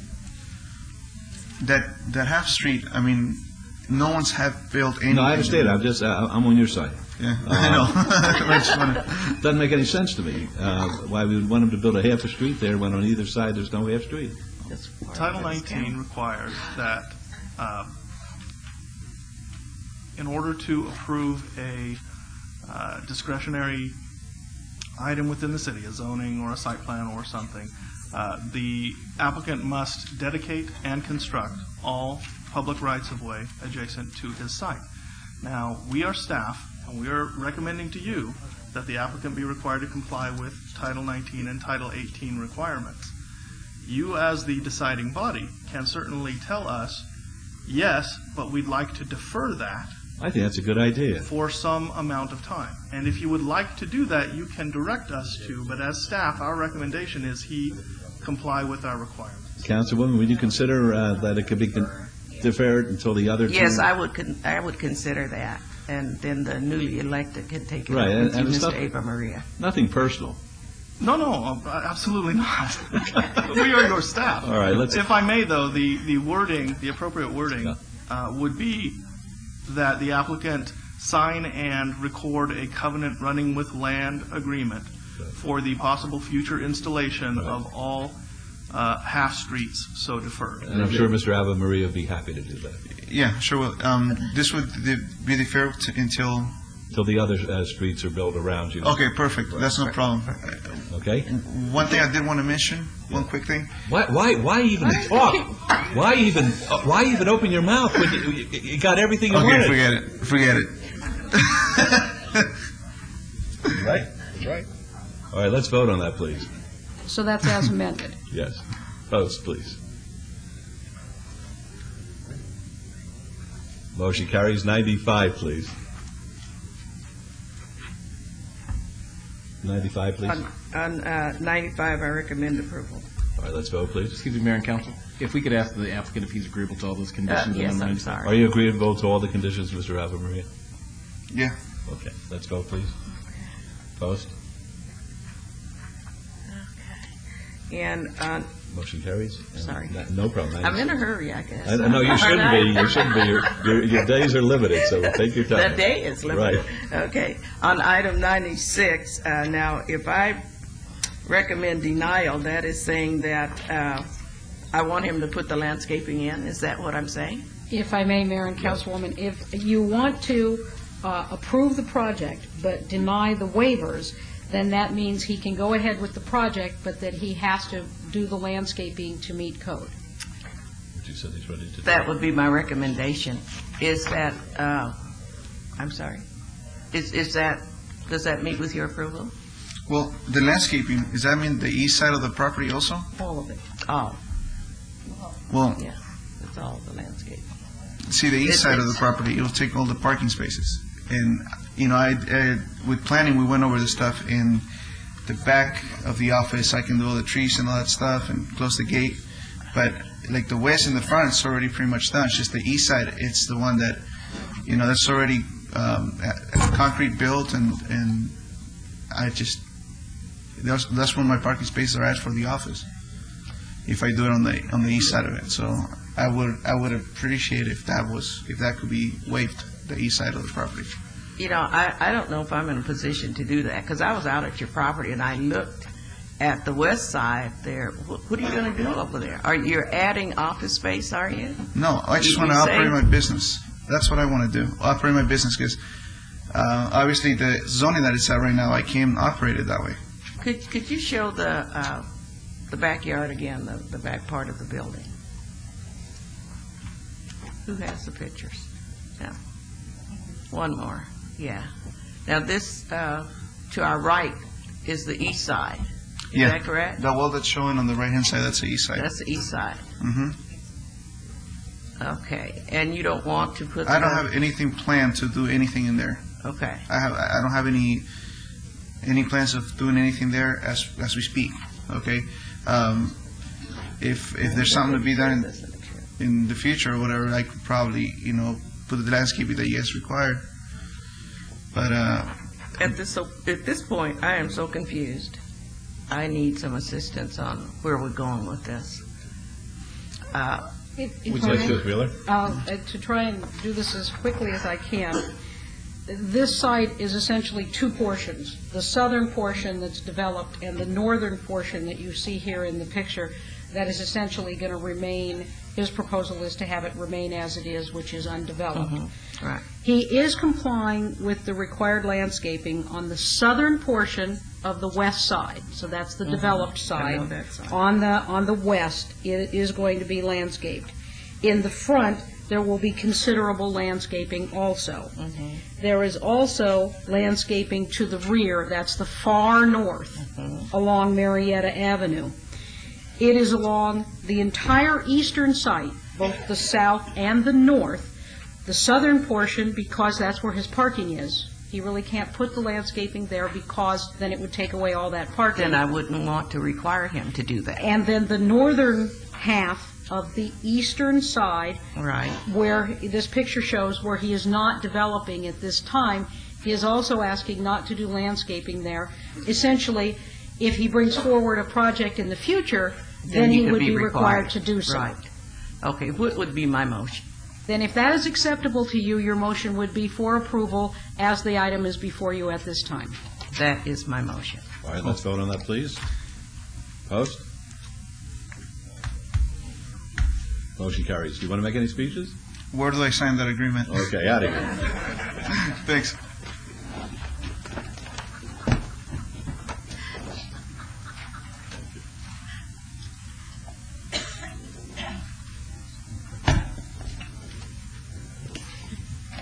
'97, '98, '99, and 100. '97 is ZON 18208. There's a public hearing. The applicant is Fletcher Jones Management Group, Inc., the owner is Fletcher Jones Senior Trust. Request for a rezoning from R1 single-family residential to C2 general commercial on 1 acre portion of 9.34 acres at 400 South Decatur Boulevard in Ward 1. The Planning Commission and staff recommend denial. 98 is VAR 18210, same applicant, same owner. Request for variance to allow 509 parking spaces where 783 spaces are required on 9.34 acres at 400 South Decatur Boulevard. This application is being amended to allow 507 parking spaces where 783 are required, and the Planning Commission and staff both recommend denial. 99 is SUP 19129. Same applicant, the same owner. Request for special use permit for proposed auto paint and body repair shop with a waiver to allow service bays to face public right-of-way at 400 South Decatur Boulevard. The Planning Commission and staff recommend denial. 100 is SDR 18206. Same applicant, same owner. Request for site development plan review for a 123,669 square foot expansion of an existing automobile service facility with waivers of the perimeter landscaping requirement to allow no landscaping along the east property line and along a portion of the south property line where an 8-foot wide buffer is required, to allow a 5-foot wide buffer along a portion of the south property line where 8 feet is required, to allow a 6-foot wide buffer along the west property line where 8 feet is required, and to allow a 1-foot wide buffer along the north property line where 15 feet is required adjacent to a public right-of-way on 9.34 acres at 400 South Decatur Boulevard. Note this application is being amended to allow a 12-foot wide buffer along the north property line where 15 feet is required adjacent to a public right-of-way. Planning Commission and staff recommend denial. These are all on Ward 1. They're all public hearings. I now declare them open, and I've been advised by the city attorney that I have to abstain. I leased my automobile from Fletcher Jones, and they believe that that would be violative of my ethical obligation to remain fair and impartial, and based on what they're charging me, they're probably right.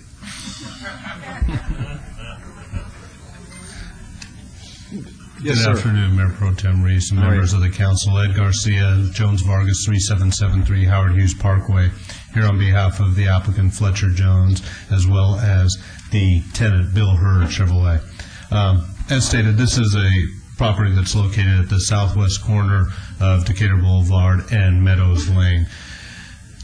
This is the existing Bill Hurd dealership. This dealership currently is what's at the location. What you have here now is the dealership located along Decatur, and there is an existing paint and body shop on the back piece. These two pieces are one development, one project that work hand in hand together.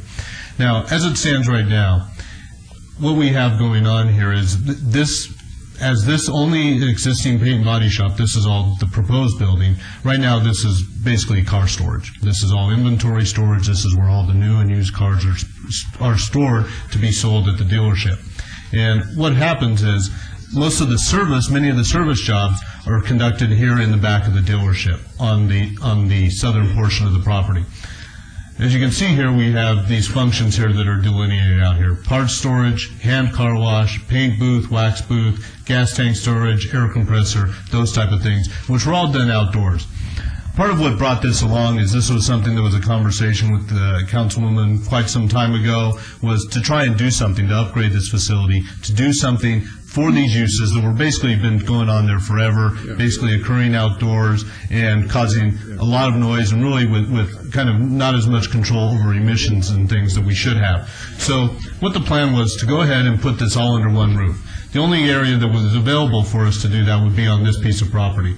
So the plan was to expand the existing body shop into the service shop with a new building on the northern portion, and what would happen was all these uses would go away. All of these uses on this southern portion would come from this site and be relocated within this property. Upon completion, these will all be, whatever facilities are here, whatever kind of these temporary structures will be removed. And all the cars that are located here will be stored on the dealership, which just makes it better functionally for the dealership to have our inventory actually that much closer. And all service activities will occur on the northern portion.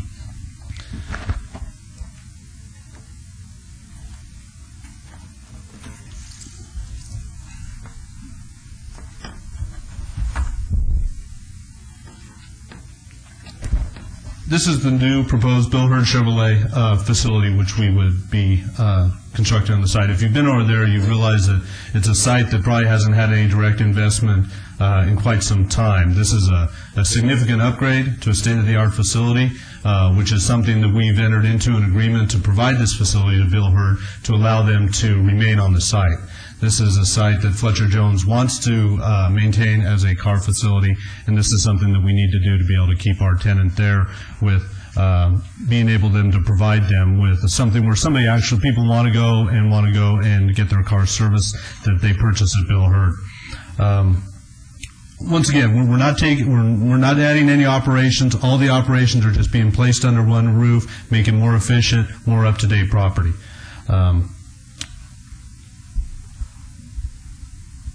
Let me put this back up for a moment.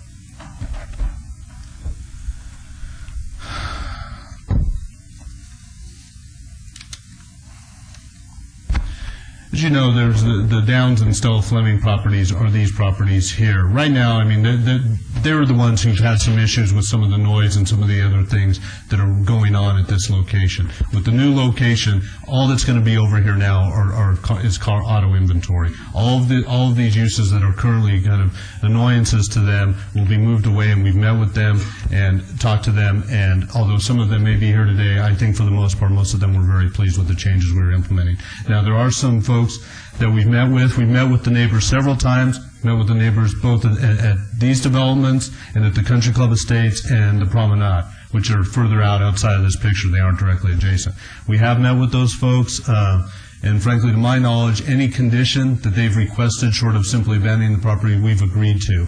But we have agreed to all those conditions that have been put forward by them. I don't know, perhaps they have some comments, and I know that those conditions maybe have to be read into the record, but we're certainly agreeable to doing those and any other reasonable accommodations we can do with the neighbors. Want to be good neighbors, want to create some investment in the area, and really we think this is an upgrade from the existing facility, and we look forward to moving forward. The Councilwoman's been very gracious in working with us on this. I will say from what was submitted to Planning Commission and had that recommendation of denial, the site plan has changed. The landscaping is now included. There's been many more conditions added, and we're comfortable that we think we'll be able to comply, and this will be a great project for the area. So with that, I'd respectfully request your approval. That's right. Are there any questions of Mr. Garcia? Hearing none, this is a public hearing. Yes, ma'am. Any of those wishing to come up and speak, please come up.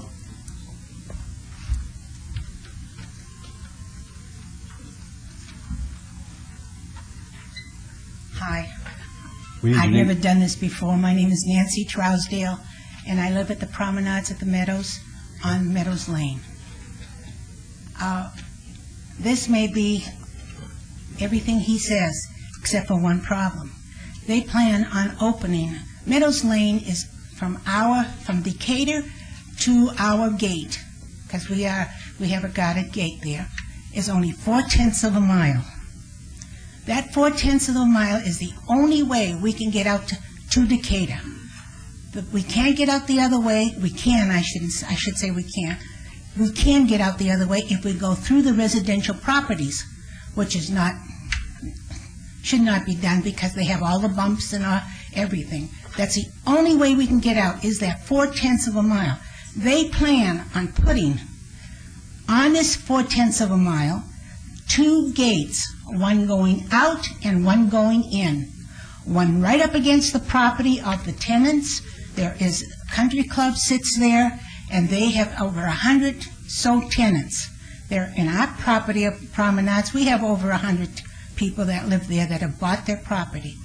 Now, if they put that 4/10, 2 gates, which we always thought it was 1 gate, but it's turned out to be 2 gates now, one going in, one going out, within our 4/10, and they are advising us that they will have 125 cars daily. Now, that's what they estimated. We don't know how much there will be.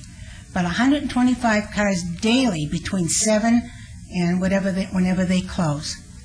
And our people who come and go have to pass those 125 cars every day to get to Decatur, because that's the only way we have to go out.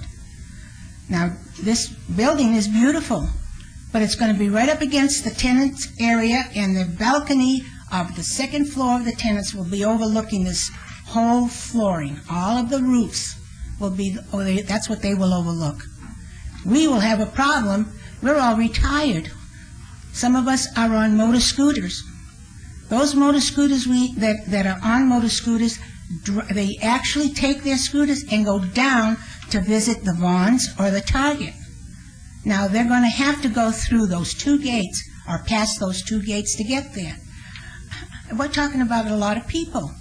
We have hundreds of people behind that area. We have the tenants in our place, the people who own their properties, the people across the street. We have I'm going to say there's over 500 or 600 cars and people who live there. And they're going to put these 2 gates in 4/10 of a mile. That's just not conducive. You did a fantastic job. I also want to complain about another thing. They want to change their property, A1 or whatever it is, family, the sites, they want to change it. They have service commercial and general commercial. They want to change all of their property to general commercial.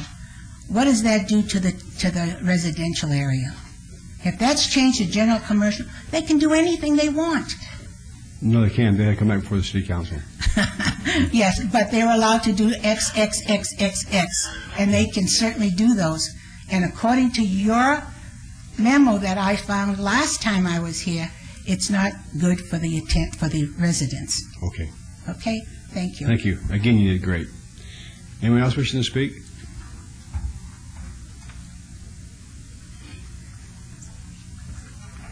Good afternoon. My name is Bonnie. Can you speak into the microphone, please? My name is Bonnie Shufton. I live at 433 Purple Finch Drive at the Promenade.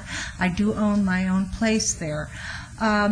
It was kind of sprung on us yesterday, as far as I'm concerned, after we met with the councilwoman, that there were going to be 2 entrances, exits. We thought there was going to be 1. Is one going one way and the other way, or are they both going in 2 different directions? Because that speaks very clearly to much more than 125 cars a day. And they are going to block us up. We'll have the representative address that issue when he comes back. Okay, thank you. Anyone else with different views? If we could try not to be repetitive, we know we have a problem with the 2 gates. I won't mention the gates. Karen Okay. Jokel, I live at 333 Wild Plum Lane, Las Vegas, Nevada. I just want to ask the mayor, when you read the mayor's not in this. Okay, when you read the proposal, when the proposal was read, it has been changed that there will be a 12-foot barrier along the north wall If along that's Meadows what's Lane. approved, Is that yes. correct? Mhm. Okay. And can we hear what the conditions are that have been agreed to, so that we know what we're talking about? Councilwoman? We could have those read. I would just like to clarify, however, they are not adding two entrances. Yeah. One already exists.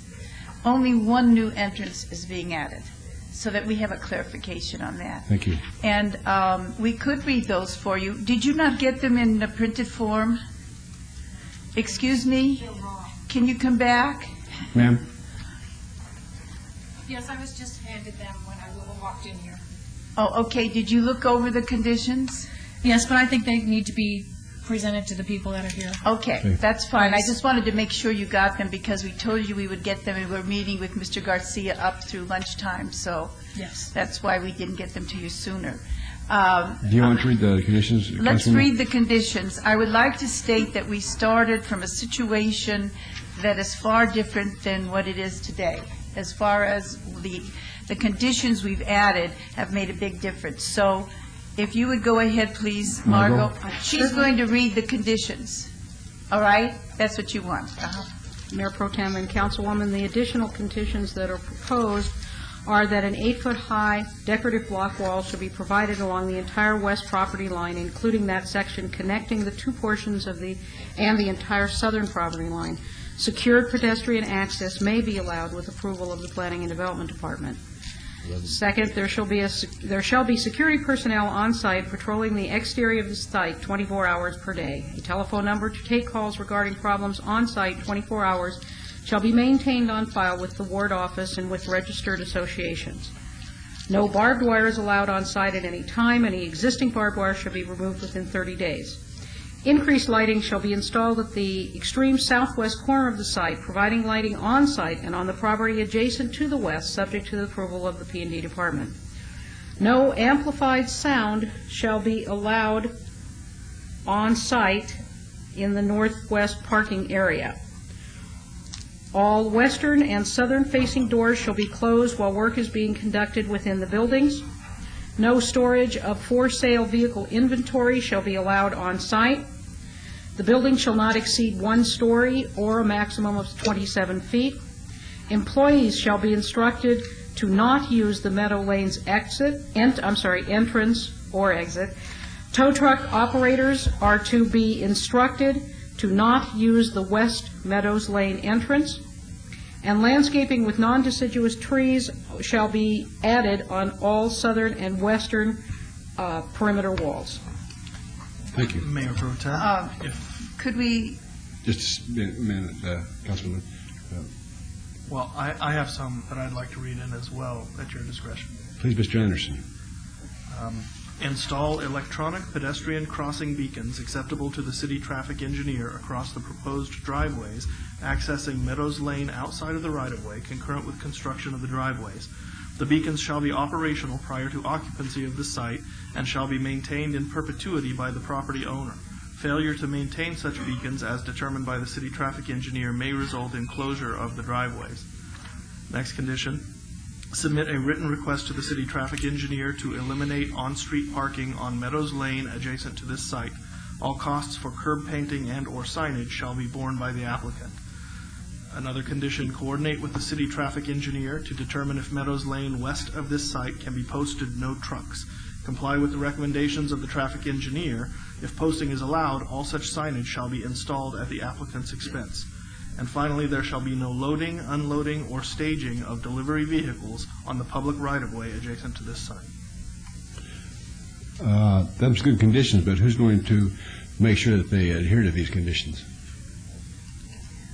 Code enforcement, Mr. Mayor Pro Tem. I'm- After you add a few positions next year. I was wanting Mr. Garcia to say we'd police it ourselves. You have our commitment that we're in full agreement with all of those conditions. I would like to just address the additional access. That is a restricted access. That is going to be limited use on the western portion of the property, which is the nearest to the residential areas. So that is not a full-blown access. Most of the public access will be coming to the east entrance, further away from their properties. Who's going to be accessing the other entrance? Right now, it's more, it was hoped that it would be people like service delivery when they have our storage trucks and things, when they bring in parts and those type of things. So it's going to be a controlled access. We're going to have actually a person, I think a person or some kind of card gate type thing operation. Okay. Excuse me, Mr. Mayor Pro Tem, and again, the entrance on the east side of Meadows Lane is already in existence. So the only addition is the one he's talking about. Correct. Excuse me? That entrance is there, yes, but it's only Ma'am, used for bringing in the new cars. We need your name again. I'm sorry. My name is Nancy Trousdale, and I do live at the Promenades of the Meadows. That entrance she's referring to has always been there for God knows how long, but it's there strictly for the new cars that come in. They don't use it for... They're going to change that, though. That's what they want to do. Yeah. They want to eliminate and put two gates, one at one end and one at the other. No, they're going to introduce one new gate at the location. Okay. That's all. All right, but the gate that they have already there, But they're not. That's going to be limited access. the new one is going to be limited access. No, the new. No, correct. She's correct. The new one is going to be limited access. Okay. I'm sorry if I wasn't clear. Now, I have this, and I want to give it to somebody here. This is in reference to Nevada's carbon dioxide increase percentage highest. Nevada is the highest. That means you're going to increase us old people that live in retirement to this operation. Even though I'm abstaining, I better get a copy of that. Because of your age? They want to increase 125 cars a day estimate. That's not. Thank you. Thank you. Anyone else wish to speak on this subject? Seeing none, we'll close the public hearing. Councilwoman, your preference, please. Well, I just wanted to see if everybody that was at the promenade, all of the adjacent residents have reached a point where we've been able to meet all of the conditions they want, and they're satisfied. And the promenade's a little further away, but I want to make sure that these conditions covered what we said they would cover. Is there any question here? These are things, every one of these we went over yesterday. And we also put in the height. Remember, we talked about that, and it would only be the one story. And in addition, it will look better because where they have sort of those ugly mechanical things on top of the roof, they'll now have a facade that goes across that will make it look better. And we had another lady who wanted to speak. Could she speak, Mr. Mayor Pro Tem? I don't know if she's agreeing with me or not, but... We close it. I asked if anyone else wanted to speak, so we close the public hearing. But we will allow you a couple of minutes. Okay, I'm Ann Pacat in the Promenade. When we spoke yesterday, it was about the paint shop and the closing of the doors and the no odors and so on. I see on this the condition is that they would close the door on the west side only. Is that only? Or would all the other doors be open, or just close this one? Excuse me, let me get this clarified.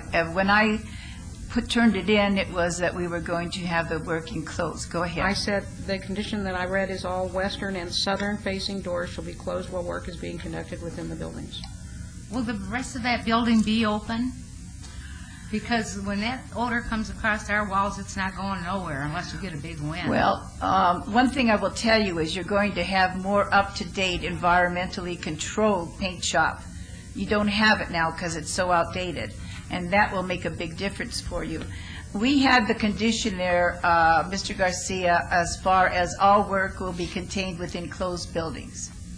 Do you remember that? Correct. And did that get dropped someplace? No, and I think that's the understanding again, Councilwoman, and that's how this is intended to operate. Everything that goes on site is supposed to be indoors. That's the reason for the size of the facility. So can we add that then, please, Margot, that all work will be done within closed buildings?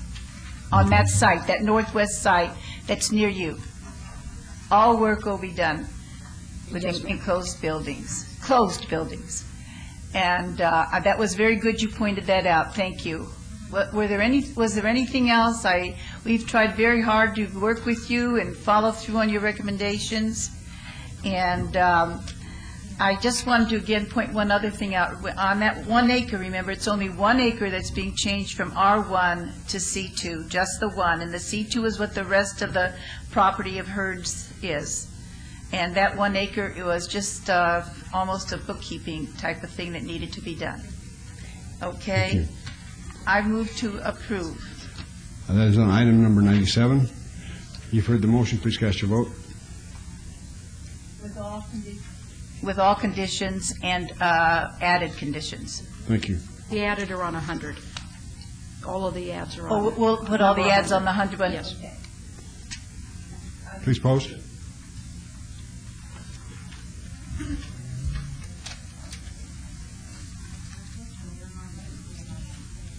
Motion carries. Thank you, Councilwoman Council. And item number 98, please. Move to approve. With all conditions. Please cast your vote. Please post. Motion carries. And item 99, please. Move to approve. You've heard the motion. Please cast your vote. Please post. Motion carries. And item 100, please. Move to approve with all the conditions that were read today into the record, as well as the conditions already within the written record, and with the additional last condition about within closed doors. Thank you. Okay. Any questions on the motion? Seeing none, please cast your vote. Please post. Motion carries. Thank you. Thank you. I would like to say one last thing, if I could, please, Mayor Pro Tem. Yes. I would just like to state I thank Mr. Garcia and Ms. Fellows for the number of meetings. I want to thank all of the people from the Promenade and for all your patience and for your input. Thank you. You're very welcome. And Mr. Trousdale? Could always move to Delaware. I just moved here 2 years ago. I know. Okay. 100, 103, 104, 105, and 106. 103 is ZON 20397. It's going to be a public hearing. The applicant owner is Luis Rojas. Request for rezoning from R1 single-family residential to PR professional office and parking on .16 acres at 802 East Bonneville Avenue in Ward 3. The staff recommends denial. Planning Commission recommends approval, subject to conditions. 104 is VAR 20398. It's going to be a public hearing. The applicant owner is Luis Rojas. Request for a variance to allow 8 parking spaces where 18 parking spaces are required on .16 acres at 802 East Bonneville Avenue, Ward 3. Staff recommends denial. The Planning Commission recommends approval, subject to conditions. 105 is VAR 20399. Same applicant owner. Request for variance to allow a lot width of 50 feet where 60 feet is required, to allow 60% lot coverage where maximum lot coverage of 50 feet is required, to allow a rear yard setback of 13.33 feet where 15 feet is required, to allow a side yard setback of 0 feet where 5 feet is required, and to allow a side street corner setback of 6.5 feet where 15 feet is required on .16 acres at 802 East Bonanza Avenue. Staff, Bonneville, pardon me, thank you, Bonneville Avenue, thank you. Staff recommends denial. The Planning Commission recommends approval, subject to conditions. 106 is SDR 19675. Same applicant owner. Request for site development plan review for proposed 5,376 square foot office building and a waiver of the perimeter landscape buffer standard to allow a 4-foot landscape buffer on the corner side where a 15-foot landscape buffer is required and an 80-foot landscape buffer on the side and rear where an 8-foot landscape buffer is required, and to allow 6 perimeter landscape buffer trees where 9 trees are required on .16 acres at 802 East Bonneville Avenue. The staff recommends denial. Planning Commission recommends approval. These are all public hearings, which I now declare open. Let me ask you this. Is Mr. Stein involved with this? Yes, Judge. Yes, Mayor. Good afternoon, Councilman. I asked the city attorney whether or not I should abstain on this one. If Mr. Stein has an interest, my relationship with him goes back so far. I respectfully, I could not be subjective. I would want to help him out. So I'm going to abstain. Why would you want to help him out? Well, because look at that face. If you had a face like that, it needs help, okay? But he's a lovable face, and I couldn't be impartial on this one. Thank you, Your Honor. Mayor Pro Tem? Yes. The rules of ethics require me to disclose that I own a piece of property within the notice area at 601 South 7th Street. My understanding, Mr. Scott, is that because my property will not be affected value-wise any differently than any of the other properties in the notice area, that I'm allowed to participate in this hearing. That is correct, Councilman. Thank you, sir. Good afternoon, Mayor Pro Tem, abstaining Mayor Goodman, and members of the council. My name is Stephen Stein. My address is 520 South 4th Street, Las Vegas, Nevada. With me is Mr. Luis Rojas, my partner, the owner of this property, and Mr. Dean Bryan, our architect and builder. Let me begin this presentation, and we will keep it short, by stating that I moved to Las Vegas in 1974. The gentleman who said our relationship goes back quite a while brought me out here. Mr. Rojas moved here in 1967 when he was 6 months old. Mr. Rojas went to First Good Shepherd Lutheran on Maryland Parkway in Bonneville, went on to Gorman High School, went to UNR, went to law school, came back, was a deputy district attorney in the Clark County District Attorney's Office for 6 years. I brought him over to work with me. The point is? We have been here a long time. Okay. We are going to stay here, he longer than I because of age. This building that we have proposed is a law office. It is a law office with usable space of 4,439 square feet, one flight up. As it was drawn, there was a mistake made in our thinking, and that mistake was pointed out by the number of offices drawn for the second floor of the building. That has been changed, and we will change it. There was one long, large office split in half into two. That little wall is removed, and it now will become one large office. So there are two large offices, one for Mr. Rojas, one for Mr. Stein. There are three smaller offices. They're still large, but they're smaller. They are for a paralegal, a bookkeeper, and secretaries. There are 6 people who are occupying this building. There are proposed 8 parking spots in this building. Knowing the problem, and the problem having been voiced to us by Mayor Pro Tem and others, of the parking in the area, we have are proposing to expend $750,000 for underground parking, the first floor of the building. That, we had more spots in planning. It was reduced because of the movement of the handicap spot from outside to underneath the building. We have 8 spots for 6 people. Mayor Pro Tem. Yes. You used the word underground. I think you misspoke. There is not Well, it's not underground. Subterranean. It is theoretically the first floor of the Correct. building Correct. that is parking. It's not underground. Correct. My mistake. As was pointed out to me by a very wise gentleman, the parking problem in the area, which exists, is probably more the mentality of the people in our wonderful city who do not wish to park more than a foot away from where they are going. We are not adding to the parking problem. We are supplying spots for all of the employees in the building with 2 extra spots for visitors, clients. And as Mr. Councilman Wolfson knows from our discussion yesterday, practicing 99% criminal law and 75% criminal law, criminal clientele do not come and stay for an hour or 2 or 3.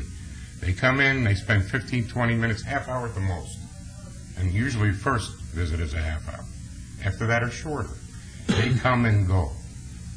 Additionally, I would point out, about a block and a half down the street, there's a large parking lot with meters that people can park in and walk to our office. There are meters up and down Bonneville right now, up to 8th Street, where people can park, put in a couple of quarters, and come to our office. We have tried everything we could think of to alleviate and help the parking situation. And we think we've done a good job. Okay. And that was one of the major problems voiced up to this point. The total amount that we propose to spend on this project is $1.7 million. We wanted to fulfill the dream of this council and this mayor to build something in downtown which would speak well for the city of Las Vegas and for downtown Las Vegas. I believe the building itself speaks for itself. It is a beautiful piece of architecture. It will be a Let me just read something here, though. It says, proposed development is located within Las Vegas High School Historic District, which is dominated by revival styles such as Tudor, Spanish, and Colonial, and several ranch-style buildings. What's this one here? This is different type of architecture. I'll say. But if you go to a city such as Charlotte, North Carolina, This is Las Vegas. you see different types of architecture mixed together. And that brings a different kind of ambience. And it is a trend-setting type of architecture. And in light thereof, I have brought copies, and I have copies for all, of a letter from Mr. Robert M. Apple, who is an attorney located at 623 South 8th Street. I would ask that these be given to all. And we have brought a petition signed by 8 individuals, all on South 8th Street, all stating that they have read, they have discussed this project with us, they have seen the plans of the project, they like the project, they want the project voted in the affirmative, and they are happy with it. Here's the other letter, the petition from the neighbors. And those are all neighbors on the street where we are planning to build. And as Mr. Apple states in his letter, it is trend-setting architecture for the area. Okay, let's get into the variances. Okay. Oh, by the way, one other thing to satisfy some concerns. The first floor, where the parking is. We agreed verbally, and we will put it in as a condition, that that first floor, which contains parking and limited to 900 square feet of storage, will not be used for offices as long as this building stands as it is now. You mean as long as you're the owners? Correct? That is correct. Okay. I just have a concern about the north side or the south side variance, where we're allowing 0 foot.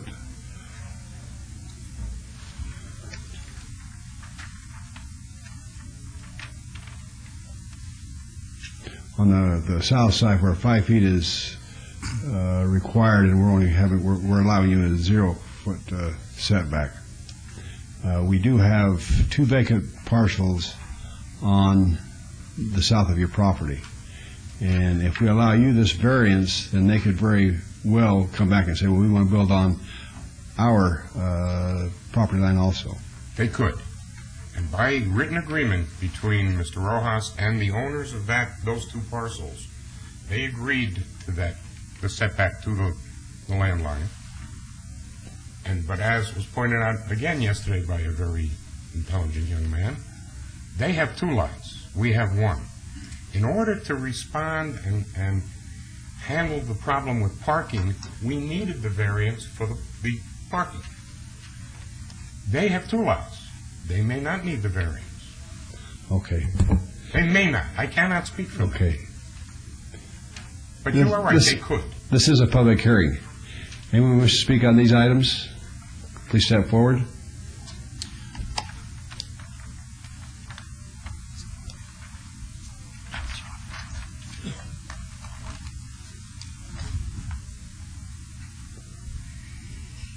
My name is Janet White, resident of the city. I also happen to sit on the Historic Preservation Commission for the City of Las Vegas. I'm here actually to speak on a later issue today. This project has not come before the commission because the historic area around the school is not an official locally designated historic district. So I'm not speaking for the commission today, I'm speaking as a private citizen. As a private citizen who is trained in historic preservation and holds a graduate degree in architecture. This is not trend-setting architecture. This is garbage. This is, I would call it, auto dealership redo. It has nothing in common with anything in the historic area. It would look good on Sahara with the other auto dealerships, perhaps. But as a concerned citizen who is concerned about the preservation of those small parts of historic architecture and historic areas that are left in our town, I would hope that you would not grant the variances required in order to build this in the particular area where it's being proposed. Thank you. May I ask a question, Mayor Pro Tem? Absolutely. Ma'am, you said that this location is not within the historic preservation? There is no official locally designated historic district around the school, around the Las Vegas Academy. The commission attempted to establish one, and it was very controversial, and so it was dropped. Are you talking about the committee that Tick Seegerblum sat on for many years? Yes. And he still does?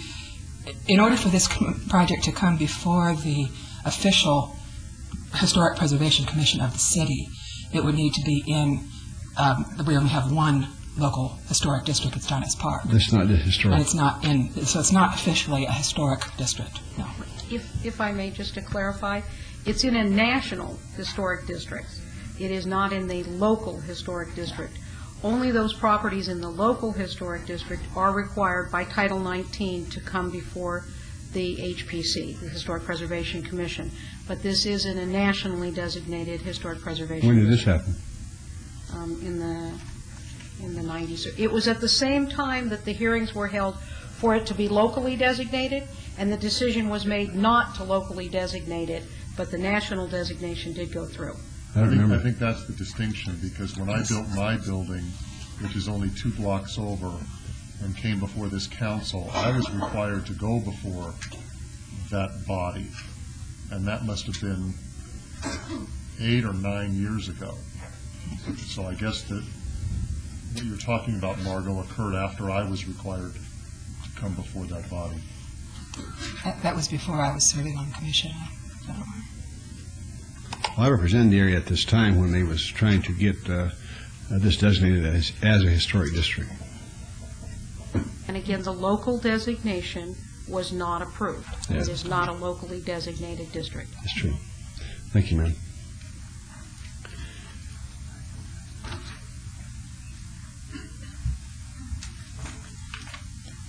Hi, Archie McCrimmon, CPA, property owner 524 South 8th Street.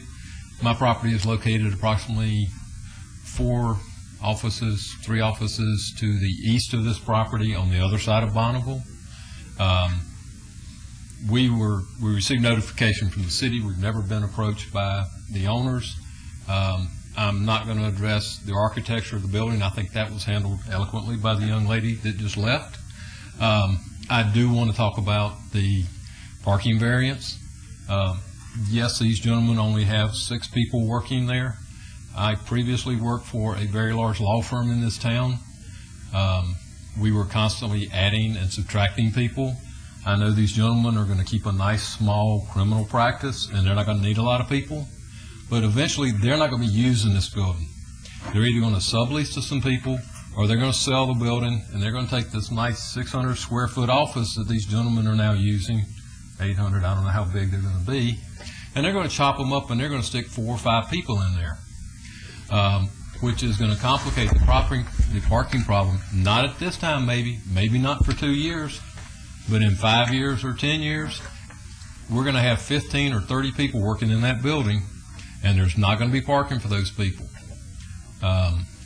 In addition to that, the zero setback with the neighbors, I believe that parcel some months back came before this council wanting to put a large 2-story, 5,000 square foot office in that place. It was voted down because they didn't have the parking. I'm sure there's maybe not a written or a handshake quid pro quo, but I'm sure when they went and said, we want a zero setback, if you don't mess with us, we won't mess with you when you come in. I'm not privy to that, but I would imagine that's part of what has happened here. I also have a letter here from a property owner of 802 eastbound, no, it's not 802. 528 South 8th Street, the neighbors, they are in protest of the variance, if you would give that to them. We've got a parking problem now, not only from the other offices here, but because the Las Vegas Academy is there. Students are driving in. They're parking in front of our office buildings. One of the nice things about our little section of the street is it dead ends down at Clark. There are no parking meters there because there's still some residences, I believe, on the east side of 8th Street, so parking meters haven't been installed there, so it's a very popular street because it's free. And we all know how people in Las Vegas like free stuff. So they like to park in front of my building. So that's not what's going to happen when these criminal clients or alleged criminals come in to visit. They're not going to go see if they can find a parking meter and give the city 50 cents. They're going to look for a free parking place. So, for these reasons, in addition to the architecture, I would like to respectfully request that the county not allow this to go forward. 5,000 feet is too big. The office might be wonderful, like the lady said on Sahara, but it doesn't belong where it is. We need to maintain the integrity. When I got my building, it was a residence. I converted it. I met and complied with all the requirements, put in the required parking that had to be done, and did what I was supposed to do. And I think these gentlemen should also do that. Thank you. Thank you. Anyone else wish to speak? Mayor Pro Tem. Seeing none, we'll close the public hearing. Thank you. Marco, a question on the parking. Why are we basing the parking on the 5,376 square foot when their space that they're going to be occupying is like 4,400? If I may, parking standards in this city and most are based upon gross square footage. Unless the space is physically uninhabitable, that is, the ceiling is too low, or like a garage, it's not finished out for habitation, all of the square footage is counted towards the parking standard that is in this area and in all others. There's nothing to prevent them from using that however they wish to do so. So we're including in this 5,376 their downstairs parking area? Oh, no, sir, not the parking area, just the building area. Okay. But the building area includes the area that they referred to as storage. Okay, that includes the storage area. Right, which again is still habitable space. And under the code, that's why it's the 53 Yes, sir. versus the 4,400 Yes, sir.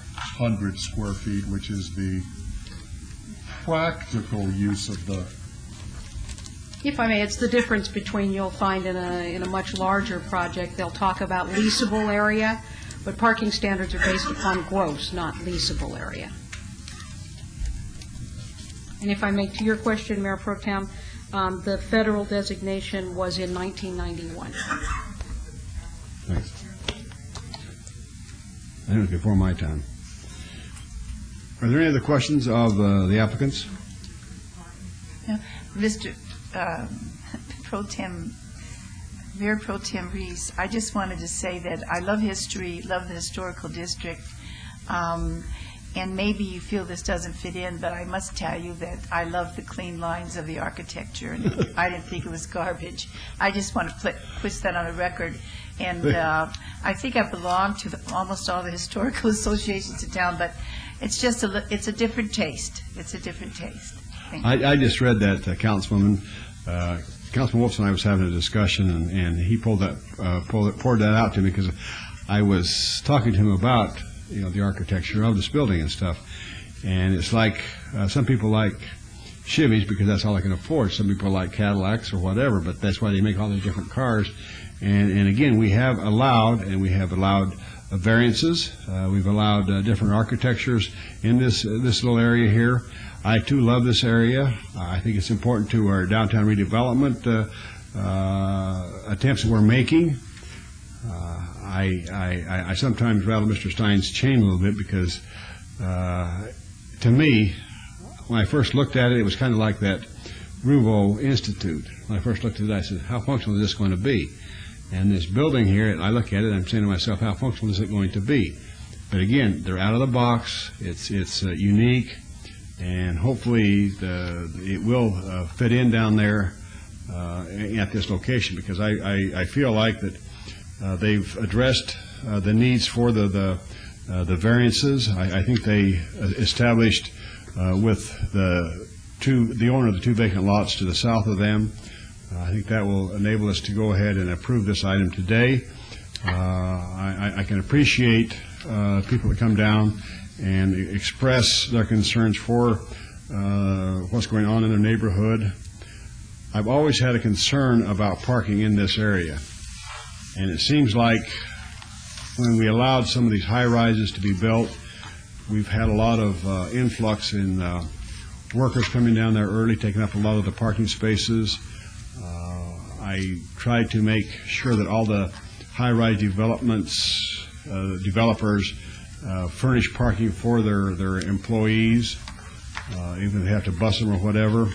I know that on both sides of Las Vegas Boulevard in the near future, we're going to have changes in our traffic patterns. We're going to have to install more signalization. There's going to be a lot of changes down there, hopefully, to the better.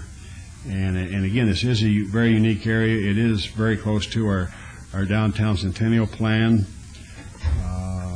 This is a project here where I went out by there Monday afternoon and looked at it again. There are different variances in the area that I noticed where they built on the property lines. I hope that the landscaping that is being required at this location will not be the little 5 and dime type landscaping. I hope they put in some mature type landscaping to start with so that it will offset the designs of the building. Are there any other questions of the applicants?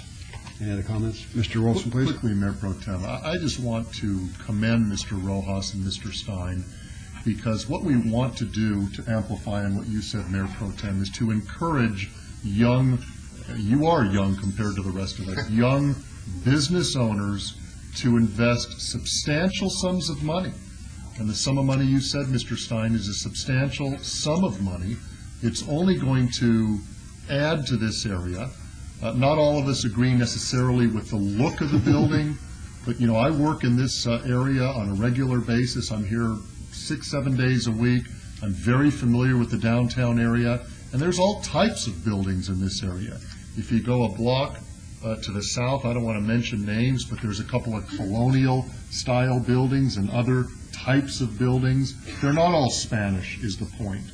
So I think, like Councilman Reese says, thinking out of the box and showing us something a little out of the box is okay. You own a small lot. You own a 50 by 140, but it's a great location on a corner, and you're making the best of it. I think it's going to just do great things for the area, so I'm supporting your project. Thank you, Councilman. Thank you. On item 103, rezoning 2397, I make a motion for approval of all conditions. You've heard the motion. Please cast your vote. Please post. And please show the mayor abstaining on this item.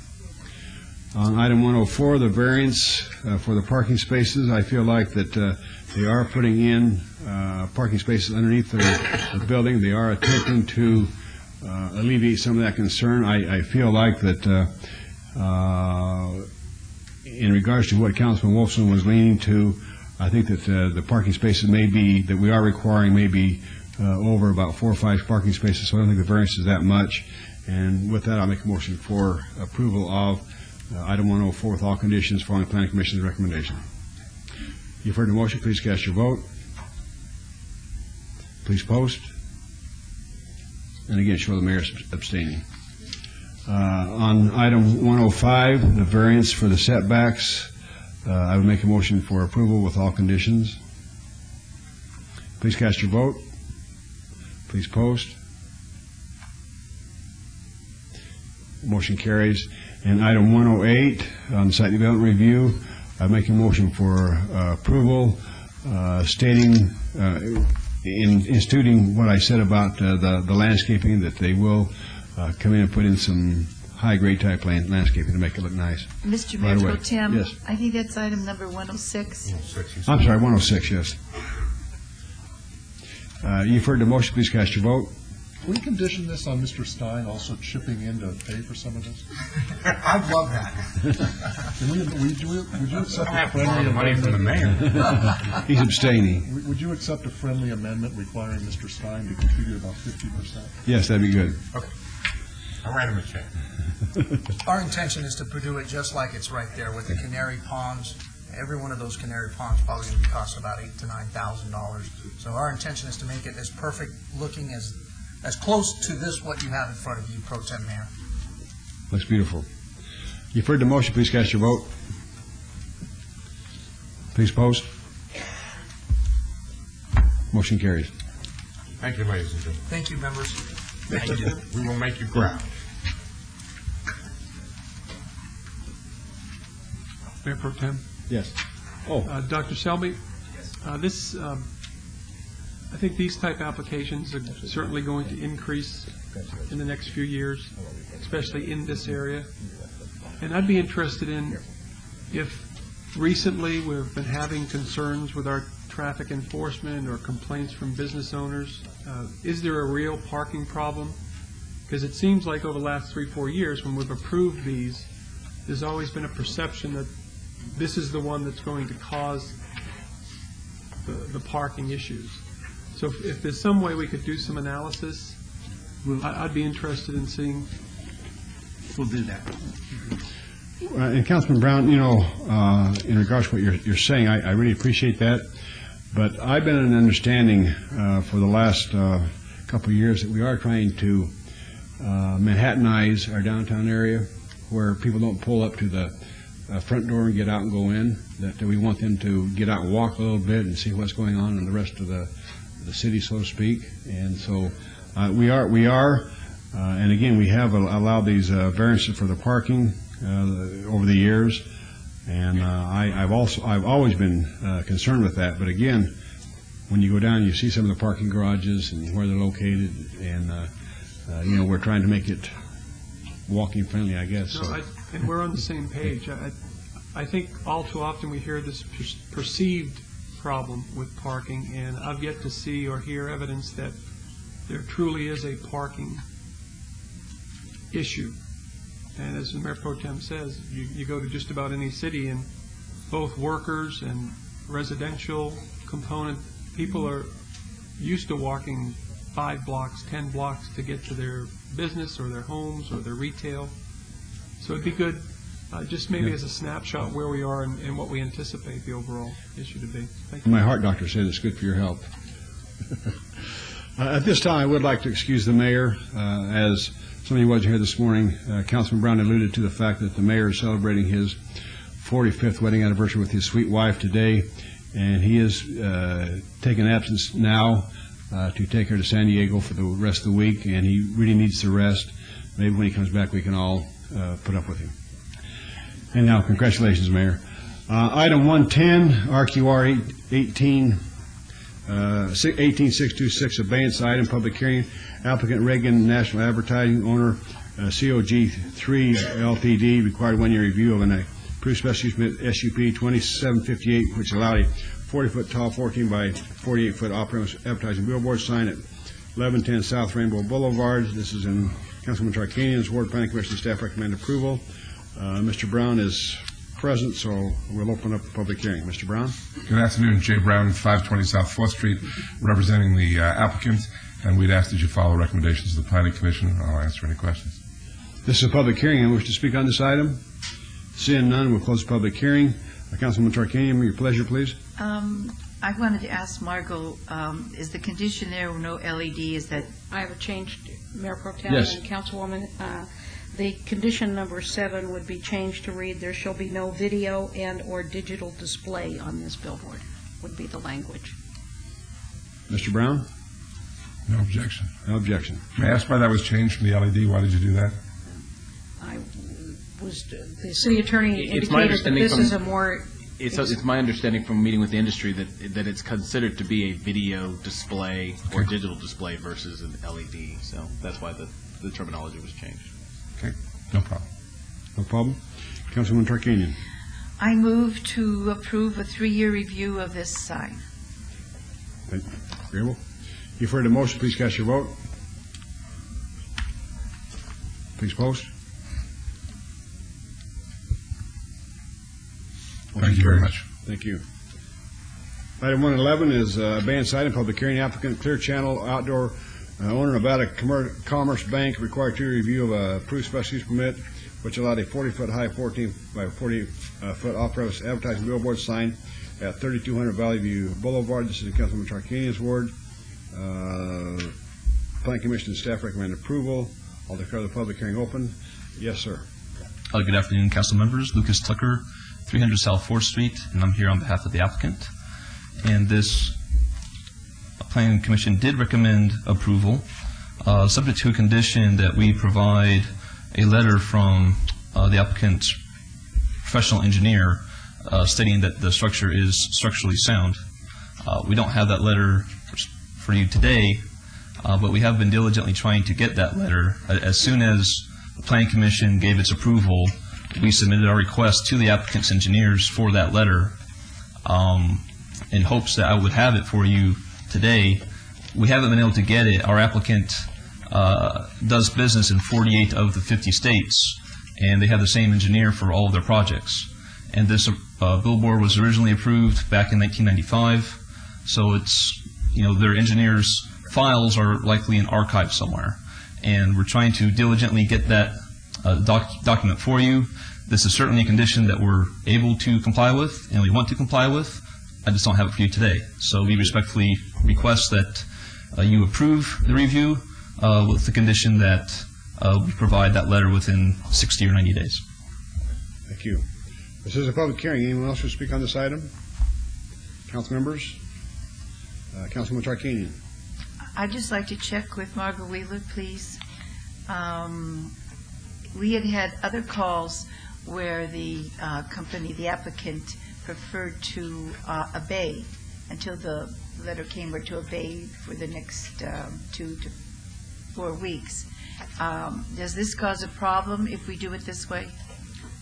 Mayor Pro Tem and Councilwoman, if you put this condition on, then it will just be the applicant's responsibility to get that turned in in whatever time period that you tell him to do so. And did you say 60 days? We said 60 to 90. I can't, I don't really know what the engineer's workload is like, so I can't speak for the engineer. So preferably 90. If it's 60, then it's 60, and we'll do the best that we can. All right, I would approve the 2-year review with giving, let's split it in half, 75 days. That would be acceptable. You've heard the motion. Please cast your vote. That would be a change to condition number 6. Thank Right. you. Please cast your vote. Please post. Motion carried.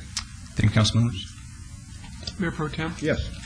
And before this gentleman leaves, I'm not sure where we are in the negotiations, Mr. Scott, with the, not negotiations, with the dialogue with the billboard industry as far as our new ordinance.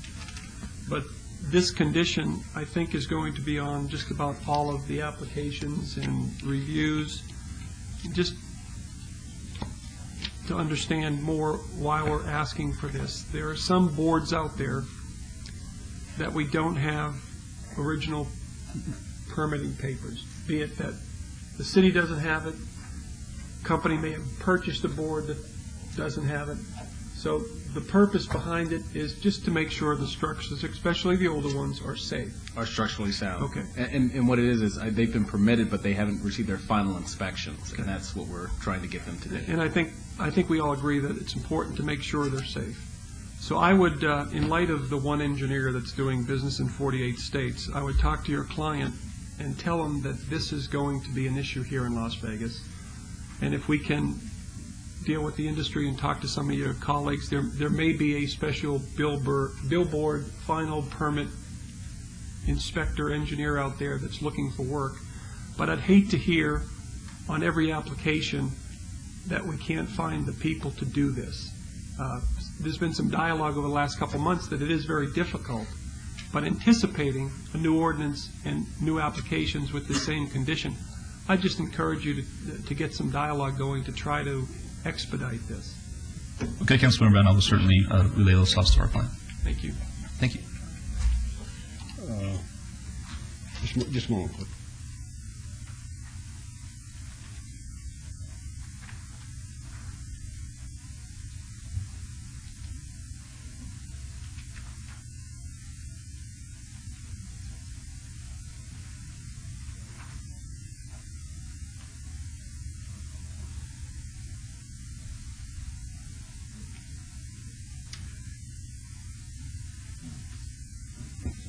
Item 114 is RQR 18714. It's a Vance item.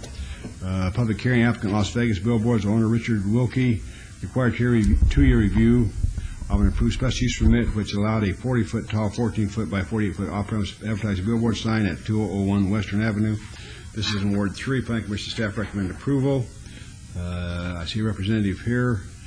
Yes, sir. Good afternoon, Mayor Pro Tem, members of the council. Scott Sabraw, 8610 Southeastern Avenue. Just a couple of issues that come up that I just wanted to advise you of, and that is that they're having a little problem with getting some approvals with Nevada Power. They have submitted all the proper plans to Mr. Andy Belding over there and are waiting for a response from him. Also, apparently the sign had been littered with bird droppings, and they have since then removed all that and put up drip guards to take care of that issue. And with that, here to ask you to follow Planning Commission's recommendation. I'm here to answer any questions. Thank you very much. Thank you. This is a public hearing. Anyone wish to speak on this item?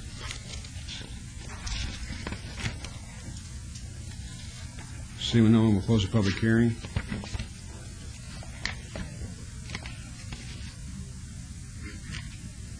Are there any questions of the applicant by the council members? Again, I don't have any problem with this billboard. It's been there for a long time. I would make a motion for approval of this item with a 5-year review. Is there any comments on the motion? Hearing none, you heard the motion. Please cast your vote. Please post. Motion carries. Thank you. Have a good afternoon. Item 115 is RQR 18896, advance item. Public hearing. Applicant Payman McKaysey, owner, Rancho Island LLC, required for a 2-year review and approved special use permit which allowed for 4 40-foot tall, 14-foot by 48-foot off-premise advertising signs adjacent to the east side of Rancho Drive, south of Corner Lane. This is in Ward 5. Planning Commission staff recommend approval. And I see Mr. Bill here, so I'll declare the public hearing open. Good afternoon. I'm Bill Curran with the firm Ballard, Spar, Andrews, and Ingersoll, 300 South 4th Street, appearing on behalf of the applicant. We've submitted the required engineer's certificate. The embellishments that were previously on the sign have been removed. I think that everything's in order, and we ask for your approval. Are there any questions to the applicant? This is a public hearing. I wish to speak on this item. Seeing no one, will close the public hearing. Councilwoman Williams, please. Ask a question. In my staff report, it says that there have not been any final inspections conducted for the off-premise advertising billboard signs subsequent to the issuance of permits. Has that been taken care of? Yes, ma'am, it has. The sign was approved, was installed, I think, in the mid-'90s. We submitted documents that we thought we had located, that we thought indicated that proper approvals were obtained. Staff felt that they were partial approvals, asked us to get the full certificate from a new inspection by an engineer. We did that, we submitted it, and we are informed that they think everything is in compliance with all of your requirements. If that be the case, then I move for approval. Thank you. You've heard the motion for approval, item 115, with all conditions. Please cast your vote. Please post. Motion carries. Thank you very much. Thank you. Item 116 is the Site Development Review 18693, abeyance item, public hearing. Applicant owner, Spanish Villas at Sahara LLC, request for a site development plan review for a 4-story, 42,000 square foot office building with a 2,450 square foot restaurant with drive-through, a 14,550 square foot general retail establishment with drive-through, and waivers to allow perimeter landscape buffer widths of 5 feet along the east property line, 2 feet along the south property line, 6 feet along the west property line where 15 feet is the minimum required, and to allow interior landscape buffer width of 6 feet where 8 feet is the minimum required along the north property line on 7.68 acres at 3100 to 3190 West Sahara Avenue. This is in Ward 1. This application is for a 44,992 square foot general retail establishment. Planning Commission and staff recommend approval, and we see Mr. Borgell here, so we'll open up the public hearing. Good afternoon, Mr. Mayor Pro Tem and council members. Greg Borgell, 300 South 4th Street, representing the developer on this matter.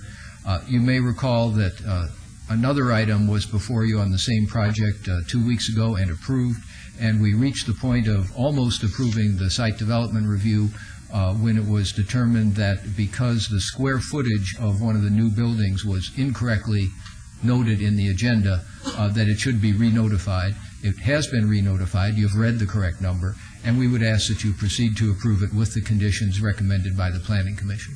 Thank you, sir. This is a public hearing. Anyone wish to speak on this item? Seeing none, we'll close the public hearing. Any questions from the council members?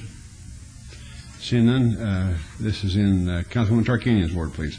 I wanted to again thank Mr. Borgell and Mr. Mann for all of their efforts in meeting with the surrounding neighbors. We had several meetings, and the meeting with those neighbors and associations, I think, brought this to success. We found a compromise that makes almost everyone happy. It meets the needs of revitalizing Sahara Corridor. I move for approval. You've heard the motion. Please cast your vote. Please post. Motion carries. Thank you. And we also want to thank staff as they hurried to get this matter re-notified, and we only had to wait a couple of weeks instead of 30 days.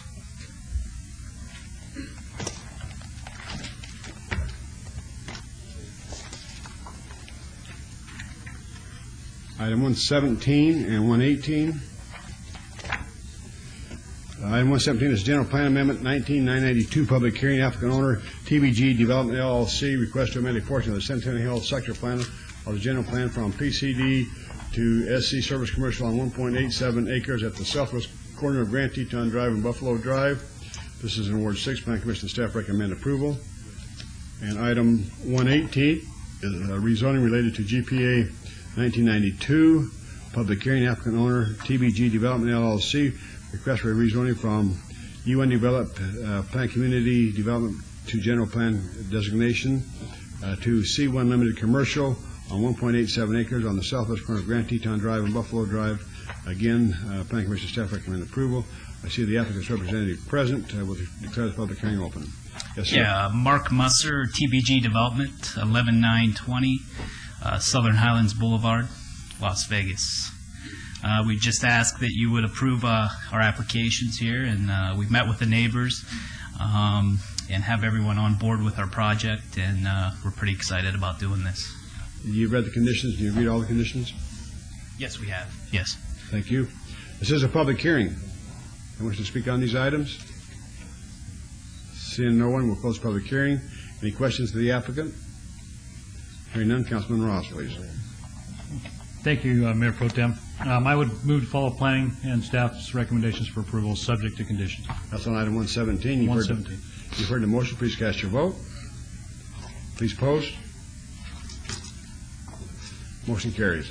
And item 118, please. I would also move to follow staff and planning commission's recommendation for approval, subject to all conditions. Thank you. You've heard the motion. Please cast your vote. Please post.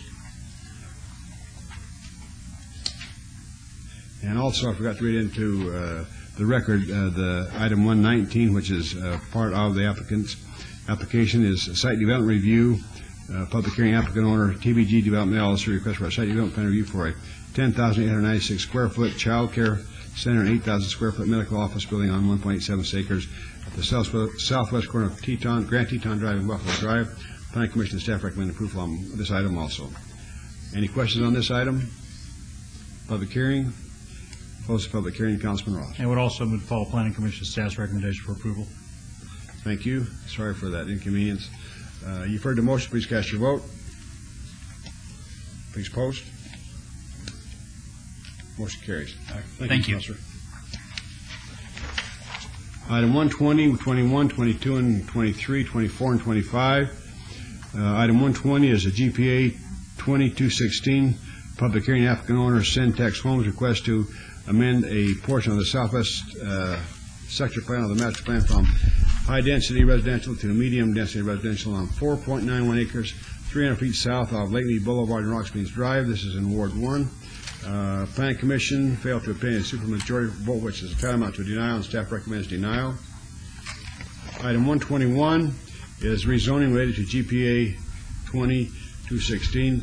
Public hearing, applicant owner Syntex Homes request for a rezoning from U undeveloped under resolution of intent to R4 high density residential to RPD 14 residential plan community development, 14 units per acre on 4.91 acres, 300 feet south of Lake Mead Boulevard and the west side of Rock Springs Drive. Again, this is in Ward 1.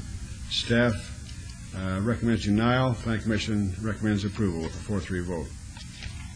Item 122 is waiver related to GPA 2216 and rezoning 2217. Applicant owner, public hearing also. Applicant owner Syntex Homes request for a waiver of Title 18.12.130 for termination of a private street without a circular cul-de-sac or crash gate on 4.91 acres, 300 feet south of Lake Mead Boulevard on the west side of Rock Springs Drive. Staff recommends denial. Planning Commission with a 4-3 vote recommends approval. Item 123 is a variance related to GPA 2216, the zoning 2217, and the waiver of 2568, a public hearing. Applicant owners, Syntex Home request for a variance to allow 10,288 square feet of open space where 46,718 square feet is the minimum required on 4.91 acres, 300 feet south of Lake Mead Boulevard and the west side of Rock Springs Drive. Again, staff recommends denial. Planning Commission with a 4-3 vote recommends approval. Item 124 is a variance related to the GPA, the rezonings, and the waivers and the variances. This is a public hearing. Applicant owner Syntex Homes request for a variance to allow a residential plan development on 4.91 acres where 5 acres is the minimum required for a proposed 65-unit single-family residential subdivision on 4.91 acres, 300 feet south of Lake Mead Boulevard, the west side of Rock Springs Drive. Again, staff recommends denial. Planning Commission with a 4-3 vote recommends approval. And item 125 is a site development plan review related to GPA and the rezoning, the waivers and the variances.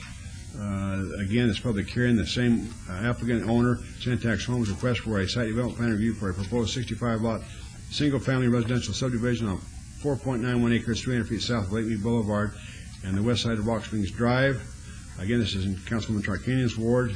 Staff recommends denial. Planning Commission with a 4-3 vote recommends approval. I see Stephanie Alling here, so we'll declare the public hearing open. Yes, ma'am. Good afternoon, Mr. Mayor Pro Tem, members of the council. Stephanie Allen, 3800 Howard Hughes Parkway, here on behalf of Syntex Homes. I'll try to be brief. This application is not an application you generally see before you. because Centex Homes is before you today actually asking for a reduction in the density that's already approved on this site, as well as a change in the product type from a multifamily condominium development to a single-family detached development. If I could direct your attention to the overhead, this site is the yellow site located right here off of Lake Mead Boulevard, a little bit south of Lake Mead Boulevard and west of the 95. The In-N-Out Burger that everyone I'm sure knows in this area is located just to the east of this site. There's commercial to the north of the site as well as to the west of this site. And there are two schools to the south of the site. This is an infill small parcel. It's a little under 5-acre parcel that has already been approved for 92 condominium units.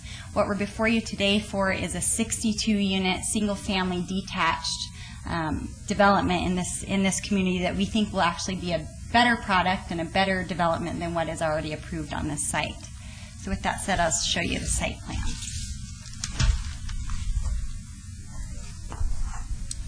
We have revised the site plan since the Planning Commission approval to reflect some additional open space.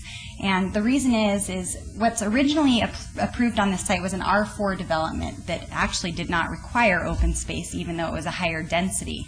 Coming in with this type of development, we had to come in as an RPD development, which requires a significant amount of open space and is difficult to meet all of the open space on development that's less than 5 acres. Essentially, the requirement for the open space on this site would require an acre out of the 4.91 acres to be open space, which is almost a fourth of the site and would essentially eliminate this portion of our project. I brought the exhibit that I showed before to show just how much open space and green space is in this area, because we do have a waiver of the open space. There are the two elementary schools that are to the south of our project, and as you can see, there's a significant amount of open space and play area associated with those schools, as well as Woofter Park that's just south of that. So you've got two schools and then Woofter Park that are just south of our parcel. Additionally, you've got the Betty Wilson Soccer Complex to the west with some other parks, and Cimarron Memorial High School a little bit further to the north. Pioneer Park is to the southwest, and Tenaya Park is further to the south. So there is a significant amount of open space in this area for the residents of the community.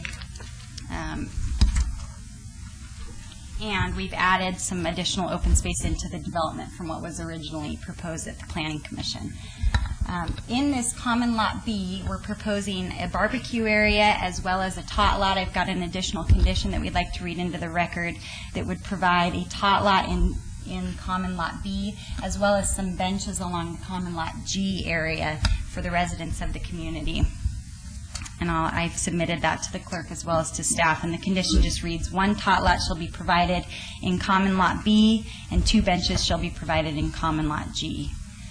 So with that said, and with the revisions that we've made, we had a neighborhood meeting. There was no one in attendance at that neighborhood meeting. We think we've got a quality project and actually an improvement to what has already been approved on this site, with 29 less units than what was already approved, and a quality development with affordable housing for this area and this infill parcel. So we'd respectfully request your approval. Thank you. Are there any questions of Ms. Allen, please? Yes, sir. Councilman Wilson, please. What are we talking about? Are we talking about attached homes, condominiums? Councilman Ross used the term cluster homes. They're similar to cluster. They are detached, but they're almost zero lot lines. The setbacks are very small, so they're basically a small lot, single-family development. Okay. And we're changing that from what was already approved as a condo community. What about the tentative pricing of these units? They'll be in the mid-200s as a starting That's great. range, so it's an That's great. affordable, good single-family product for this area. That's great. Thank you. Any other questions?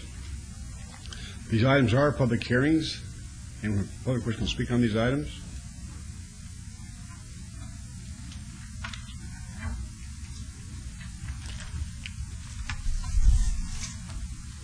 Is this on? Yes. Okay. Yes, Juanita Clark, and I appreciate the addition of more green space. We sent a communication to Planning Commission, and our concerns are just the same because nothing much has changed. I did notice some additional open space areas, and I'm sure that the council is interested in that because that is really key. But and of course, we did have a really big question about medium density, from high density to medium density, and still all of this area was the amount of green space that was taken out. We had a challenge understanding that. Now I see it was from condos to the type of homes that it is. The elimination of a private street and the elimination of 36,430 feet of open space. Even though some additional green space has been added, or open space as it's so-called, you saw the same plans that I just saw before you. And with the people who live in condos are going to be a different population than what would live in these single homes. And even though there is a space between them, as I heard a building inspector say, if you're a fat inspector, we won't send you on this inspection. And also being aware that there's on a future agenda something called an unruly bill that is very concerned about someone being too noisy or to something or other that would offend somebody else. I just think this is just absolutely set up for this type of a situation. Those for one thing, that it's down from the 46,000 plus open space that's required for this area, leaving only 10,288. And that also it's a tenth of an acre, even though it is almost 5, it's not 5. But by law is the minimum required for this number of homes. We think that this density is unhealthy and it's unsafe, and therefore it's unacceptable because where you build, people are going to live. There are going to be people living there. What are going to be their living conditions? Let's say even 2 years from the date that they first enter that. And as the turnover in population goes, and we know what happens. We know what happens to these type of situations. The noise from people, from animals, from electronics, from machines, lawnmowers, and so forth. With the elimination of the 36,430 square feet of open space, makes such an atmosphere unsafe and insane. And we use the word untranquil. The open space lessens police requirements. They've taken out a road there even. And because of tranquility, we know that space and plants led toward to a ward and to a town. We know what the difference in that. When we get out, go for a drive, how good it feels to be away from even things that are, 200 feet from us. It just feels good. And it's not only the feeling, but it's also the internal of things that happen with people, the emotional stress of living in such tight quarters and having the children in such tight quarters. And so we strongly recommend that this not be allowed to go in with that elimination of all of that open space. Thank you, ma'am. Any motion to speak on this item? And I'm speaking for Charleston Neighborhood Preservation. Thank you. Thank you. My name is Joe Maviglia, and I'm not concerned about density. I'm not concerned about them being close together. I'm concerned about the use of the word affordable. Everybody's been brandishing the word affordable in this town when they come up here with $200,000 houses and call them affordable. I wish there would be a law introduced where they could not use the word affordable in this town, because it's a brandish word that everybody seems to want to take advantage of. They're calling these issues affordable. To who? To the middle class? Are they affordable to the low-income wage earner that can't afford to cover the rents and all the issues that require decent living? No way in these units are affordable. I don't care if they tie them all together. So maybe somebody will come to their senses and stop these people from using the word affordable when it's not true. It's a lie. How about workforce? How about attainable? Write them all down, and then I'll give you my answers to all of those at the barber shop. Okay, sir. You're such a cute guy. Thank you. You're welcome. Thank you. Anyone else wishing to speak? We'll close the public hearing. Stephanie, would you refrain from using affordable, please? I will. Attainable workforce housing. That's it. Thank you. Are there any questions of Ms. Allen? Councilwoman Tarkanian, we'll turn it over to you.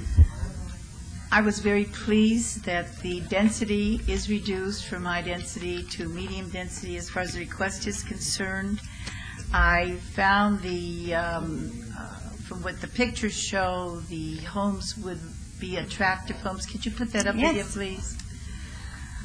I would like to point out the attainable housing would be within reach of the school teachers, according to a graph of what I received just recently as to salary in relationship to what type of home would be attainable for the individual earning that salary.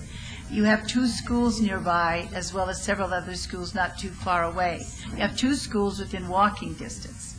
And so I feel that this is a good project for what we have here. It's infill. And I did check with Councilman Brown, who had this area before, because I sort of came in after you had started on this, and he felt also that this would be a good infill project for this. I'm not as concerned about the green space here. Usually, I'm very, very concerned.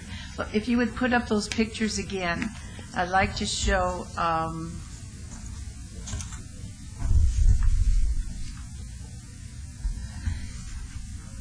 and point to the project, please. If you look, there's your project, and then right next to that project is a school with a very large playground. And then right next to that is another school which has a very large playground. I was on the school board, in fact, when these 2 schools came into existence. They have good areas in which children can play. And then if you move further down to Dexter, you have a larger park area there for the children. And quite honestly, families could walk that distance, certainly to this first school, if they couldn't to Dexter Park. So I think that that is a big influence as far as the green area is concerned. In addition, though, I wanted to check with you. You said we were going to have a barbecue, and I wonder what happened to the gazebo. We do. I'll show you the landscape plan. On the landscape plan, we've depicted, as you can see, this is the main open space area. We'll have a gazebo with a barbecue and a picnic table located right here. And then the condition that I read in is we'll add a tot lot to this area as well, and then some benches along Rock Springs so that there's some area along Rock Springs. So you really take care of some family needs, you take care of young children needs, and you take care of some older senior needs there too. Correct. So I thought that was a very good workable situation. I would move to approve item 120. You've heard the motion for approval of item 120. Any questions? Hearing none, cast your vote, please. Please post. Motion carries. Item 121. Move to approve. Move to approve with all conditions. Please cast your vote. With all conditions, yes. Please post.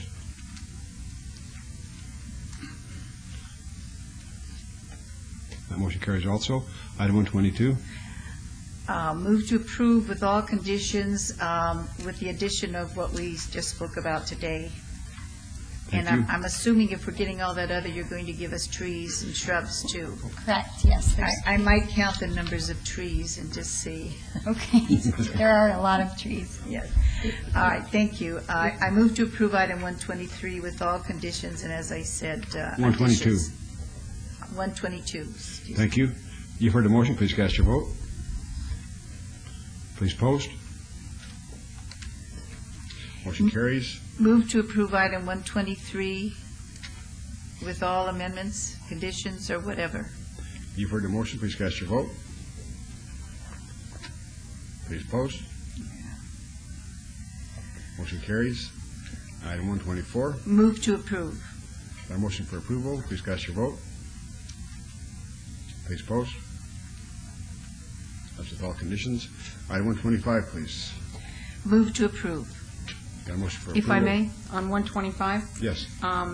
Need to change condition number 3, that the date of the site and landscape plans is 4/27/07, not 4/13, and an additional condition that a tot lot shall be provided in Common Lot B and minimally 2 benches provided in Common Lot G, as shown on plans, date stamped April 27/07. And our gazebo's there also. Correct. Ma'am, those are already on the plan. And if there are any additional funds left over from the fact that you didn't have the full amount of open space, those funds, the condition would be that they would go to Dexter Park. That is already, the funding is the condition on the variance item 123. I missed that one time, a long time ago, and I don't want to again. It's there, yes. Thank you. Move to approve. With all conditions as corrected. Please cast your vote. That's as amended. Please post. Motion carries. Thank you very much. Thank you, Councilwoman. Item 126 is General Plan Amendment 19426. Public hearing, applicant owner, City of Las Vegas request to adopt an updated historic preservation element and revise the 2020 master plan. Planning Commission staff recommend approval. And Margot, are you going to be taking care of this? If I may, Courtney Mooney, the city's historic preservation officer, will give a very brief presentation. Welcome. Mayor Pro Tem, Council. I'm Courtney Mooney, the Urban Design Coordinator and Preservation Officer with the Planning and Development Department. I have a very brief summary for you about the contents of the preservation plan, historic properties preservation element. This revised element replaces the existing historic preservation plan that was adopted as part of the City of Las Vegas General Plan in 1992, and since that time, no revisions have been made to the existing preservation plan element. So this plan will provide an expanded history section, an overview of our significant historic resources, an explanation of the historic preservation process, an outline of our city's goals, objectives, and policies for historic preservation, and a plan for implementation. The most significant changes to the new plan include a significantly expanded section on the relationship to the master plan, NRS requirements and other enabling legislation, significantly expanded section on the current inventory of historic buildings in Las Vegas with definitions of each type of resource, such as a building, site, district, or object, a section on the importance and treatment of historic signs as historic resources, and a greatly expanded comprehensive appendix with glossary and maps. And lastly, the plan has been updated to discuss current issues in historic preservation, such as smart growth and sustainability, cultural heritage tourism, cultural diversity, and environmental review. The proposed plan element conforms to NRS requirements for the development of an historic properties preservation plan element as a part of the city's master plan, and also conforms to the National Park Service and Nevada State Historic Preservation Office requirements for a certified local government, which requires the municipality to maintain an historic preservation plan. Are there any questions? This is a public hearing. Anyone from the public wish to speak on this item?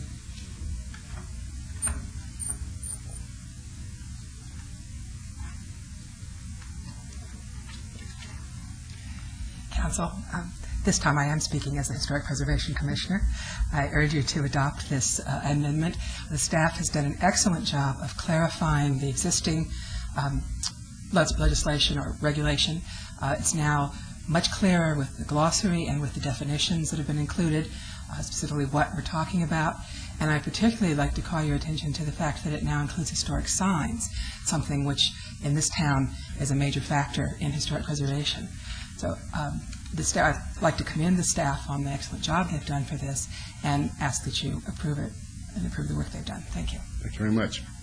Any other comments? I'd like to thank staff for bringing this before us today. I make a motion to follow staff's recommendation. Councilwoman? President Brown? Mayor Pro Tem, thank you. Courtney or Margot, how does this plan impact development?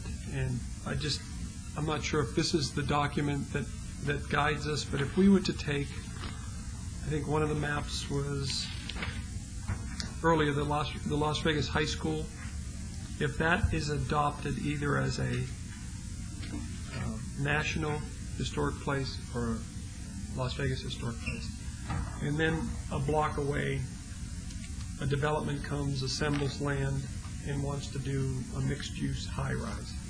Is this the document that addresses that relationship, or does that defer back to our codes? If I may, this plan does not make any policy changes. This is a compilation of past actions by the council. There is no new action. You're adopting no new areas. You're setting no new standards. What this is, as Ms. Mooney indicated, is an update from 1992, bringing into this one document all of the past actions by the council. But again, there is no new policy action here. I appreciate that. And Margot, if you could sometime, or the manager's office, that earlier project on Bonneville triggered the thought process that as the pressure to develop downtown and the pressure to put higher densities downtown, that relationship with some of these areas that we're preserving, if you could brief sometime over the next few months on that relationship in particular. Happy to. Thank you. And thank you. Good work. Thank you. I was just going to add, Mayor Pro Tem, I didn't get a chance to read this as thoroughly as I would like to read it, and I don't know if the other councilmen did.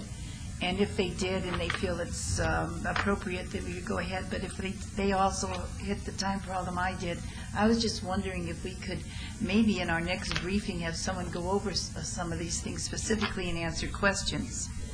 You know, in the Happy to. That's easy. Again, the issue is that if this was a document that was making any kind of policy changes, anything new and different, other than merely putting into one document previous actions, then it would go through an entirely different process. Right. But I will be happy to go over all of these things at any councilman's briefing or in the group briefings. Thank you. We only have one historic district in Las Vegas. Only one local, and that's John S. Park. John S. Park. And where is that? Is that a state or a local? That is local, and is that local. means that changes in that area are reviewed by the Historic Preservation Commission. There is no other area in the city other than John S. Park. Isn't Las Vegas High School? That is federal, which does not require review by the HPC. Okay, but it is a historic. Yes. Okay. And then we have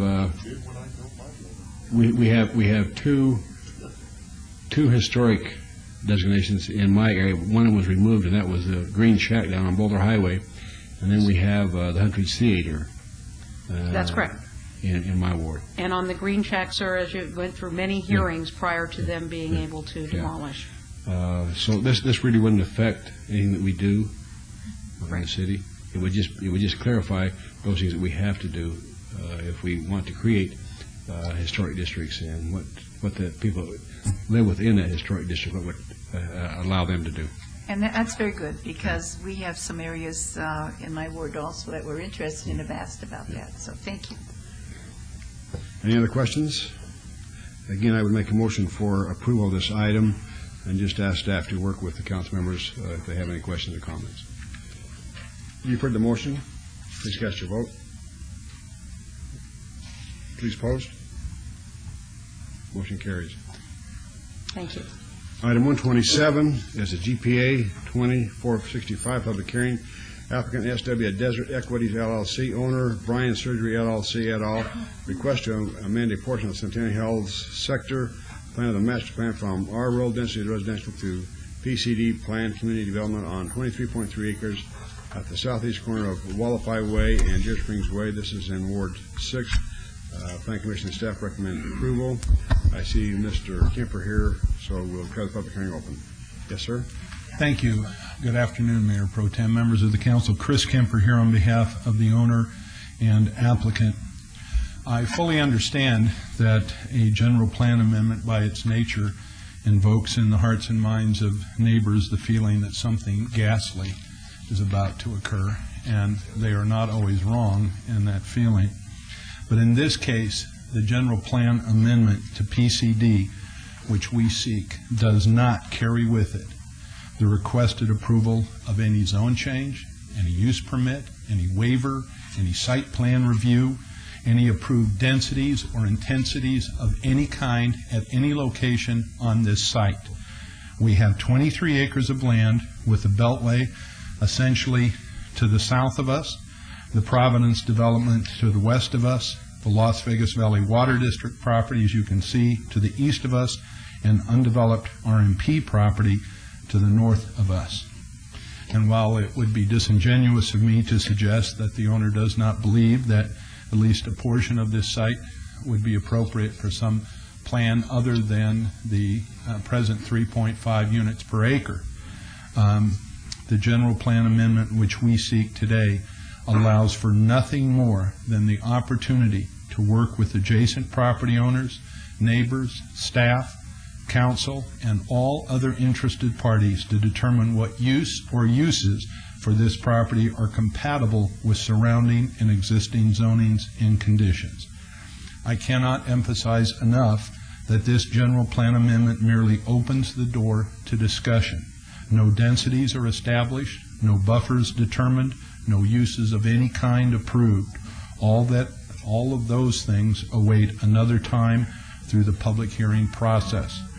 So we would respectfully request your approval of the general plan amendment with the clear understanding in place that the real work lies ahead of us and that this property and the uses of this property will be determined later and only after neighborhood meetings. Input is received from not just neighbors but all interested parties, and that fully noticed public hearings are held where all issues and concerns can be fully and fairly raised and addressed. Thank you very much, and again, we would respectfully request your approval of the general plan amendment subject to the conditions as just noted. Thank you. Are there any questions of Mr. Kemper? This is a public hearing. Anyone wish to speak on this item? I see one gentleman coming up. Anyone else?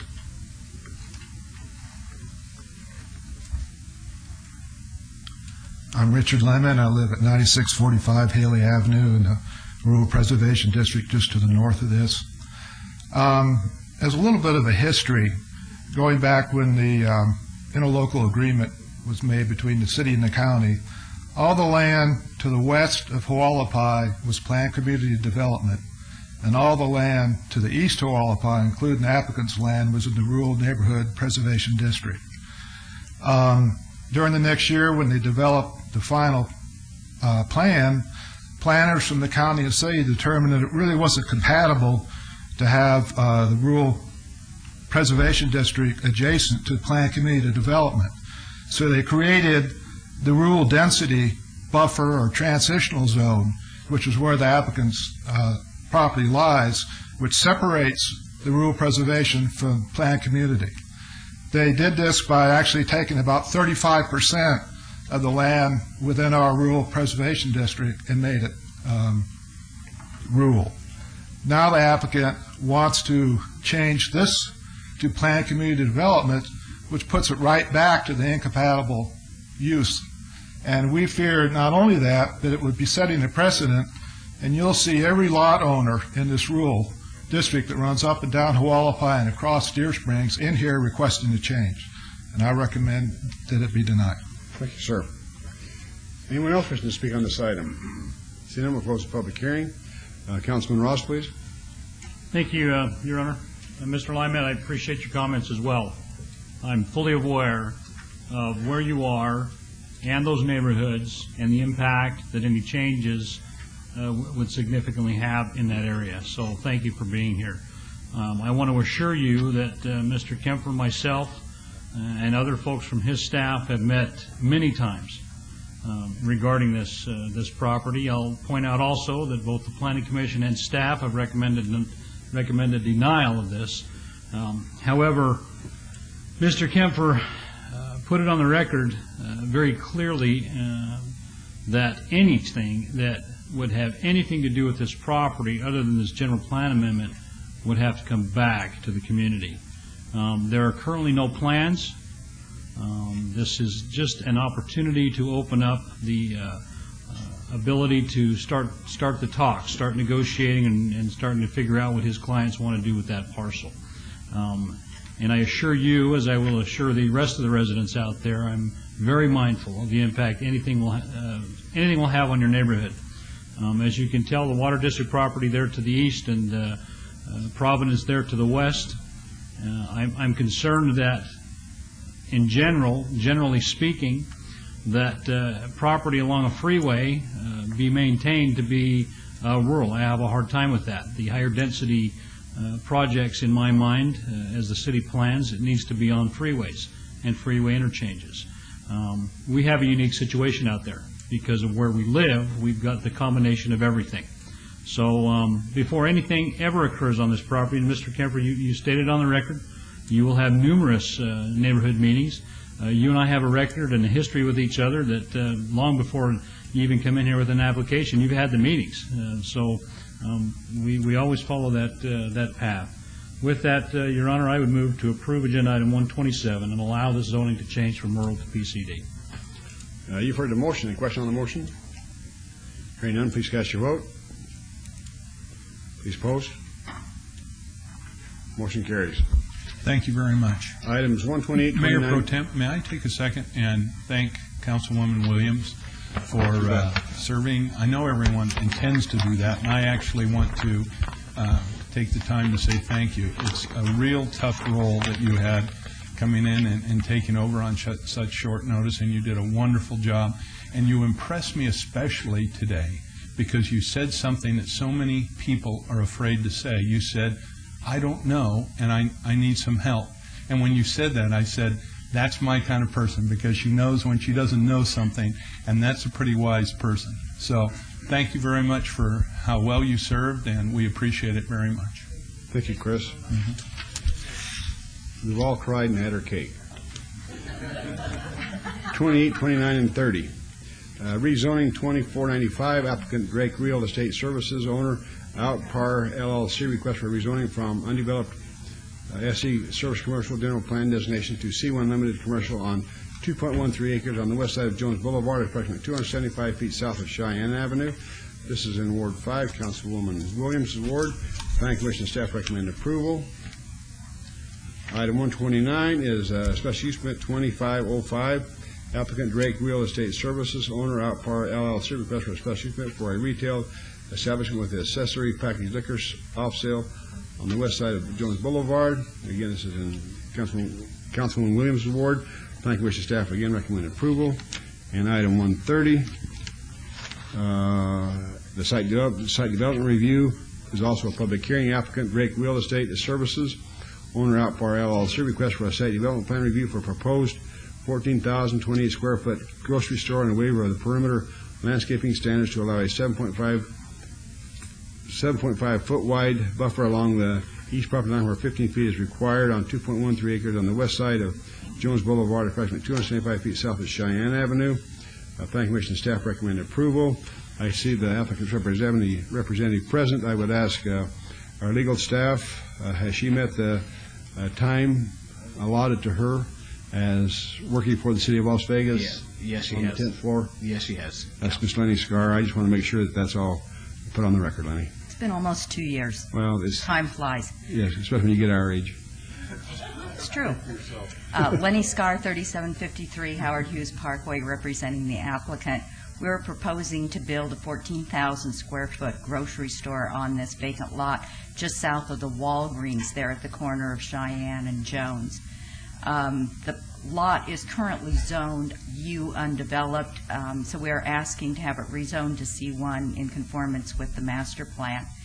Because Jones goes at an angle there, we are also asking for a waiver on the landscaping for the first 6 parking spaces right here.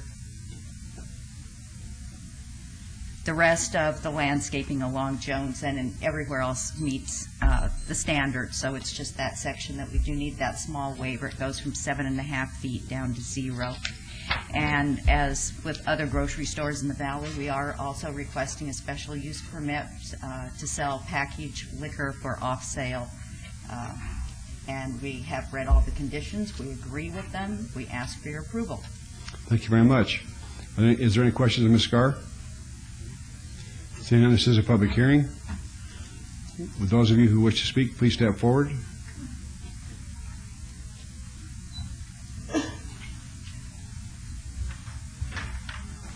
Good afternoon, Good afternoon. members of the council. My name is Dorothy Goldstein.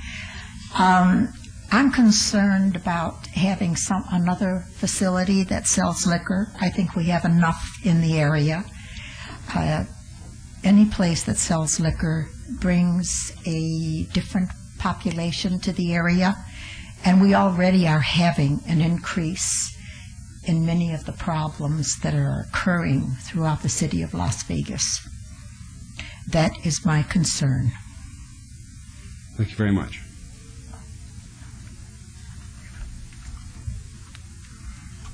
Look down. Yes, ma'am. I'm kind of short. Hi, my name is Doris Siebert. I live by Cheyenne and Jones. I've been there now going on 19 years. It's a wonderful, wonderful neighborhood. We do not need another store there to sell booze. I don't approve of it. We got enough booze in Vegas as it is. I would like not to have them to build another store with selling booze, and because you got Rite Aid, you got Walgreens there, and they got the what are those apartments they're supposed to build for the senior citizens. Now it's not for the senior citizens, and we wanted the senior citizens to have those, I guess, condos. What do you call them? Well, anyway, I'm very disappointed. We have my neighbors are putting their house up for sale because they don't like what's going on. And that's a wonderful neighborhood that, like I said, I've been there 19 years. And I would appreciate very much if you wouldn't let them bring in anything like that, because we get a lot of children around there, a lot of them, and it's a wonderful neighborhood. Thank you, ma'am. Thank you. Anyone else wishing to speak? See anyone else, we'll close the public hearing. Councilwoman Williams? Yes, Mayor Pro Tem. I hear the concerns of the residents. We did have protests that did come into the office regarding the liquor portion of the store. But I want to tell you that this store that's being proposed is a part of the revitalization area, which is very, very important to the growth of this city. And the liquor store is only going to be about 10% of the actual store. The square footage is going to be small. So to deny the packaged liquor portion, when in fact just because there's liquor across the street at Vaughn's, then would be discriminating against the Drake Corporation, or what is it, Fast and Easy. So with that, I just wanted to explain my position on that. I can't at all be discriminating in that fact. Can't allow it to happen across the street and not in another store. It just doesn't make sense to me. And we do need to revitalize the area. With that, I move for approval on all three items. We need to take them separate, ma'am. Do I have to do them separately? Can I make Your Honor, can I make a comment before we vote on this? Yes. This is the second project I've seen today that has to do with filling in some space, some empty space. Councilman Tarkanian, you had one up there by the schools up off Tenaya there. And I grew up in this neighborhood too, ladies, so I know your neighborhood well, and I'm not a big supporter of liquor and beer sales, without a doubt. But I think, Ms. Scar, help me understand this better. I mean, I'm sure you've talked to Councilwoman. If you don't mind, Your Honor, this is a grocery store, right? This is another one of those? Yes, this is a grocery store, and actually what we're requesting to have for display area for liquor is only slightly less than 5% of the building area. And there's going to be very little beer. There will be some distilled spirits. More than anything else, they intend to have a fairly decent selection of wine. and we have agreed to the no singles condition, despite the fact we're a grocery store rather than a convenience store. So we don't anticipate having any 40-ouncers or anything like that that would attract anyone who wasn't there to also buy their groceries. Well, and I ask you that specifically because I think we're going to be discussing one of these in Ward 6. We're going to be discussing 3 of them in Ward 6. Okay. But I just wanted to bring that to light because, you know, we're always talking about needing more grocery stores, at least I know we are in the West Las Vegas area, and when you provide more services in a community, people don't get in their car and have to drive so dang far. I know where you live, ma'am, and I know you can walk around the corner of this place, for crying out loud. It's going to be that close to you. But you do have a great neighborhood, and I'd hate to see you move just because of this. So thank you, Councilwoman. Thank you, Mr. Tim. Yes, ma'am. On item number 128, I move to approval. With all conditions. Thank you very much. You've heard the motion. Please cast your vote. On item 129. We need to post. Oh, we didn't post yet? I'm in a hurry. Motion carries. 129. Okay. Item 129, I move for approval with all conditions. Thank you. You've heard the motion. Please cast your vote. Please post. And finally, motion carries. On item 130, I move to approve with all conditions. Thank you. You've heard the motion. Please cast your vote. Please post. Motion carries. Thank you very much. Thank you. Items 131 through 136. Item 131 is a variance 2544. Applicant owner, public hearing. Applicant owner, D.R. Horton, Inc. Appeal filed by the applicant from the denial of the Planning Commission. A request for a variance to allow a 15-foot front yard setback where 20 feet is setback is required on 0.23 acres at 6402 White Tiger Court. This is in Ward 6. Planning Commission staff recommend denial. 132 is a variance. Public hearing. Applicant owner, D.R. Horton, Inc. Appeal filed by the applicant from denial by the Planning Commission of a request for a variance to allow a 15 front yard setback where 20 feet setback is required on 0.21 acres at 6425 White Tiger Court. This is also Planning Commission staff recommend denial. Looks like the same variance to me. Item 133 is a variance also. Public hearing. Applicant owner, D.B. Horton, Inc. Appeal filed by the applicant from the denial of the Planning Commission of a request for a variance to allow a 15 front yard setback where 20 feet is the minimum setback required on 0.18 acres at 6410 Veranda Falls Court. Ah, I got it now. Planning Commission staff recommend denial. Yep. 134 is applicant owner D.R. Horton, Inc. Appeal filed by the applicant from the denial by the Planning Commission to a request of a variance to allow a 15 front yard setback where 20 feet is the minimum setback required on 0.017 acres at 6414 Veranda Falls Court. And 135 is a variance 2549. Public hearing, same applicant. This is for allow a 15-foot front yard setback where 20 feet is minimum required setback on 0.17 acres at 6419 Hook Creek Court. And 136 is a variance 2550. Public hearing. Applicant owner, D.R. Horton, Inc. Same request to allow a 15-foot front yard setback where 30 feet is the minimum setback required on 0.18 acres at 6411 Hook Creek Court. Again, this is in Councilman Ross's ward. Planning Commission staff recommending now on all these items. I see the applicant's representatives are present. I'll declare the public hearing open. And yes, sir. Ben Smith from G.C. Wallace, 1555 South Rainbow.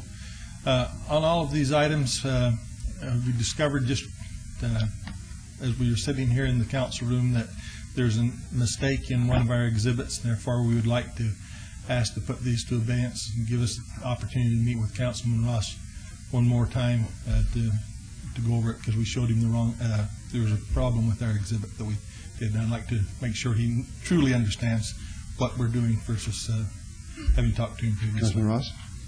I let the applicant go ahead and obey these. What are you looking, 2 weeks? Yeah, as soon as you can meet with us, we need half an hour at the most. And okay, Ms. Bridges, next meeting we can obey this 2 weeks?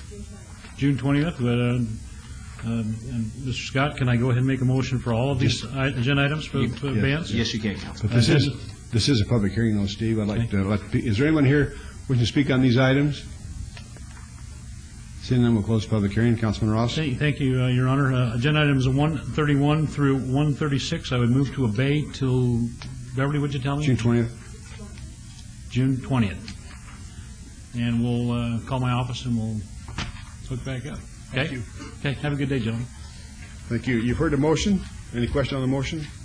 Please cast your vote. Please post. Motion carries. And we have item 137 is applicant Cristobal Santos, owner Tuffy Enterprise LLC, requires 6 months review of an approved special use permit for a retail establishment with accessory packaged liquor off sale on 1.22 acres at 8251 West Charleston Boulevard. This is in Ward 2, Councilman Wolfson's ward. This is being heard in conjunction with the morning session 61. Staff recommends denial on this application. Item 61 is a discussion of possible action regarding a 6-month review of a package license, CREM Corp. Inc., doing business at Express Mart, 8251 West Charleston Boulevard. Cristobal Santos, this is in Ward 2. I see this is a public hearing. I see the applicant present. Will declare the public hearing open. Yes, sir. Yes, my name is Cristobal Santos, and I own Express Mart. So we're here to see what's going on. Okay. Are there any questions to the applicant? This is a public hearing. Anyone from the public wish to speak on this item? So no one will close the public hearing. Councilman Wolfson, please. Thank you, Mayor Pro Tem. Mr. Santos, I understand things are going pretty well. Well, can't complain. Okay, but no problems at this store. In fact, I understand that there's been less complaints. I think we only had a couple of issues during this 6 months as compared to previous. Yes, we're changing the store like a grocery store, not like a liquor convenience store.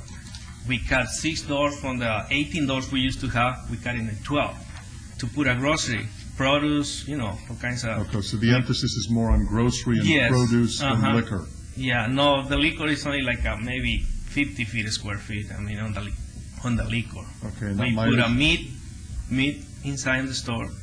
We got a taco shop inside the store, and we put groceries for the people. Mm-hmm. And so far, I mean, everybody's happy with the store. So, I mean, I haven't received a single complaint at all about any of your patrons or your customers or anything like that. So things seem to be going pretty good. Yeah, it's everybody. Well, I think everybody's happy with the change we do in the store because everybody, they don't have to go like he said. They don't have to take the car and go far away to get it whatever they need. Okay. So. Are you there 40 hours a week, Mr. Santos? Very much, yes. Okay, so you're. Well, right now I'm more than that. Because with all this change we're doing, I had to be there for these people follow the right things. So you work as many hours as Councilman Ross? Well, I don't make that much money, but maybe I work more than that. He gives it all to his wife. He gives it all to his wife. Do you give yours all to your wife? Well, sometimes. Okay. No, sometimes he get at the store before me, and she got the money. So. Okay. But I mean, I think so far we're doing a pretty good job in 3,500 square feet, the store. Well, that's fantastic. I've heard good things about the store. I drive by it every once in a while. I check it out. Things look pretty darn good. Thanks. Okay, my motion is for approval on, can I do both items 137 and 61 in one motion? No, you need to do them separately, Councilman. Which one should I do first? 61. Okay, my motion on 61 is for approval. You've heard the motion. Please cast your vote. Please post. Motion carries. Same motion for approval on 137. You've heard the motion. Please cast your vote. Please post. Motion carries also. Good luck. Good luck. Keep doing well. Thank you very much. This is Councilman Ross' wife gave him enough money to buy a cowboy hat and horse. Marshals. One more outburst, sir, and you're gone. Thank you, sweetheart. 140 is ROC 21668. Applicant owner Great Wash Park LLC request for review of condition to modify condition number 9 of an approved site development plan review, which stated that all perimeter landscape buffers shall comply with the minimum requirements listed in Title 19.12. Tree spaces within the buffer areas and the width of all buffers shall conform to the minimum requirements listed in Title 19.12 to allow a 4-foot landscape buffer along the south property line, where 8 feet is the minimum required for an approved mixed-use development on 28.69 acres at 420 South Rampart Boulevard. This is in Ward 2. Staff recommends approval. I see Mr. Borgell here. I'll declare the public hearing open. Mr. Borgell, please. Mr. Mayor Pro Tem and council members, Greg Borgell, 300 South 4th Street, representing the developer on this property. Certainly appreciate the staff's favorable recommendation here. The situation is fairly simple. Because of Alta Drive's curvature where it reaches Rampart, there is a point on this building where, in order to accommodate required exiting under the building code and maintain the architecture of the building as presented to you, there is a very small intrusion into the minimum landscape buffer right at that point. Mr. Borgell, with your permission, Mayor Pro Tem, whatever you've got on the screen is not what we're looking at. Because if you're pointing to buildings, there we go. I still don't have anything, so I wouldn't know that. Now I also have something. So let's try again. Could we zoom in a little on building number 9 so that we can see what we're talking about? Because there's going to be people that are watching, because people are watching this project. Zoom. And, I just want to make sure that we're very clear. I'm going to have Margot give a little explanation as to exactly what you're asking for. Zoom in, please. There we go. Back a little bit. We've got to go bottom left. And a little bit left, please. Thank you. There you go. Thank you very much. Now, did you want Margot to go first? No, go ahead, Mr. Borgell. Okay. Thank you. Because of the curvature of Alta where it approaches Rampart, and because of the requirement of this building to have exiting, and because of our desire, and we think the council's desire, to maintain the architectural appearance of the building, that is an enclosed exiting facility, there's a single point on this building that intrudes into what would have been the minimum landscape buffer area. But as you can see, on the length of Alta, there are many areas that are over the minimum. So we certainly are more than meeting your normal landscaping requirement, but we have an intrusion at a point resulting from the street alignment and the exiting requirement and the desire to maintain the architecture that we promised. Margot? Mayor Pro Tem and Councilman, Mr. Borgell did not misspeak. This is a rare occurrence where staff can concur that there is reasons for the request that they have made. There is a curve in the street, and indeed that turning motion is important, and staff believes that we can support this very minor change to the originally approved site plan. Thank you. This is a public hearing. Anyone from the public to speak on this item? Seeing no one, we'll close the public hearing. Councilman Wolfson, please. Thank you, Mayor Pro Tem. As I'm sure you can imagine, Mr. Borgell and Mr. Pankratz, there's a lot of people watching your project with great interest. And when the sign went up about a request for a variance or something, my office started getting phone calls. So that's why I want to be very clear to anybody that's watching or reviews this record later that what you're asking for is a very, very minimal encroachment. And I want to read from the findings of staff. The encroachment into the required landscape buffer is minimal and is only for a short distance. This will have a minimal, if any, effect on the project. The required number of trees and shrubs shall still be required, as well as conformance to Title 19 landscaping requirements in all other areas. Approval of this request is recommended by staff. So anybody that's watching, we're just talking about a small little portion of the corner of one building. Isn't that right? That's correct, sir. Okay, great.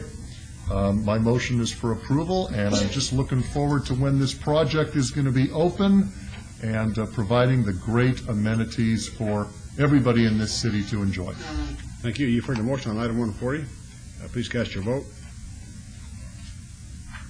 Please post. Motion carries. Thank you, and good day. At this time, I'd like to instruct the city clerk to set the public hearing dates and appeals from the City Planning Commission meeting, Centennial Health Architectural Review Committee on Dangerous Buildings or nuisance litter abatements.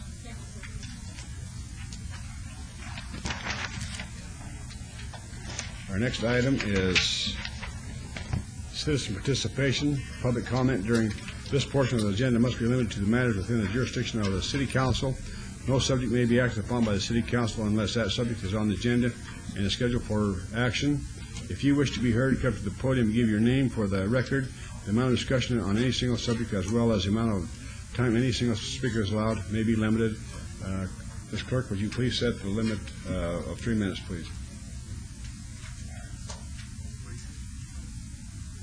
Anyone wish to speak on this under citizen participation? Please step forward. How many minutes do we have? 2 or 3? 3. Okay, thanks. Yeah, my name is Rasan Joshua Collins. I'm an activist here in Las Vegas. And Martin Luther King and many others fought to bring equality and morality into a wicked society. My desire is to see good morals and decency established in Las Vegas that is damaging youth and others on a daily basis.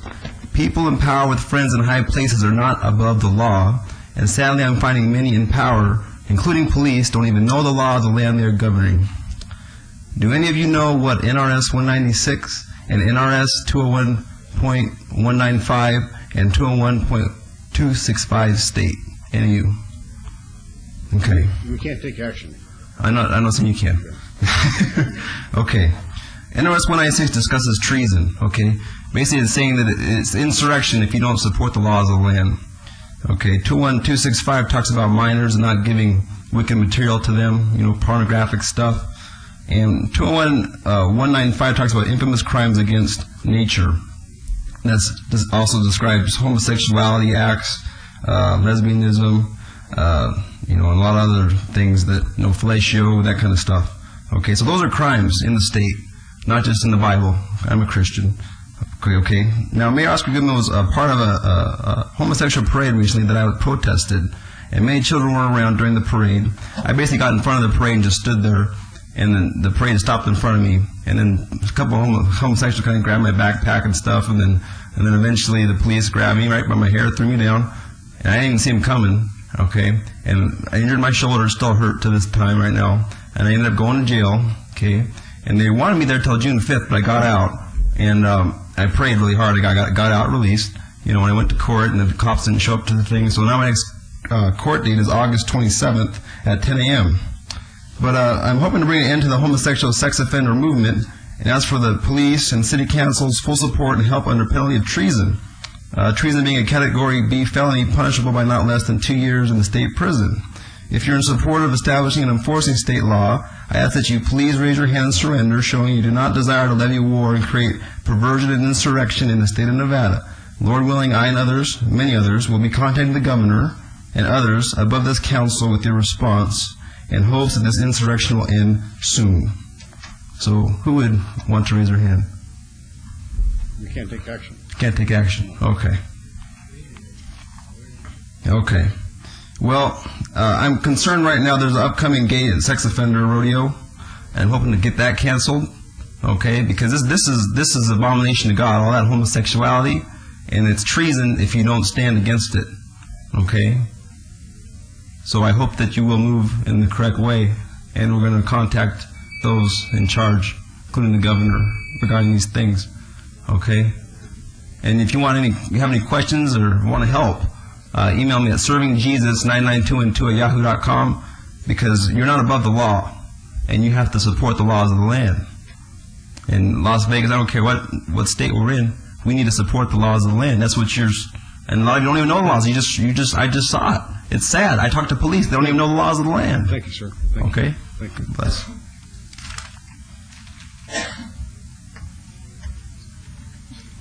Hello, my name is Daniel Palmquist. I'm a citizen here in Las Vegas, and I'm just here to concur with what Josh just said, that these crimes that are going on is definitely horrendous. It's does anybody here know what NRS 201.195 is?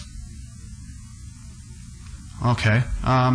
It's just what he said. It's anal intercourse, cunnilingus, or fellatio between the same sex. And these things are being promoted, and in the law it says that this is supposed to be stopped by the police, and it's categorized. It's a felony and a gross misdemeanor to condone those things. And I, as a citizen, as a private person, have the right to actually arrest those people that do that. And I just want anybody here and anyone who's listening on television, if the police aren't going to do their job, then I believe the citizens have to do it. So, this country is in great peril right now. We have a person over in Iran, Mahmoud Ahmadinejad, who wants to destroy us. And if Christians and people who are standing for righteousness aren't going to stand up, God is just going to wipe us out.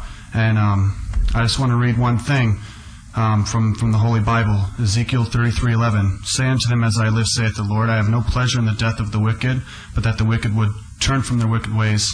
For why will you die?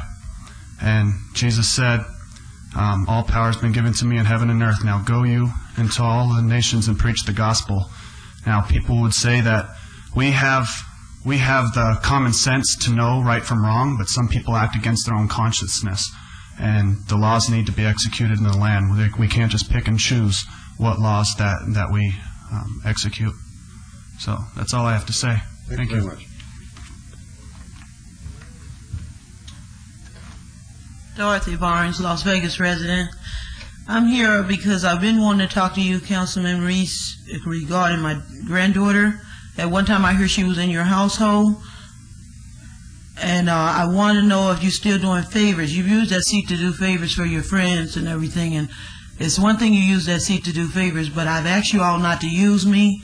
I'm not here for no special privileges or special treatment, but I'm sickly.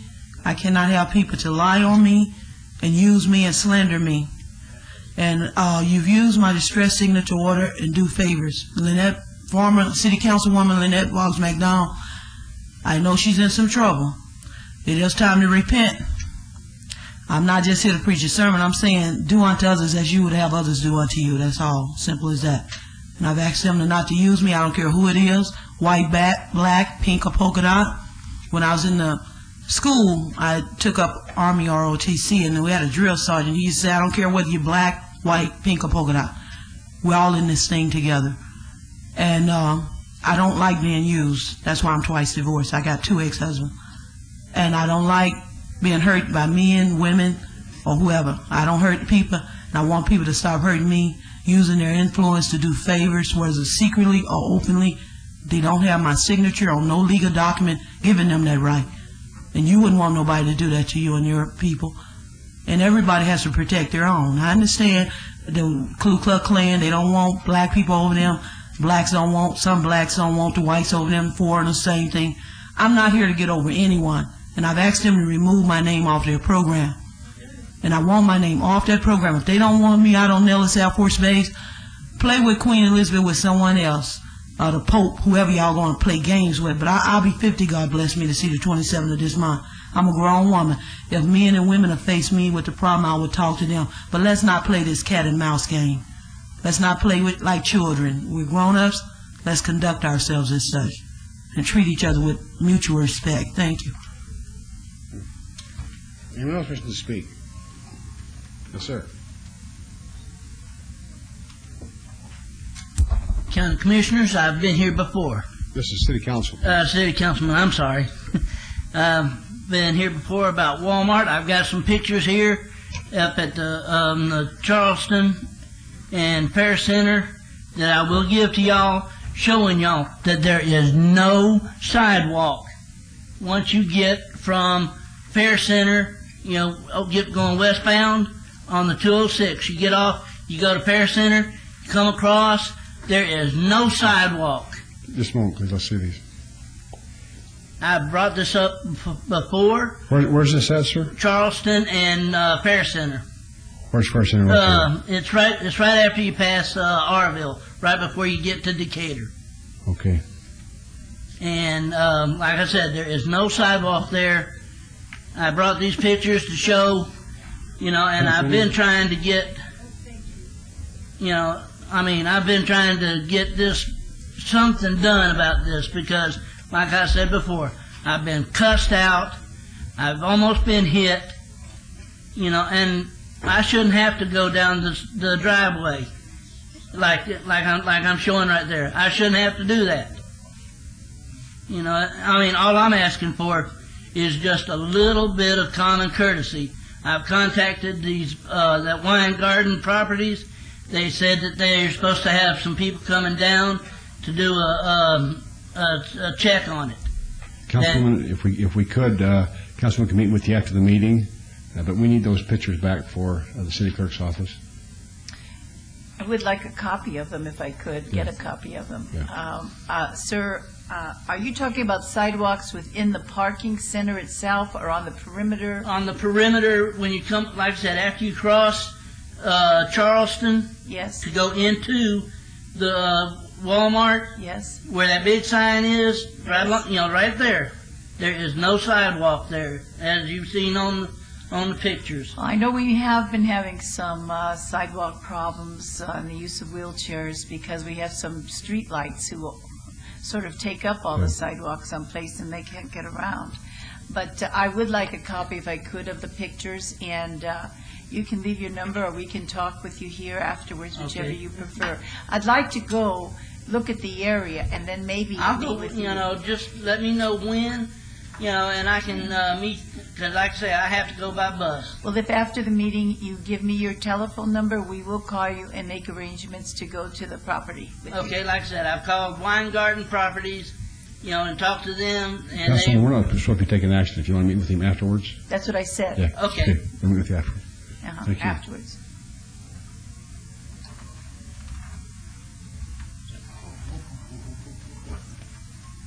Joe Maviglia on item 50, and I would beg you for a little additional time so I can try to educate this body on some of the things that happened in this town, and I'll do my best. The issue is the removal of the downtown transportation center.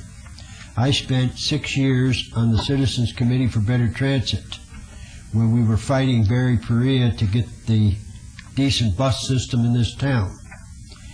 The bus system was skewed by the Regional Transportation Commission by a guy by the name of Kurt Weinreich that took the specifications for the bus system and switched the transmission and the roof to engine mount air conditioning, and they literally knocked the Gillig Corporation out of the bid. So they wound up with the Flyer buses. The Flyer buses, in less than a year in operation, the engines completely destroyed themselves, and it cost the Regional Transportation Commission $9 million for engines. These are documentation. Now, at that time, we were trying to eliminate the downtown transportation center to initiate a grid system for this town, going north, south, east, and west with transfer, like any metropolitan city. The fact that you're going to remove the transportation center and put it somewhere else, they have a yard out on the west side, I think, and if they put a yard on the east side so that the buses, when they come and crisscross on the grid system, you could cover this whole town through the main arteries and have the finest bus system in the country, if you would consider that, now that you're going to remove the transportation hub downtown.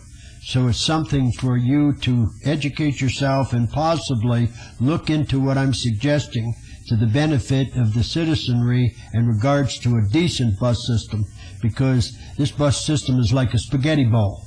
The buses are going all over creation, and you're not getting the dollar benefit that you could get with a grid system. It's something to look into. Thank you for your time. My 3 minutes up? 20 seconds? Okay. I love you. I love you. I love you. I love you. You do a good haircutting job. You're a nice guy. I hope you make it. And I sing to you. You're such a good fella. Your time's up, sir. And then Blow the horn, Bill. You threatened me with the removal. Shame on you. I thought you were my friend. Think about this bus system. Seriously. Have a nice day.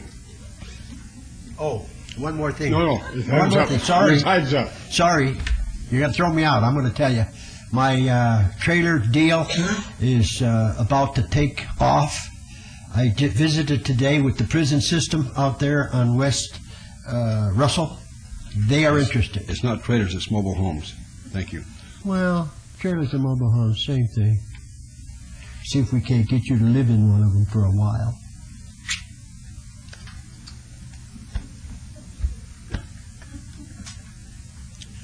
I love it. Yes, sir. Hi, my name is Ivo Plečko, founder of Fitres Foundation from the Republic of Slovenia and Europe. The gentleman Enrique mentioned a very interesting point of taking care of people in wheelchairs. Can you speak into the microphone, please? Oh. And it just occurred in the short discussion with Mr. Enrique that ADA, which is a Department of Justice American with Disabilities Act, has no office or anybody here in this city.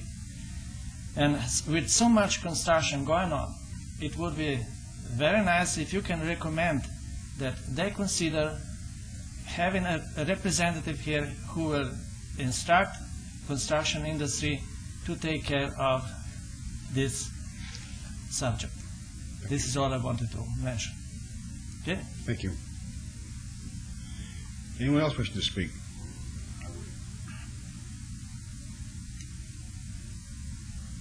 Good afternoon, folks.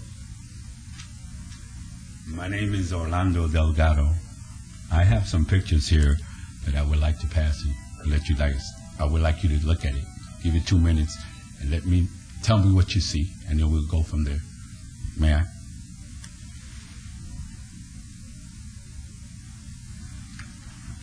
I came here today to ask for some help. The help is not for me, folks.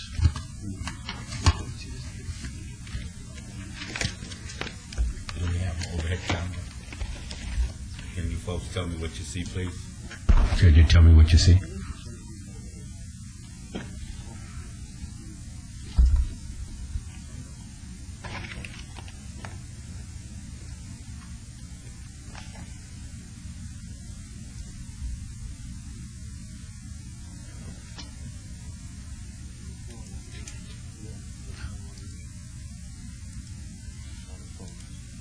What type of bugs, Mr. Wolfman? Or Wolfson, excuse me. Large ones. Correct. But what type? Sir, I don't know. I'm not a Hard to, I can tell you exactly. Roaches. What's the location of the The location of the building is 713 East Sahara, Palms Apartment. The apartment number is 436. There's a senior citizen lady there by the name of Janet. I don't want to tear up her last name. Jeanette, I'll make her last name pretty bad if I say it. Anifant. She's 91 years old. I happen to be a senior helper. I tried to take her to the store. She called me one day and I took her to the store. Came home, took her back to her apartment. The first thing I seen was a bunch of roaches all over the place. Not only in the food, in the refrigerator, in her medicine. I got so disgusted because I'm from the Bronx, New York, and I know all about that. So I came back the next day, started cleaning the place, started spraying the place. They were behind the pictures. I put her outside and I said, Senora, let's go outside because I'm spraying some stuff on you. Well, she came back in and sat down on the love chair. So I came back. As I stopped for a minute, I went back in the living room. They're crawling right on her shoulder. I said, I just grabbed her. I said, ma'am, please, let's go outside. Let me show you the picture behind the couch. Here's a little love seat. Now, if you look on the wall right there, all on that wall, not only on the wall, but look down on the bottom of the behind on the wall. See the carpet? They're all down on the carpet. This is prior to me spraying. Now, I called Senior Protectors Agency. No one came. No one called. No one did anything. Let's put it that way. I called Clark County Services. One of them called me back and said to me, how much does she have? Does she have acids? Does she have this? Does she have... I really don't care what she has at 90. Doug. You folks can keep it. You folks can keep that. I really don't care. At 91, I don't care how much assets you have. She needs to be taken out that place. As I'm speaking to you right now, they're probably crawling all over her. Now, I'm used to people pointing their fingers at me. I'm an ex-convict, not by choice, but by lies.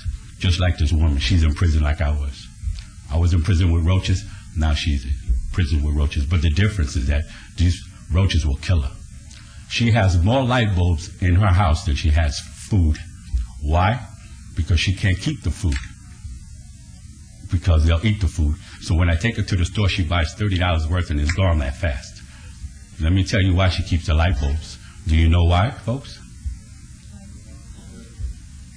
No, because if in her bedroom alone, she keeps it on. Let me tell you why. Because as soon as she turns them off, they're going to be in bed with her. Not only in bed with her, but she's 91. How strong can she be? Pretty strong. Exactly. She thinks I'm her hero. Sir, please just give this man right here the address, and we'll get somebody out there, if not this afternoon, the first thing in the morning. But what I'm trying to get at, folks, is not that. I call every department. We need to stop asking these kind of questions. We really, just if I asked you right now, how would you like it to be if it was your mother? Sir, we're going to get on it right now. I understand that, but please, let me finish. I understand. Sure. What I'm trying to get at, that these agencies that you have and the people that you have at these agencies, sometimes they're too comfortable. When someone calls, we should respond. We should not ask all these unnecessary questions.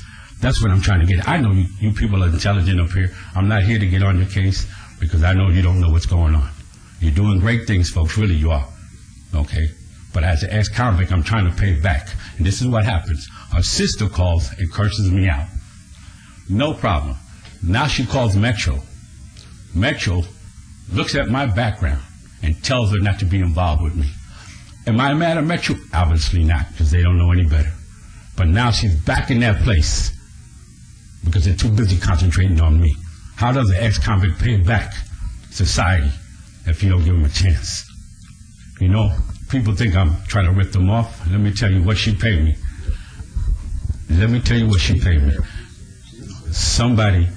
People called me today and told me they're going to call the city and complain about me. Do you know what she paid me? I took her to the doctor, took her to the senior citizen service. She paid me 2 sausage egg McMuffins and a cup of water. That's the most pay, and that's the greatest pay anyone has ever gave me. If anybody wants to point their finger at me, you come and get me. But I don't care. I tell you what, do what you want to do with me, but get that lady out of there. I got to go down. Let me tell you something. I haven't paid my rent in 4 months. Can you figure out why? I'm making money? Yeah, okay. Let me tell you something, folks. You folks up here are doing great things, and I'm not taking it away from you. Believe me, you are. But I just thought you might want to do something greater. Thank you. You what? Where's it at? Sir.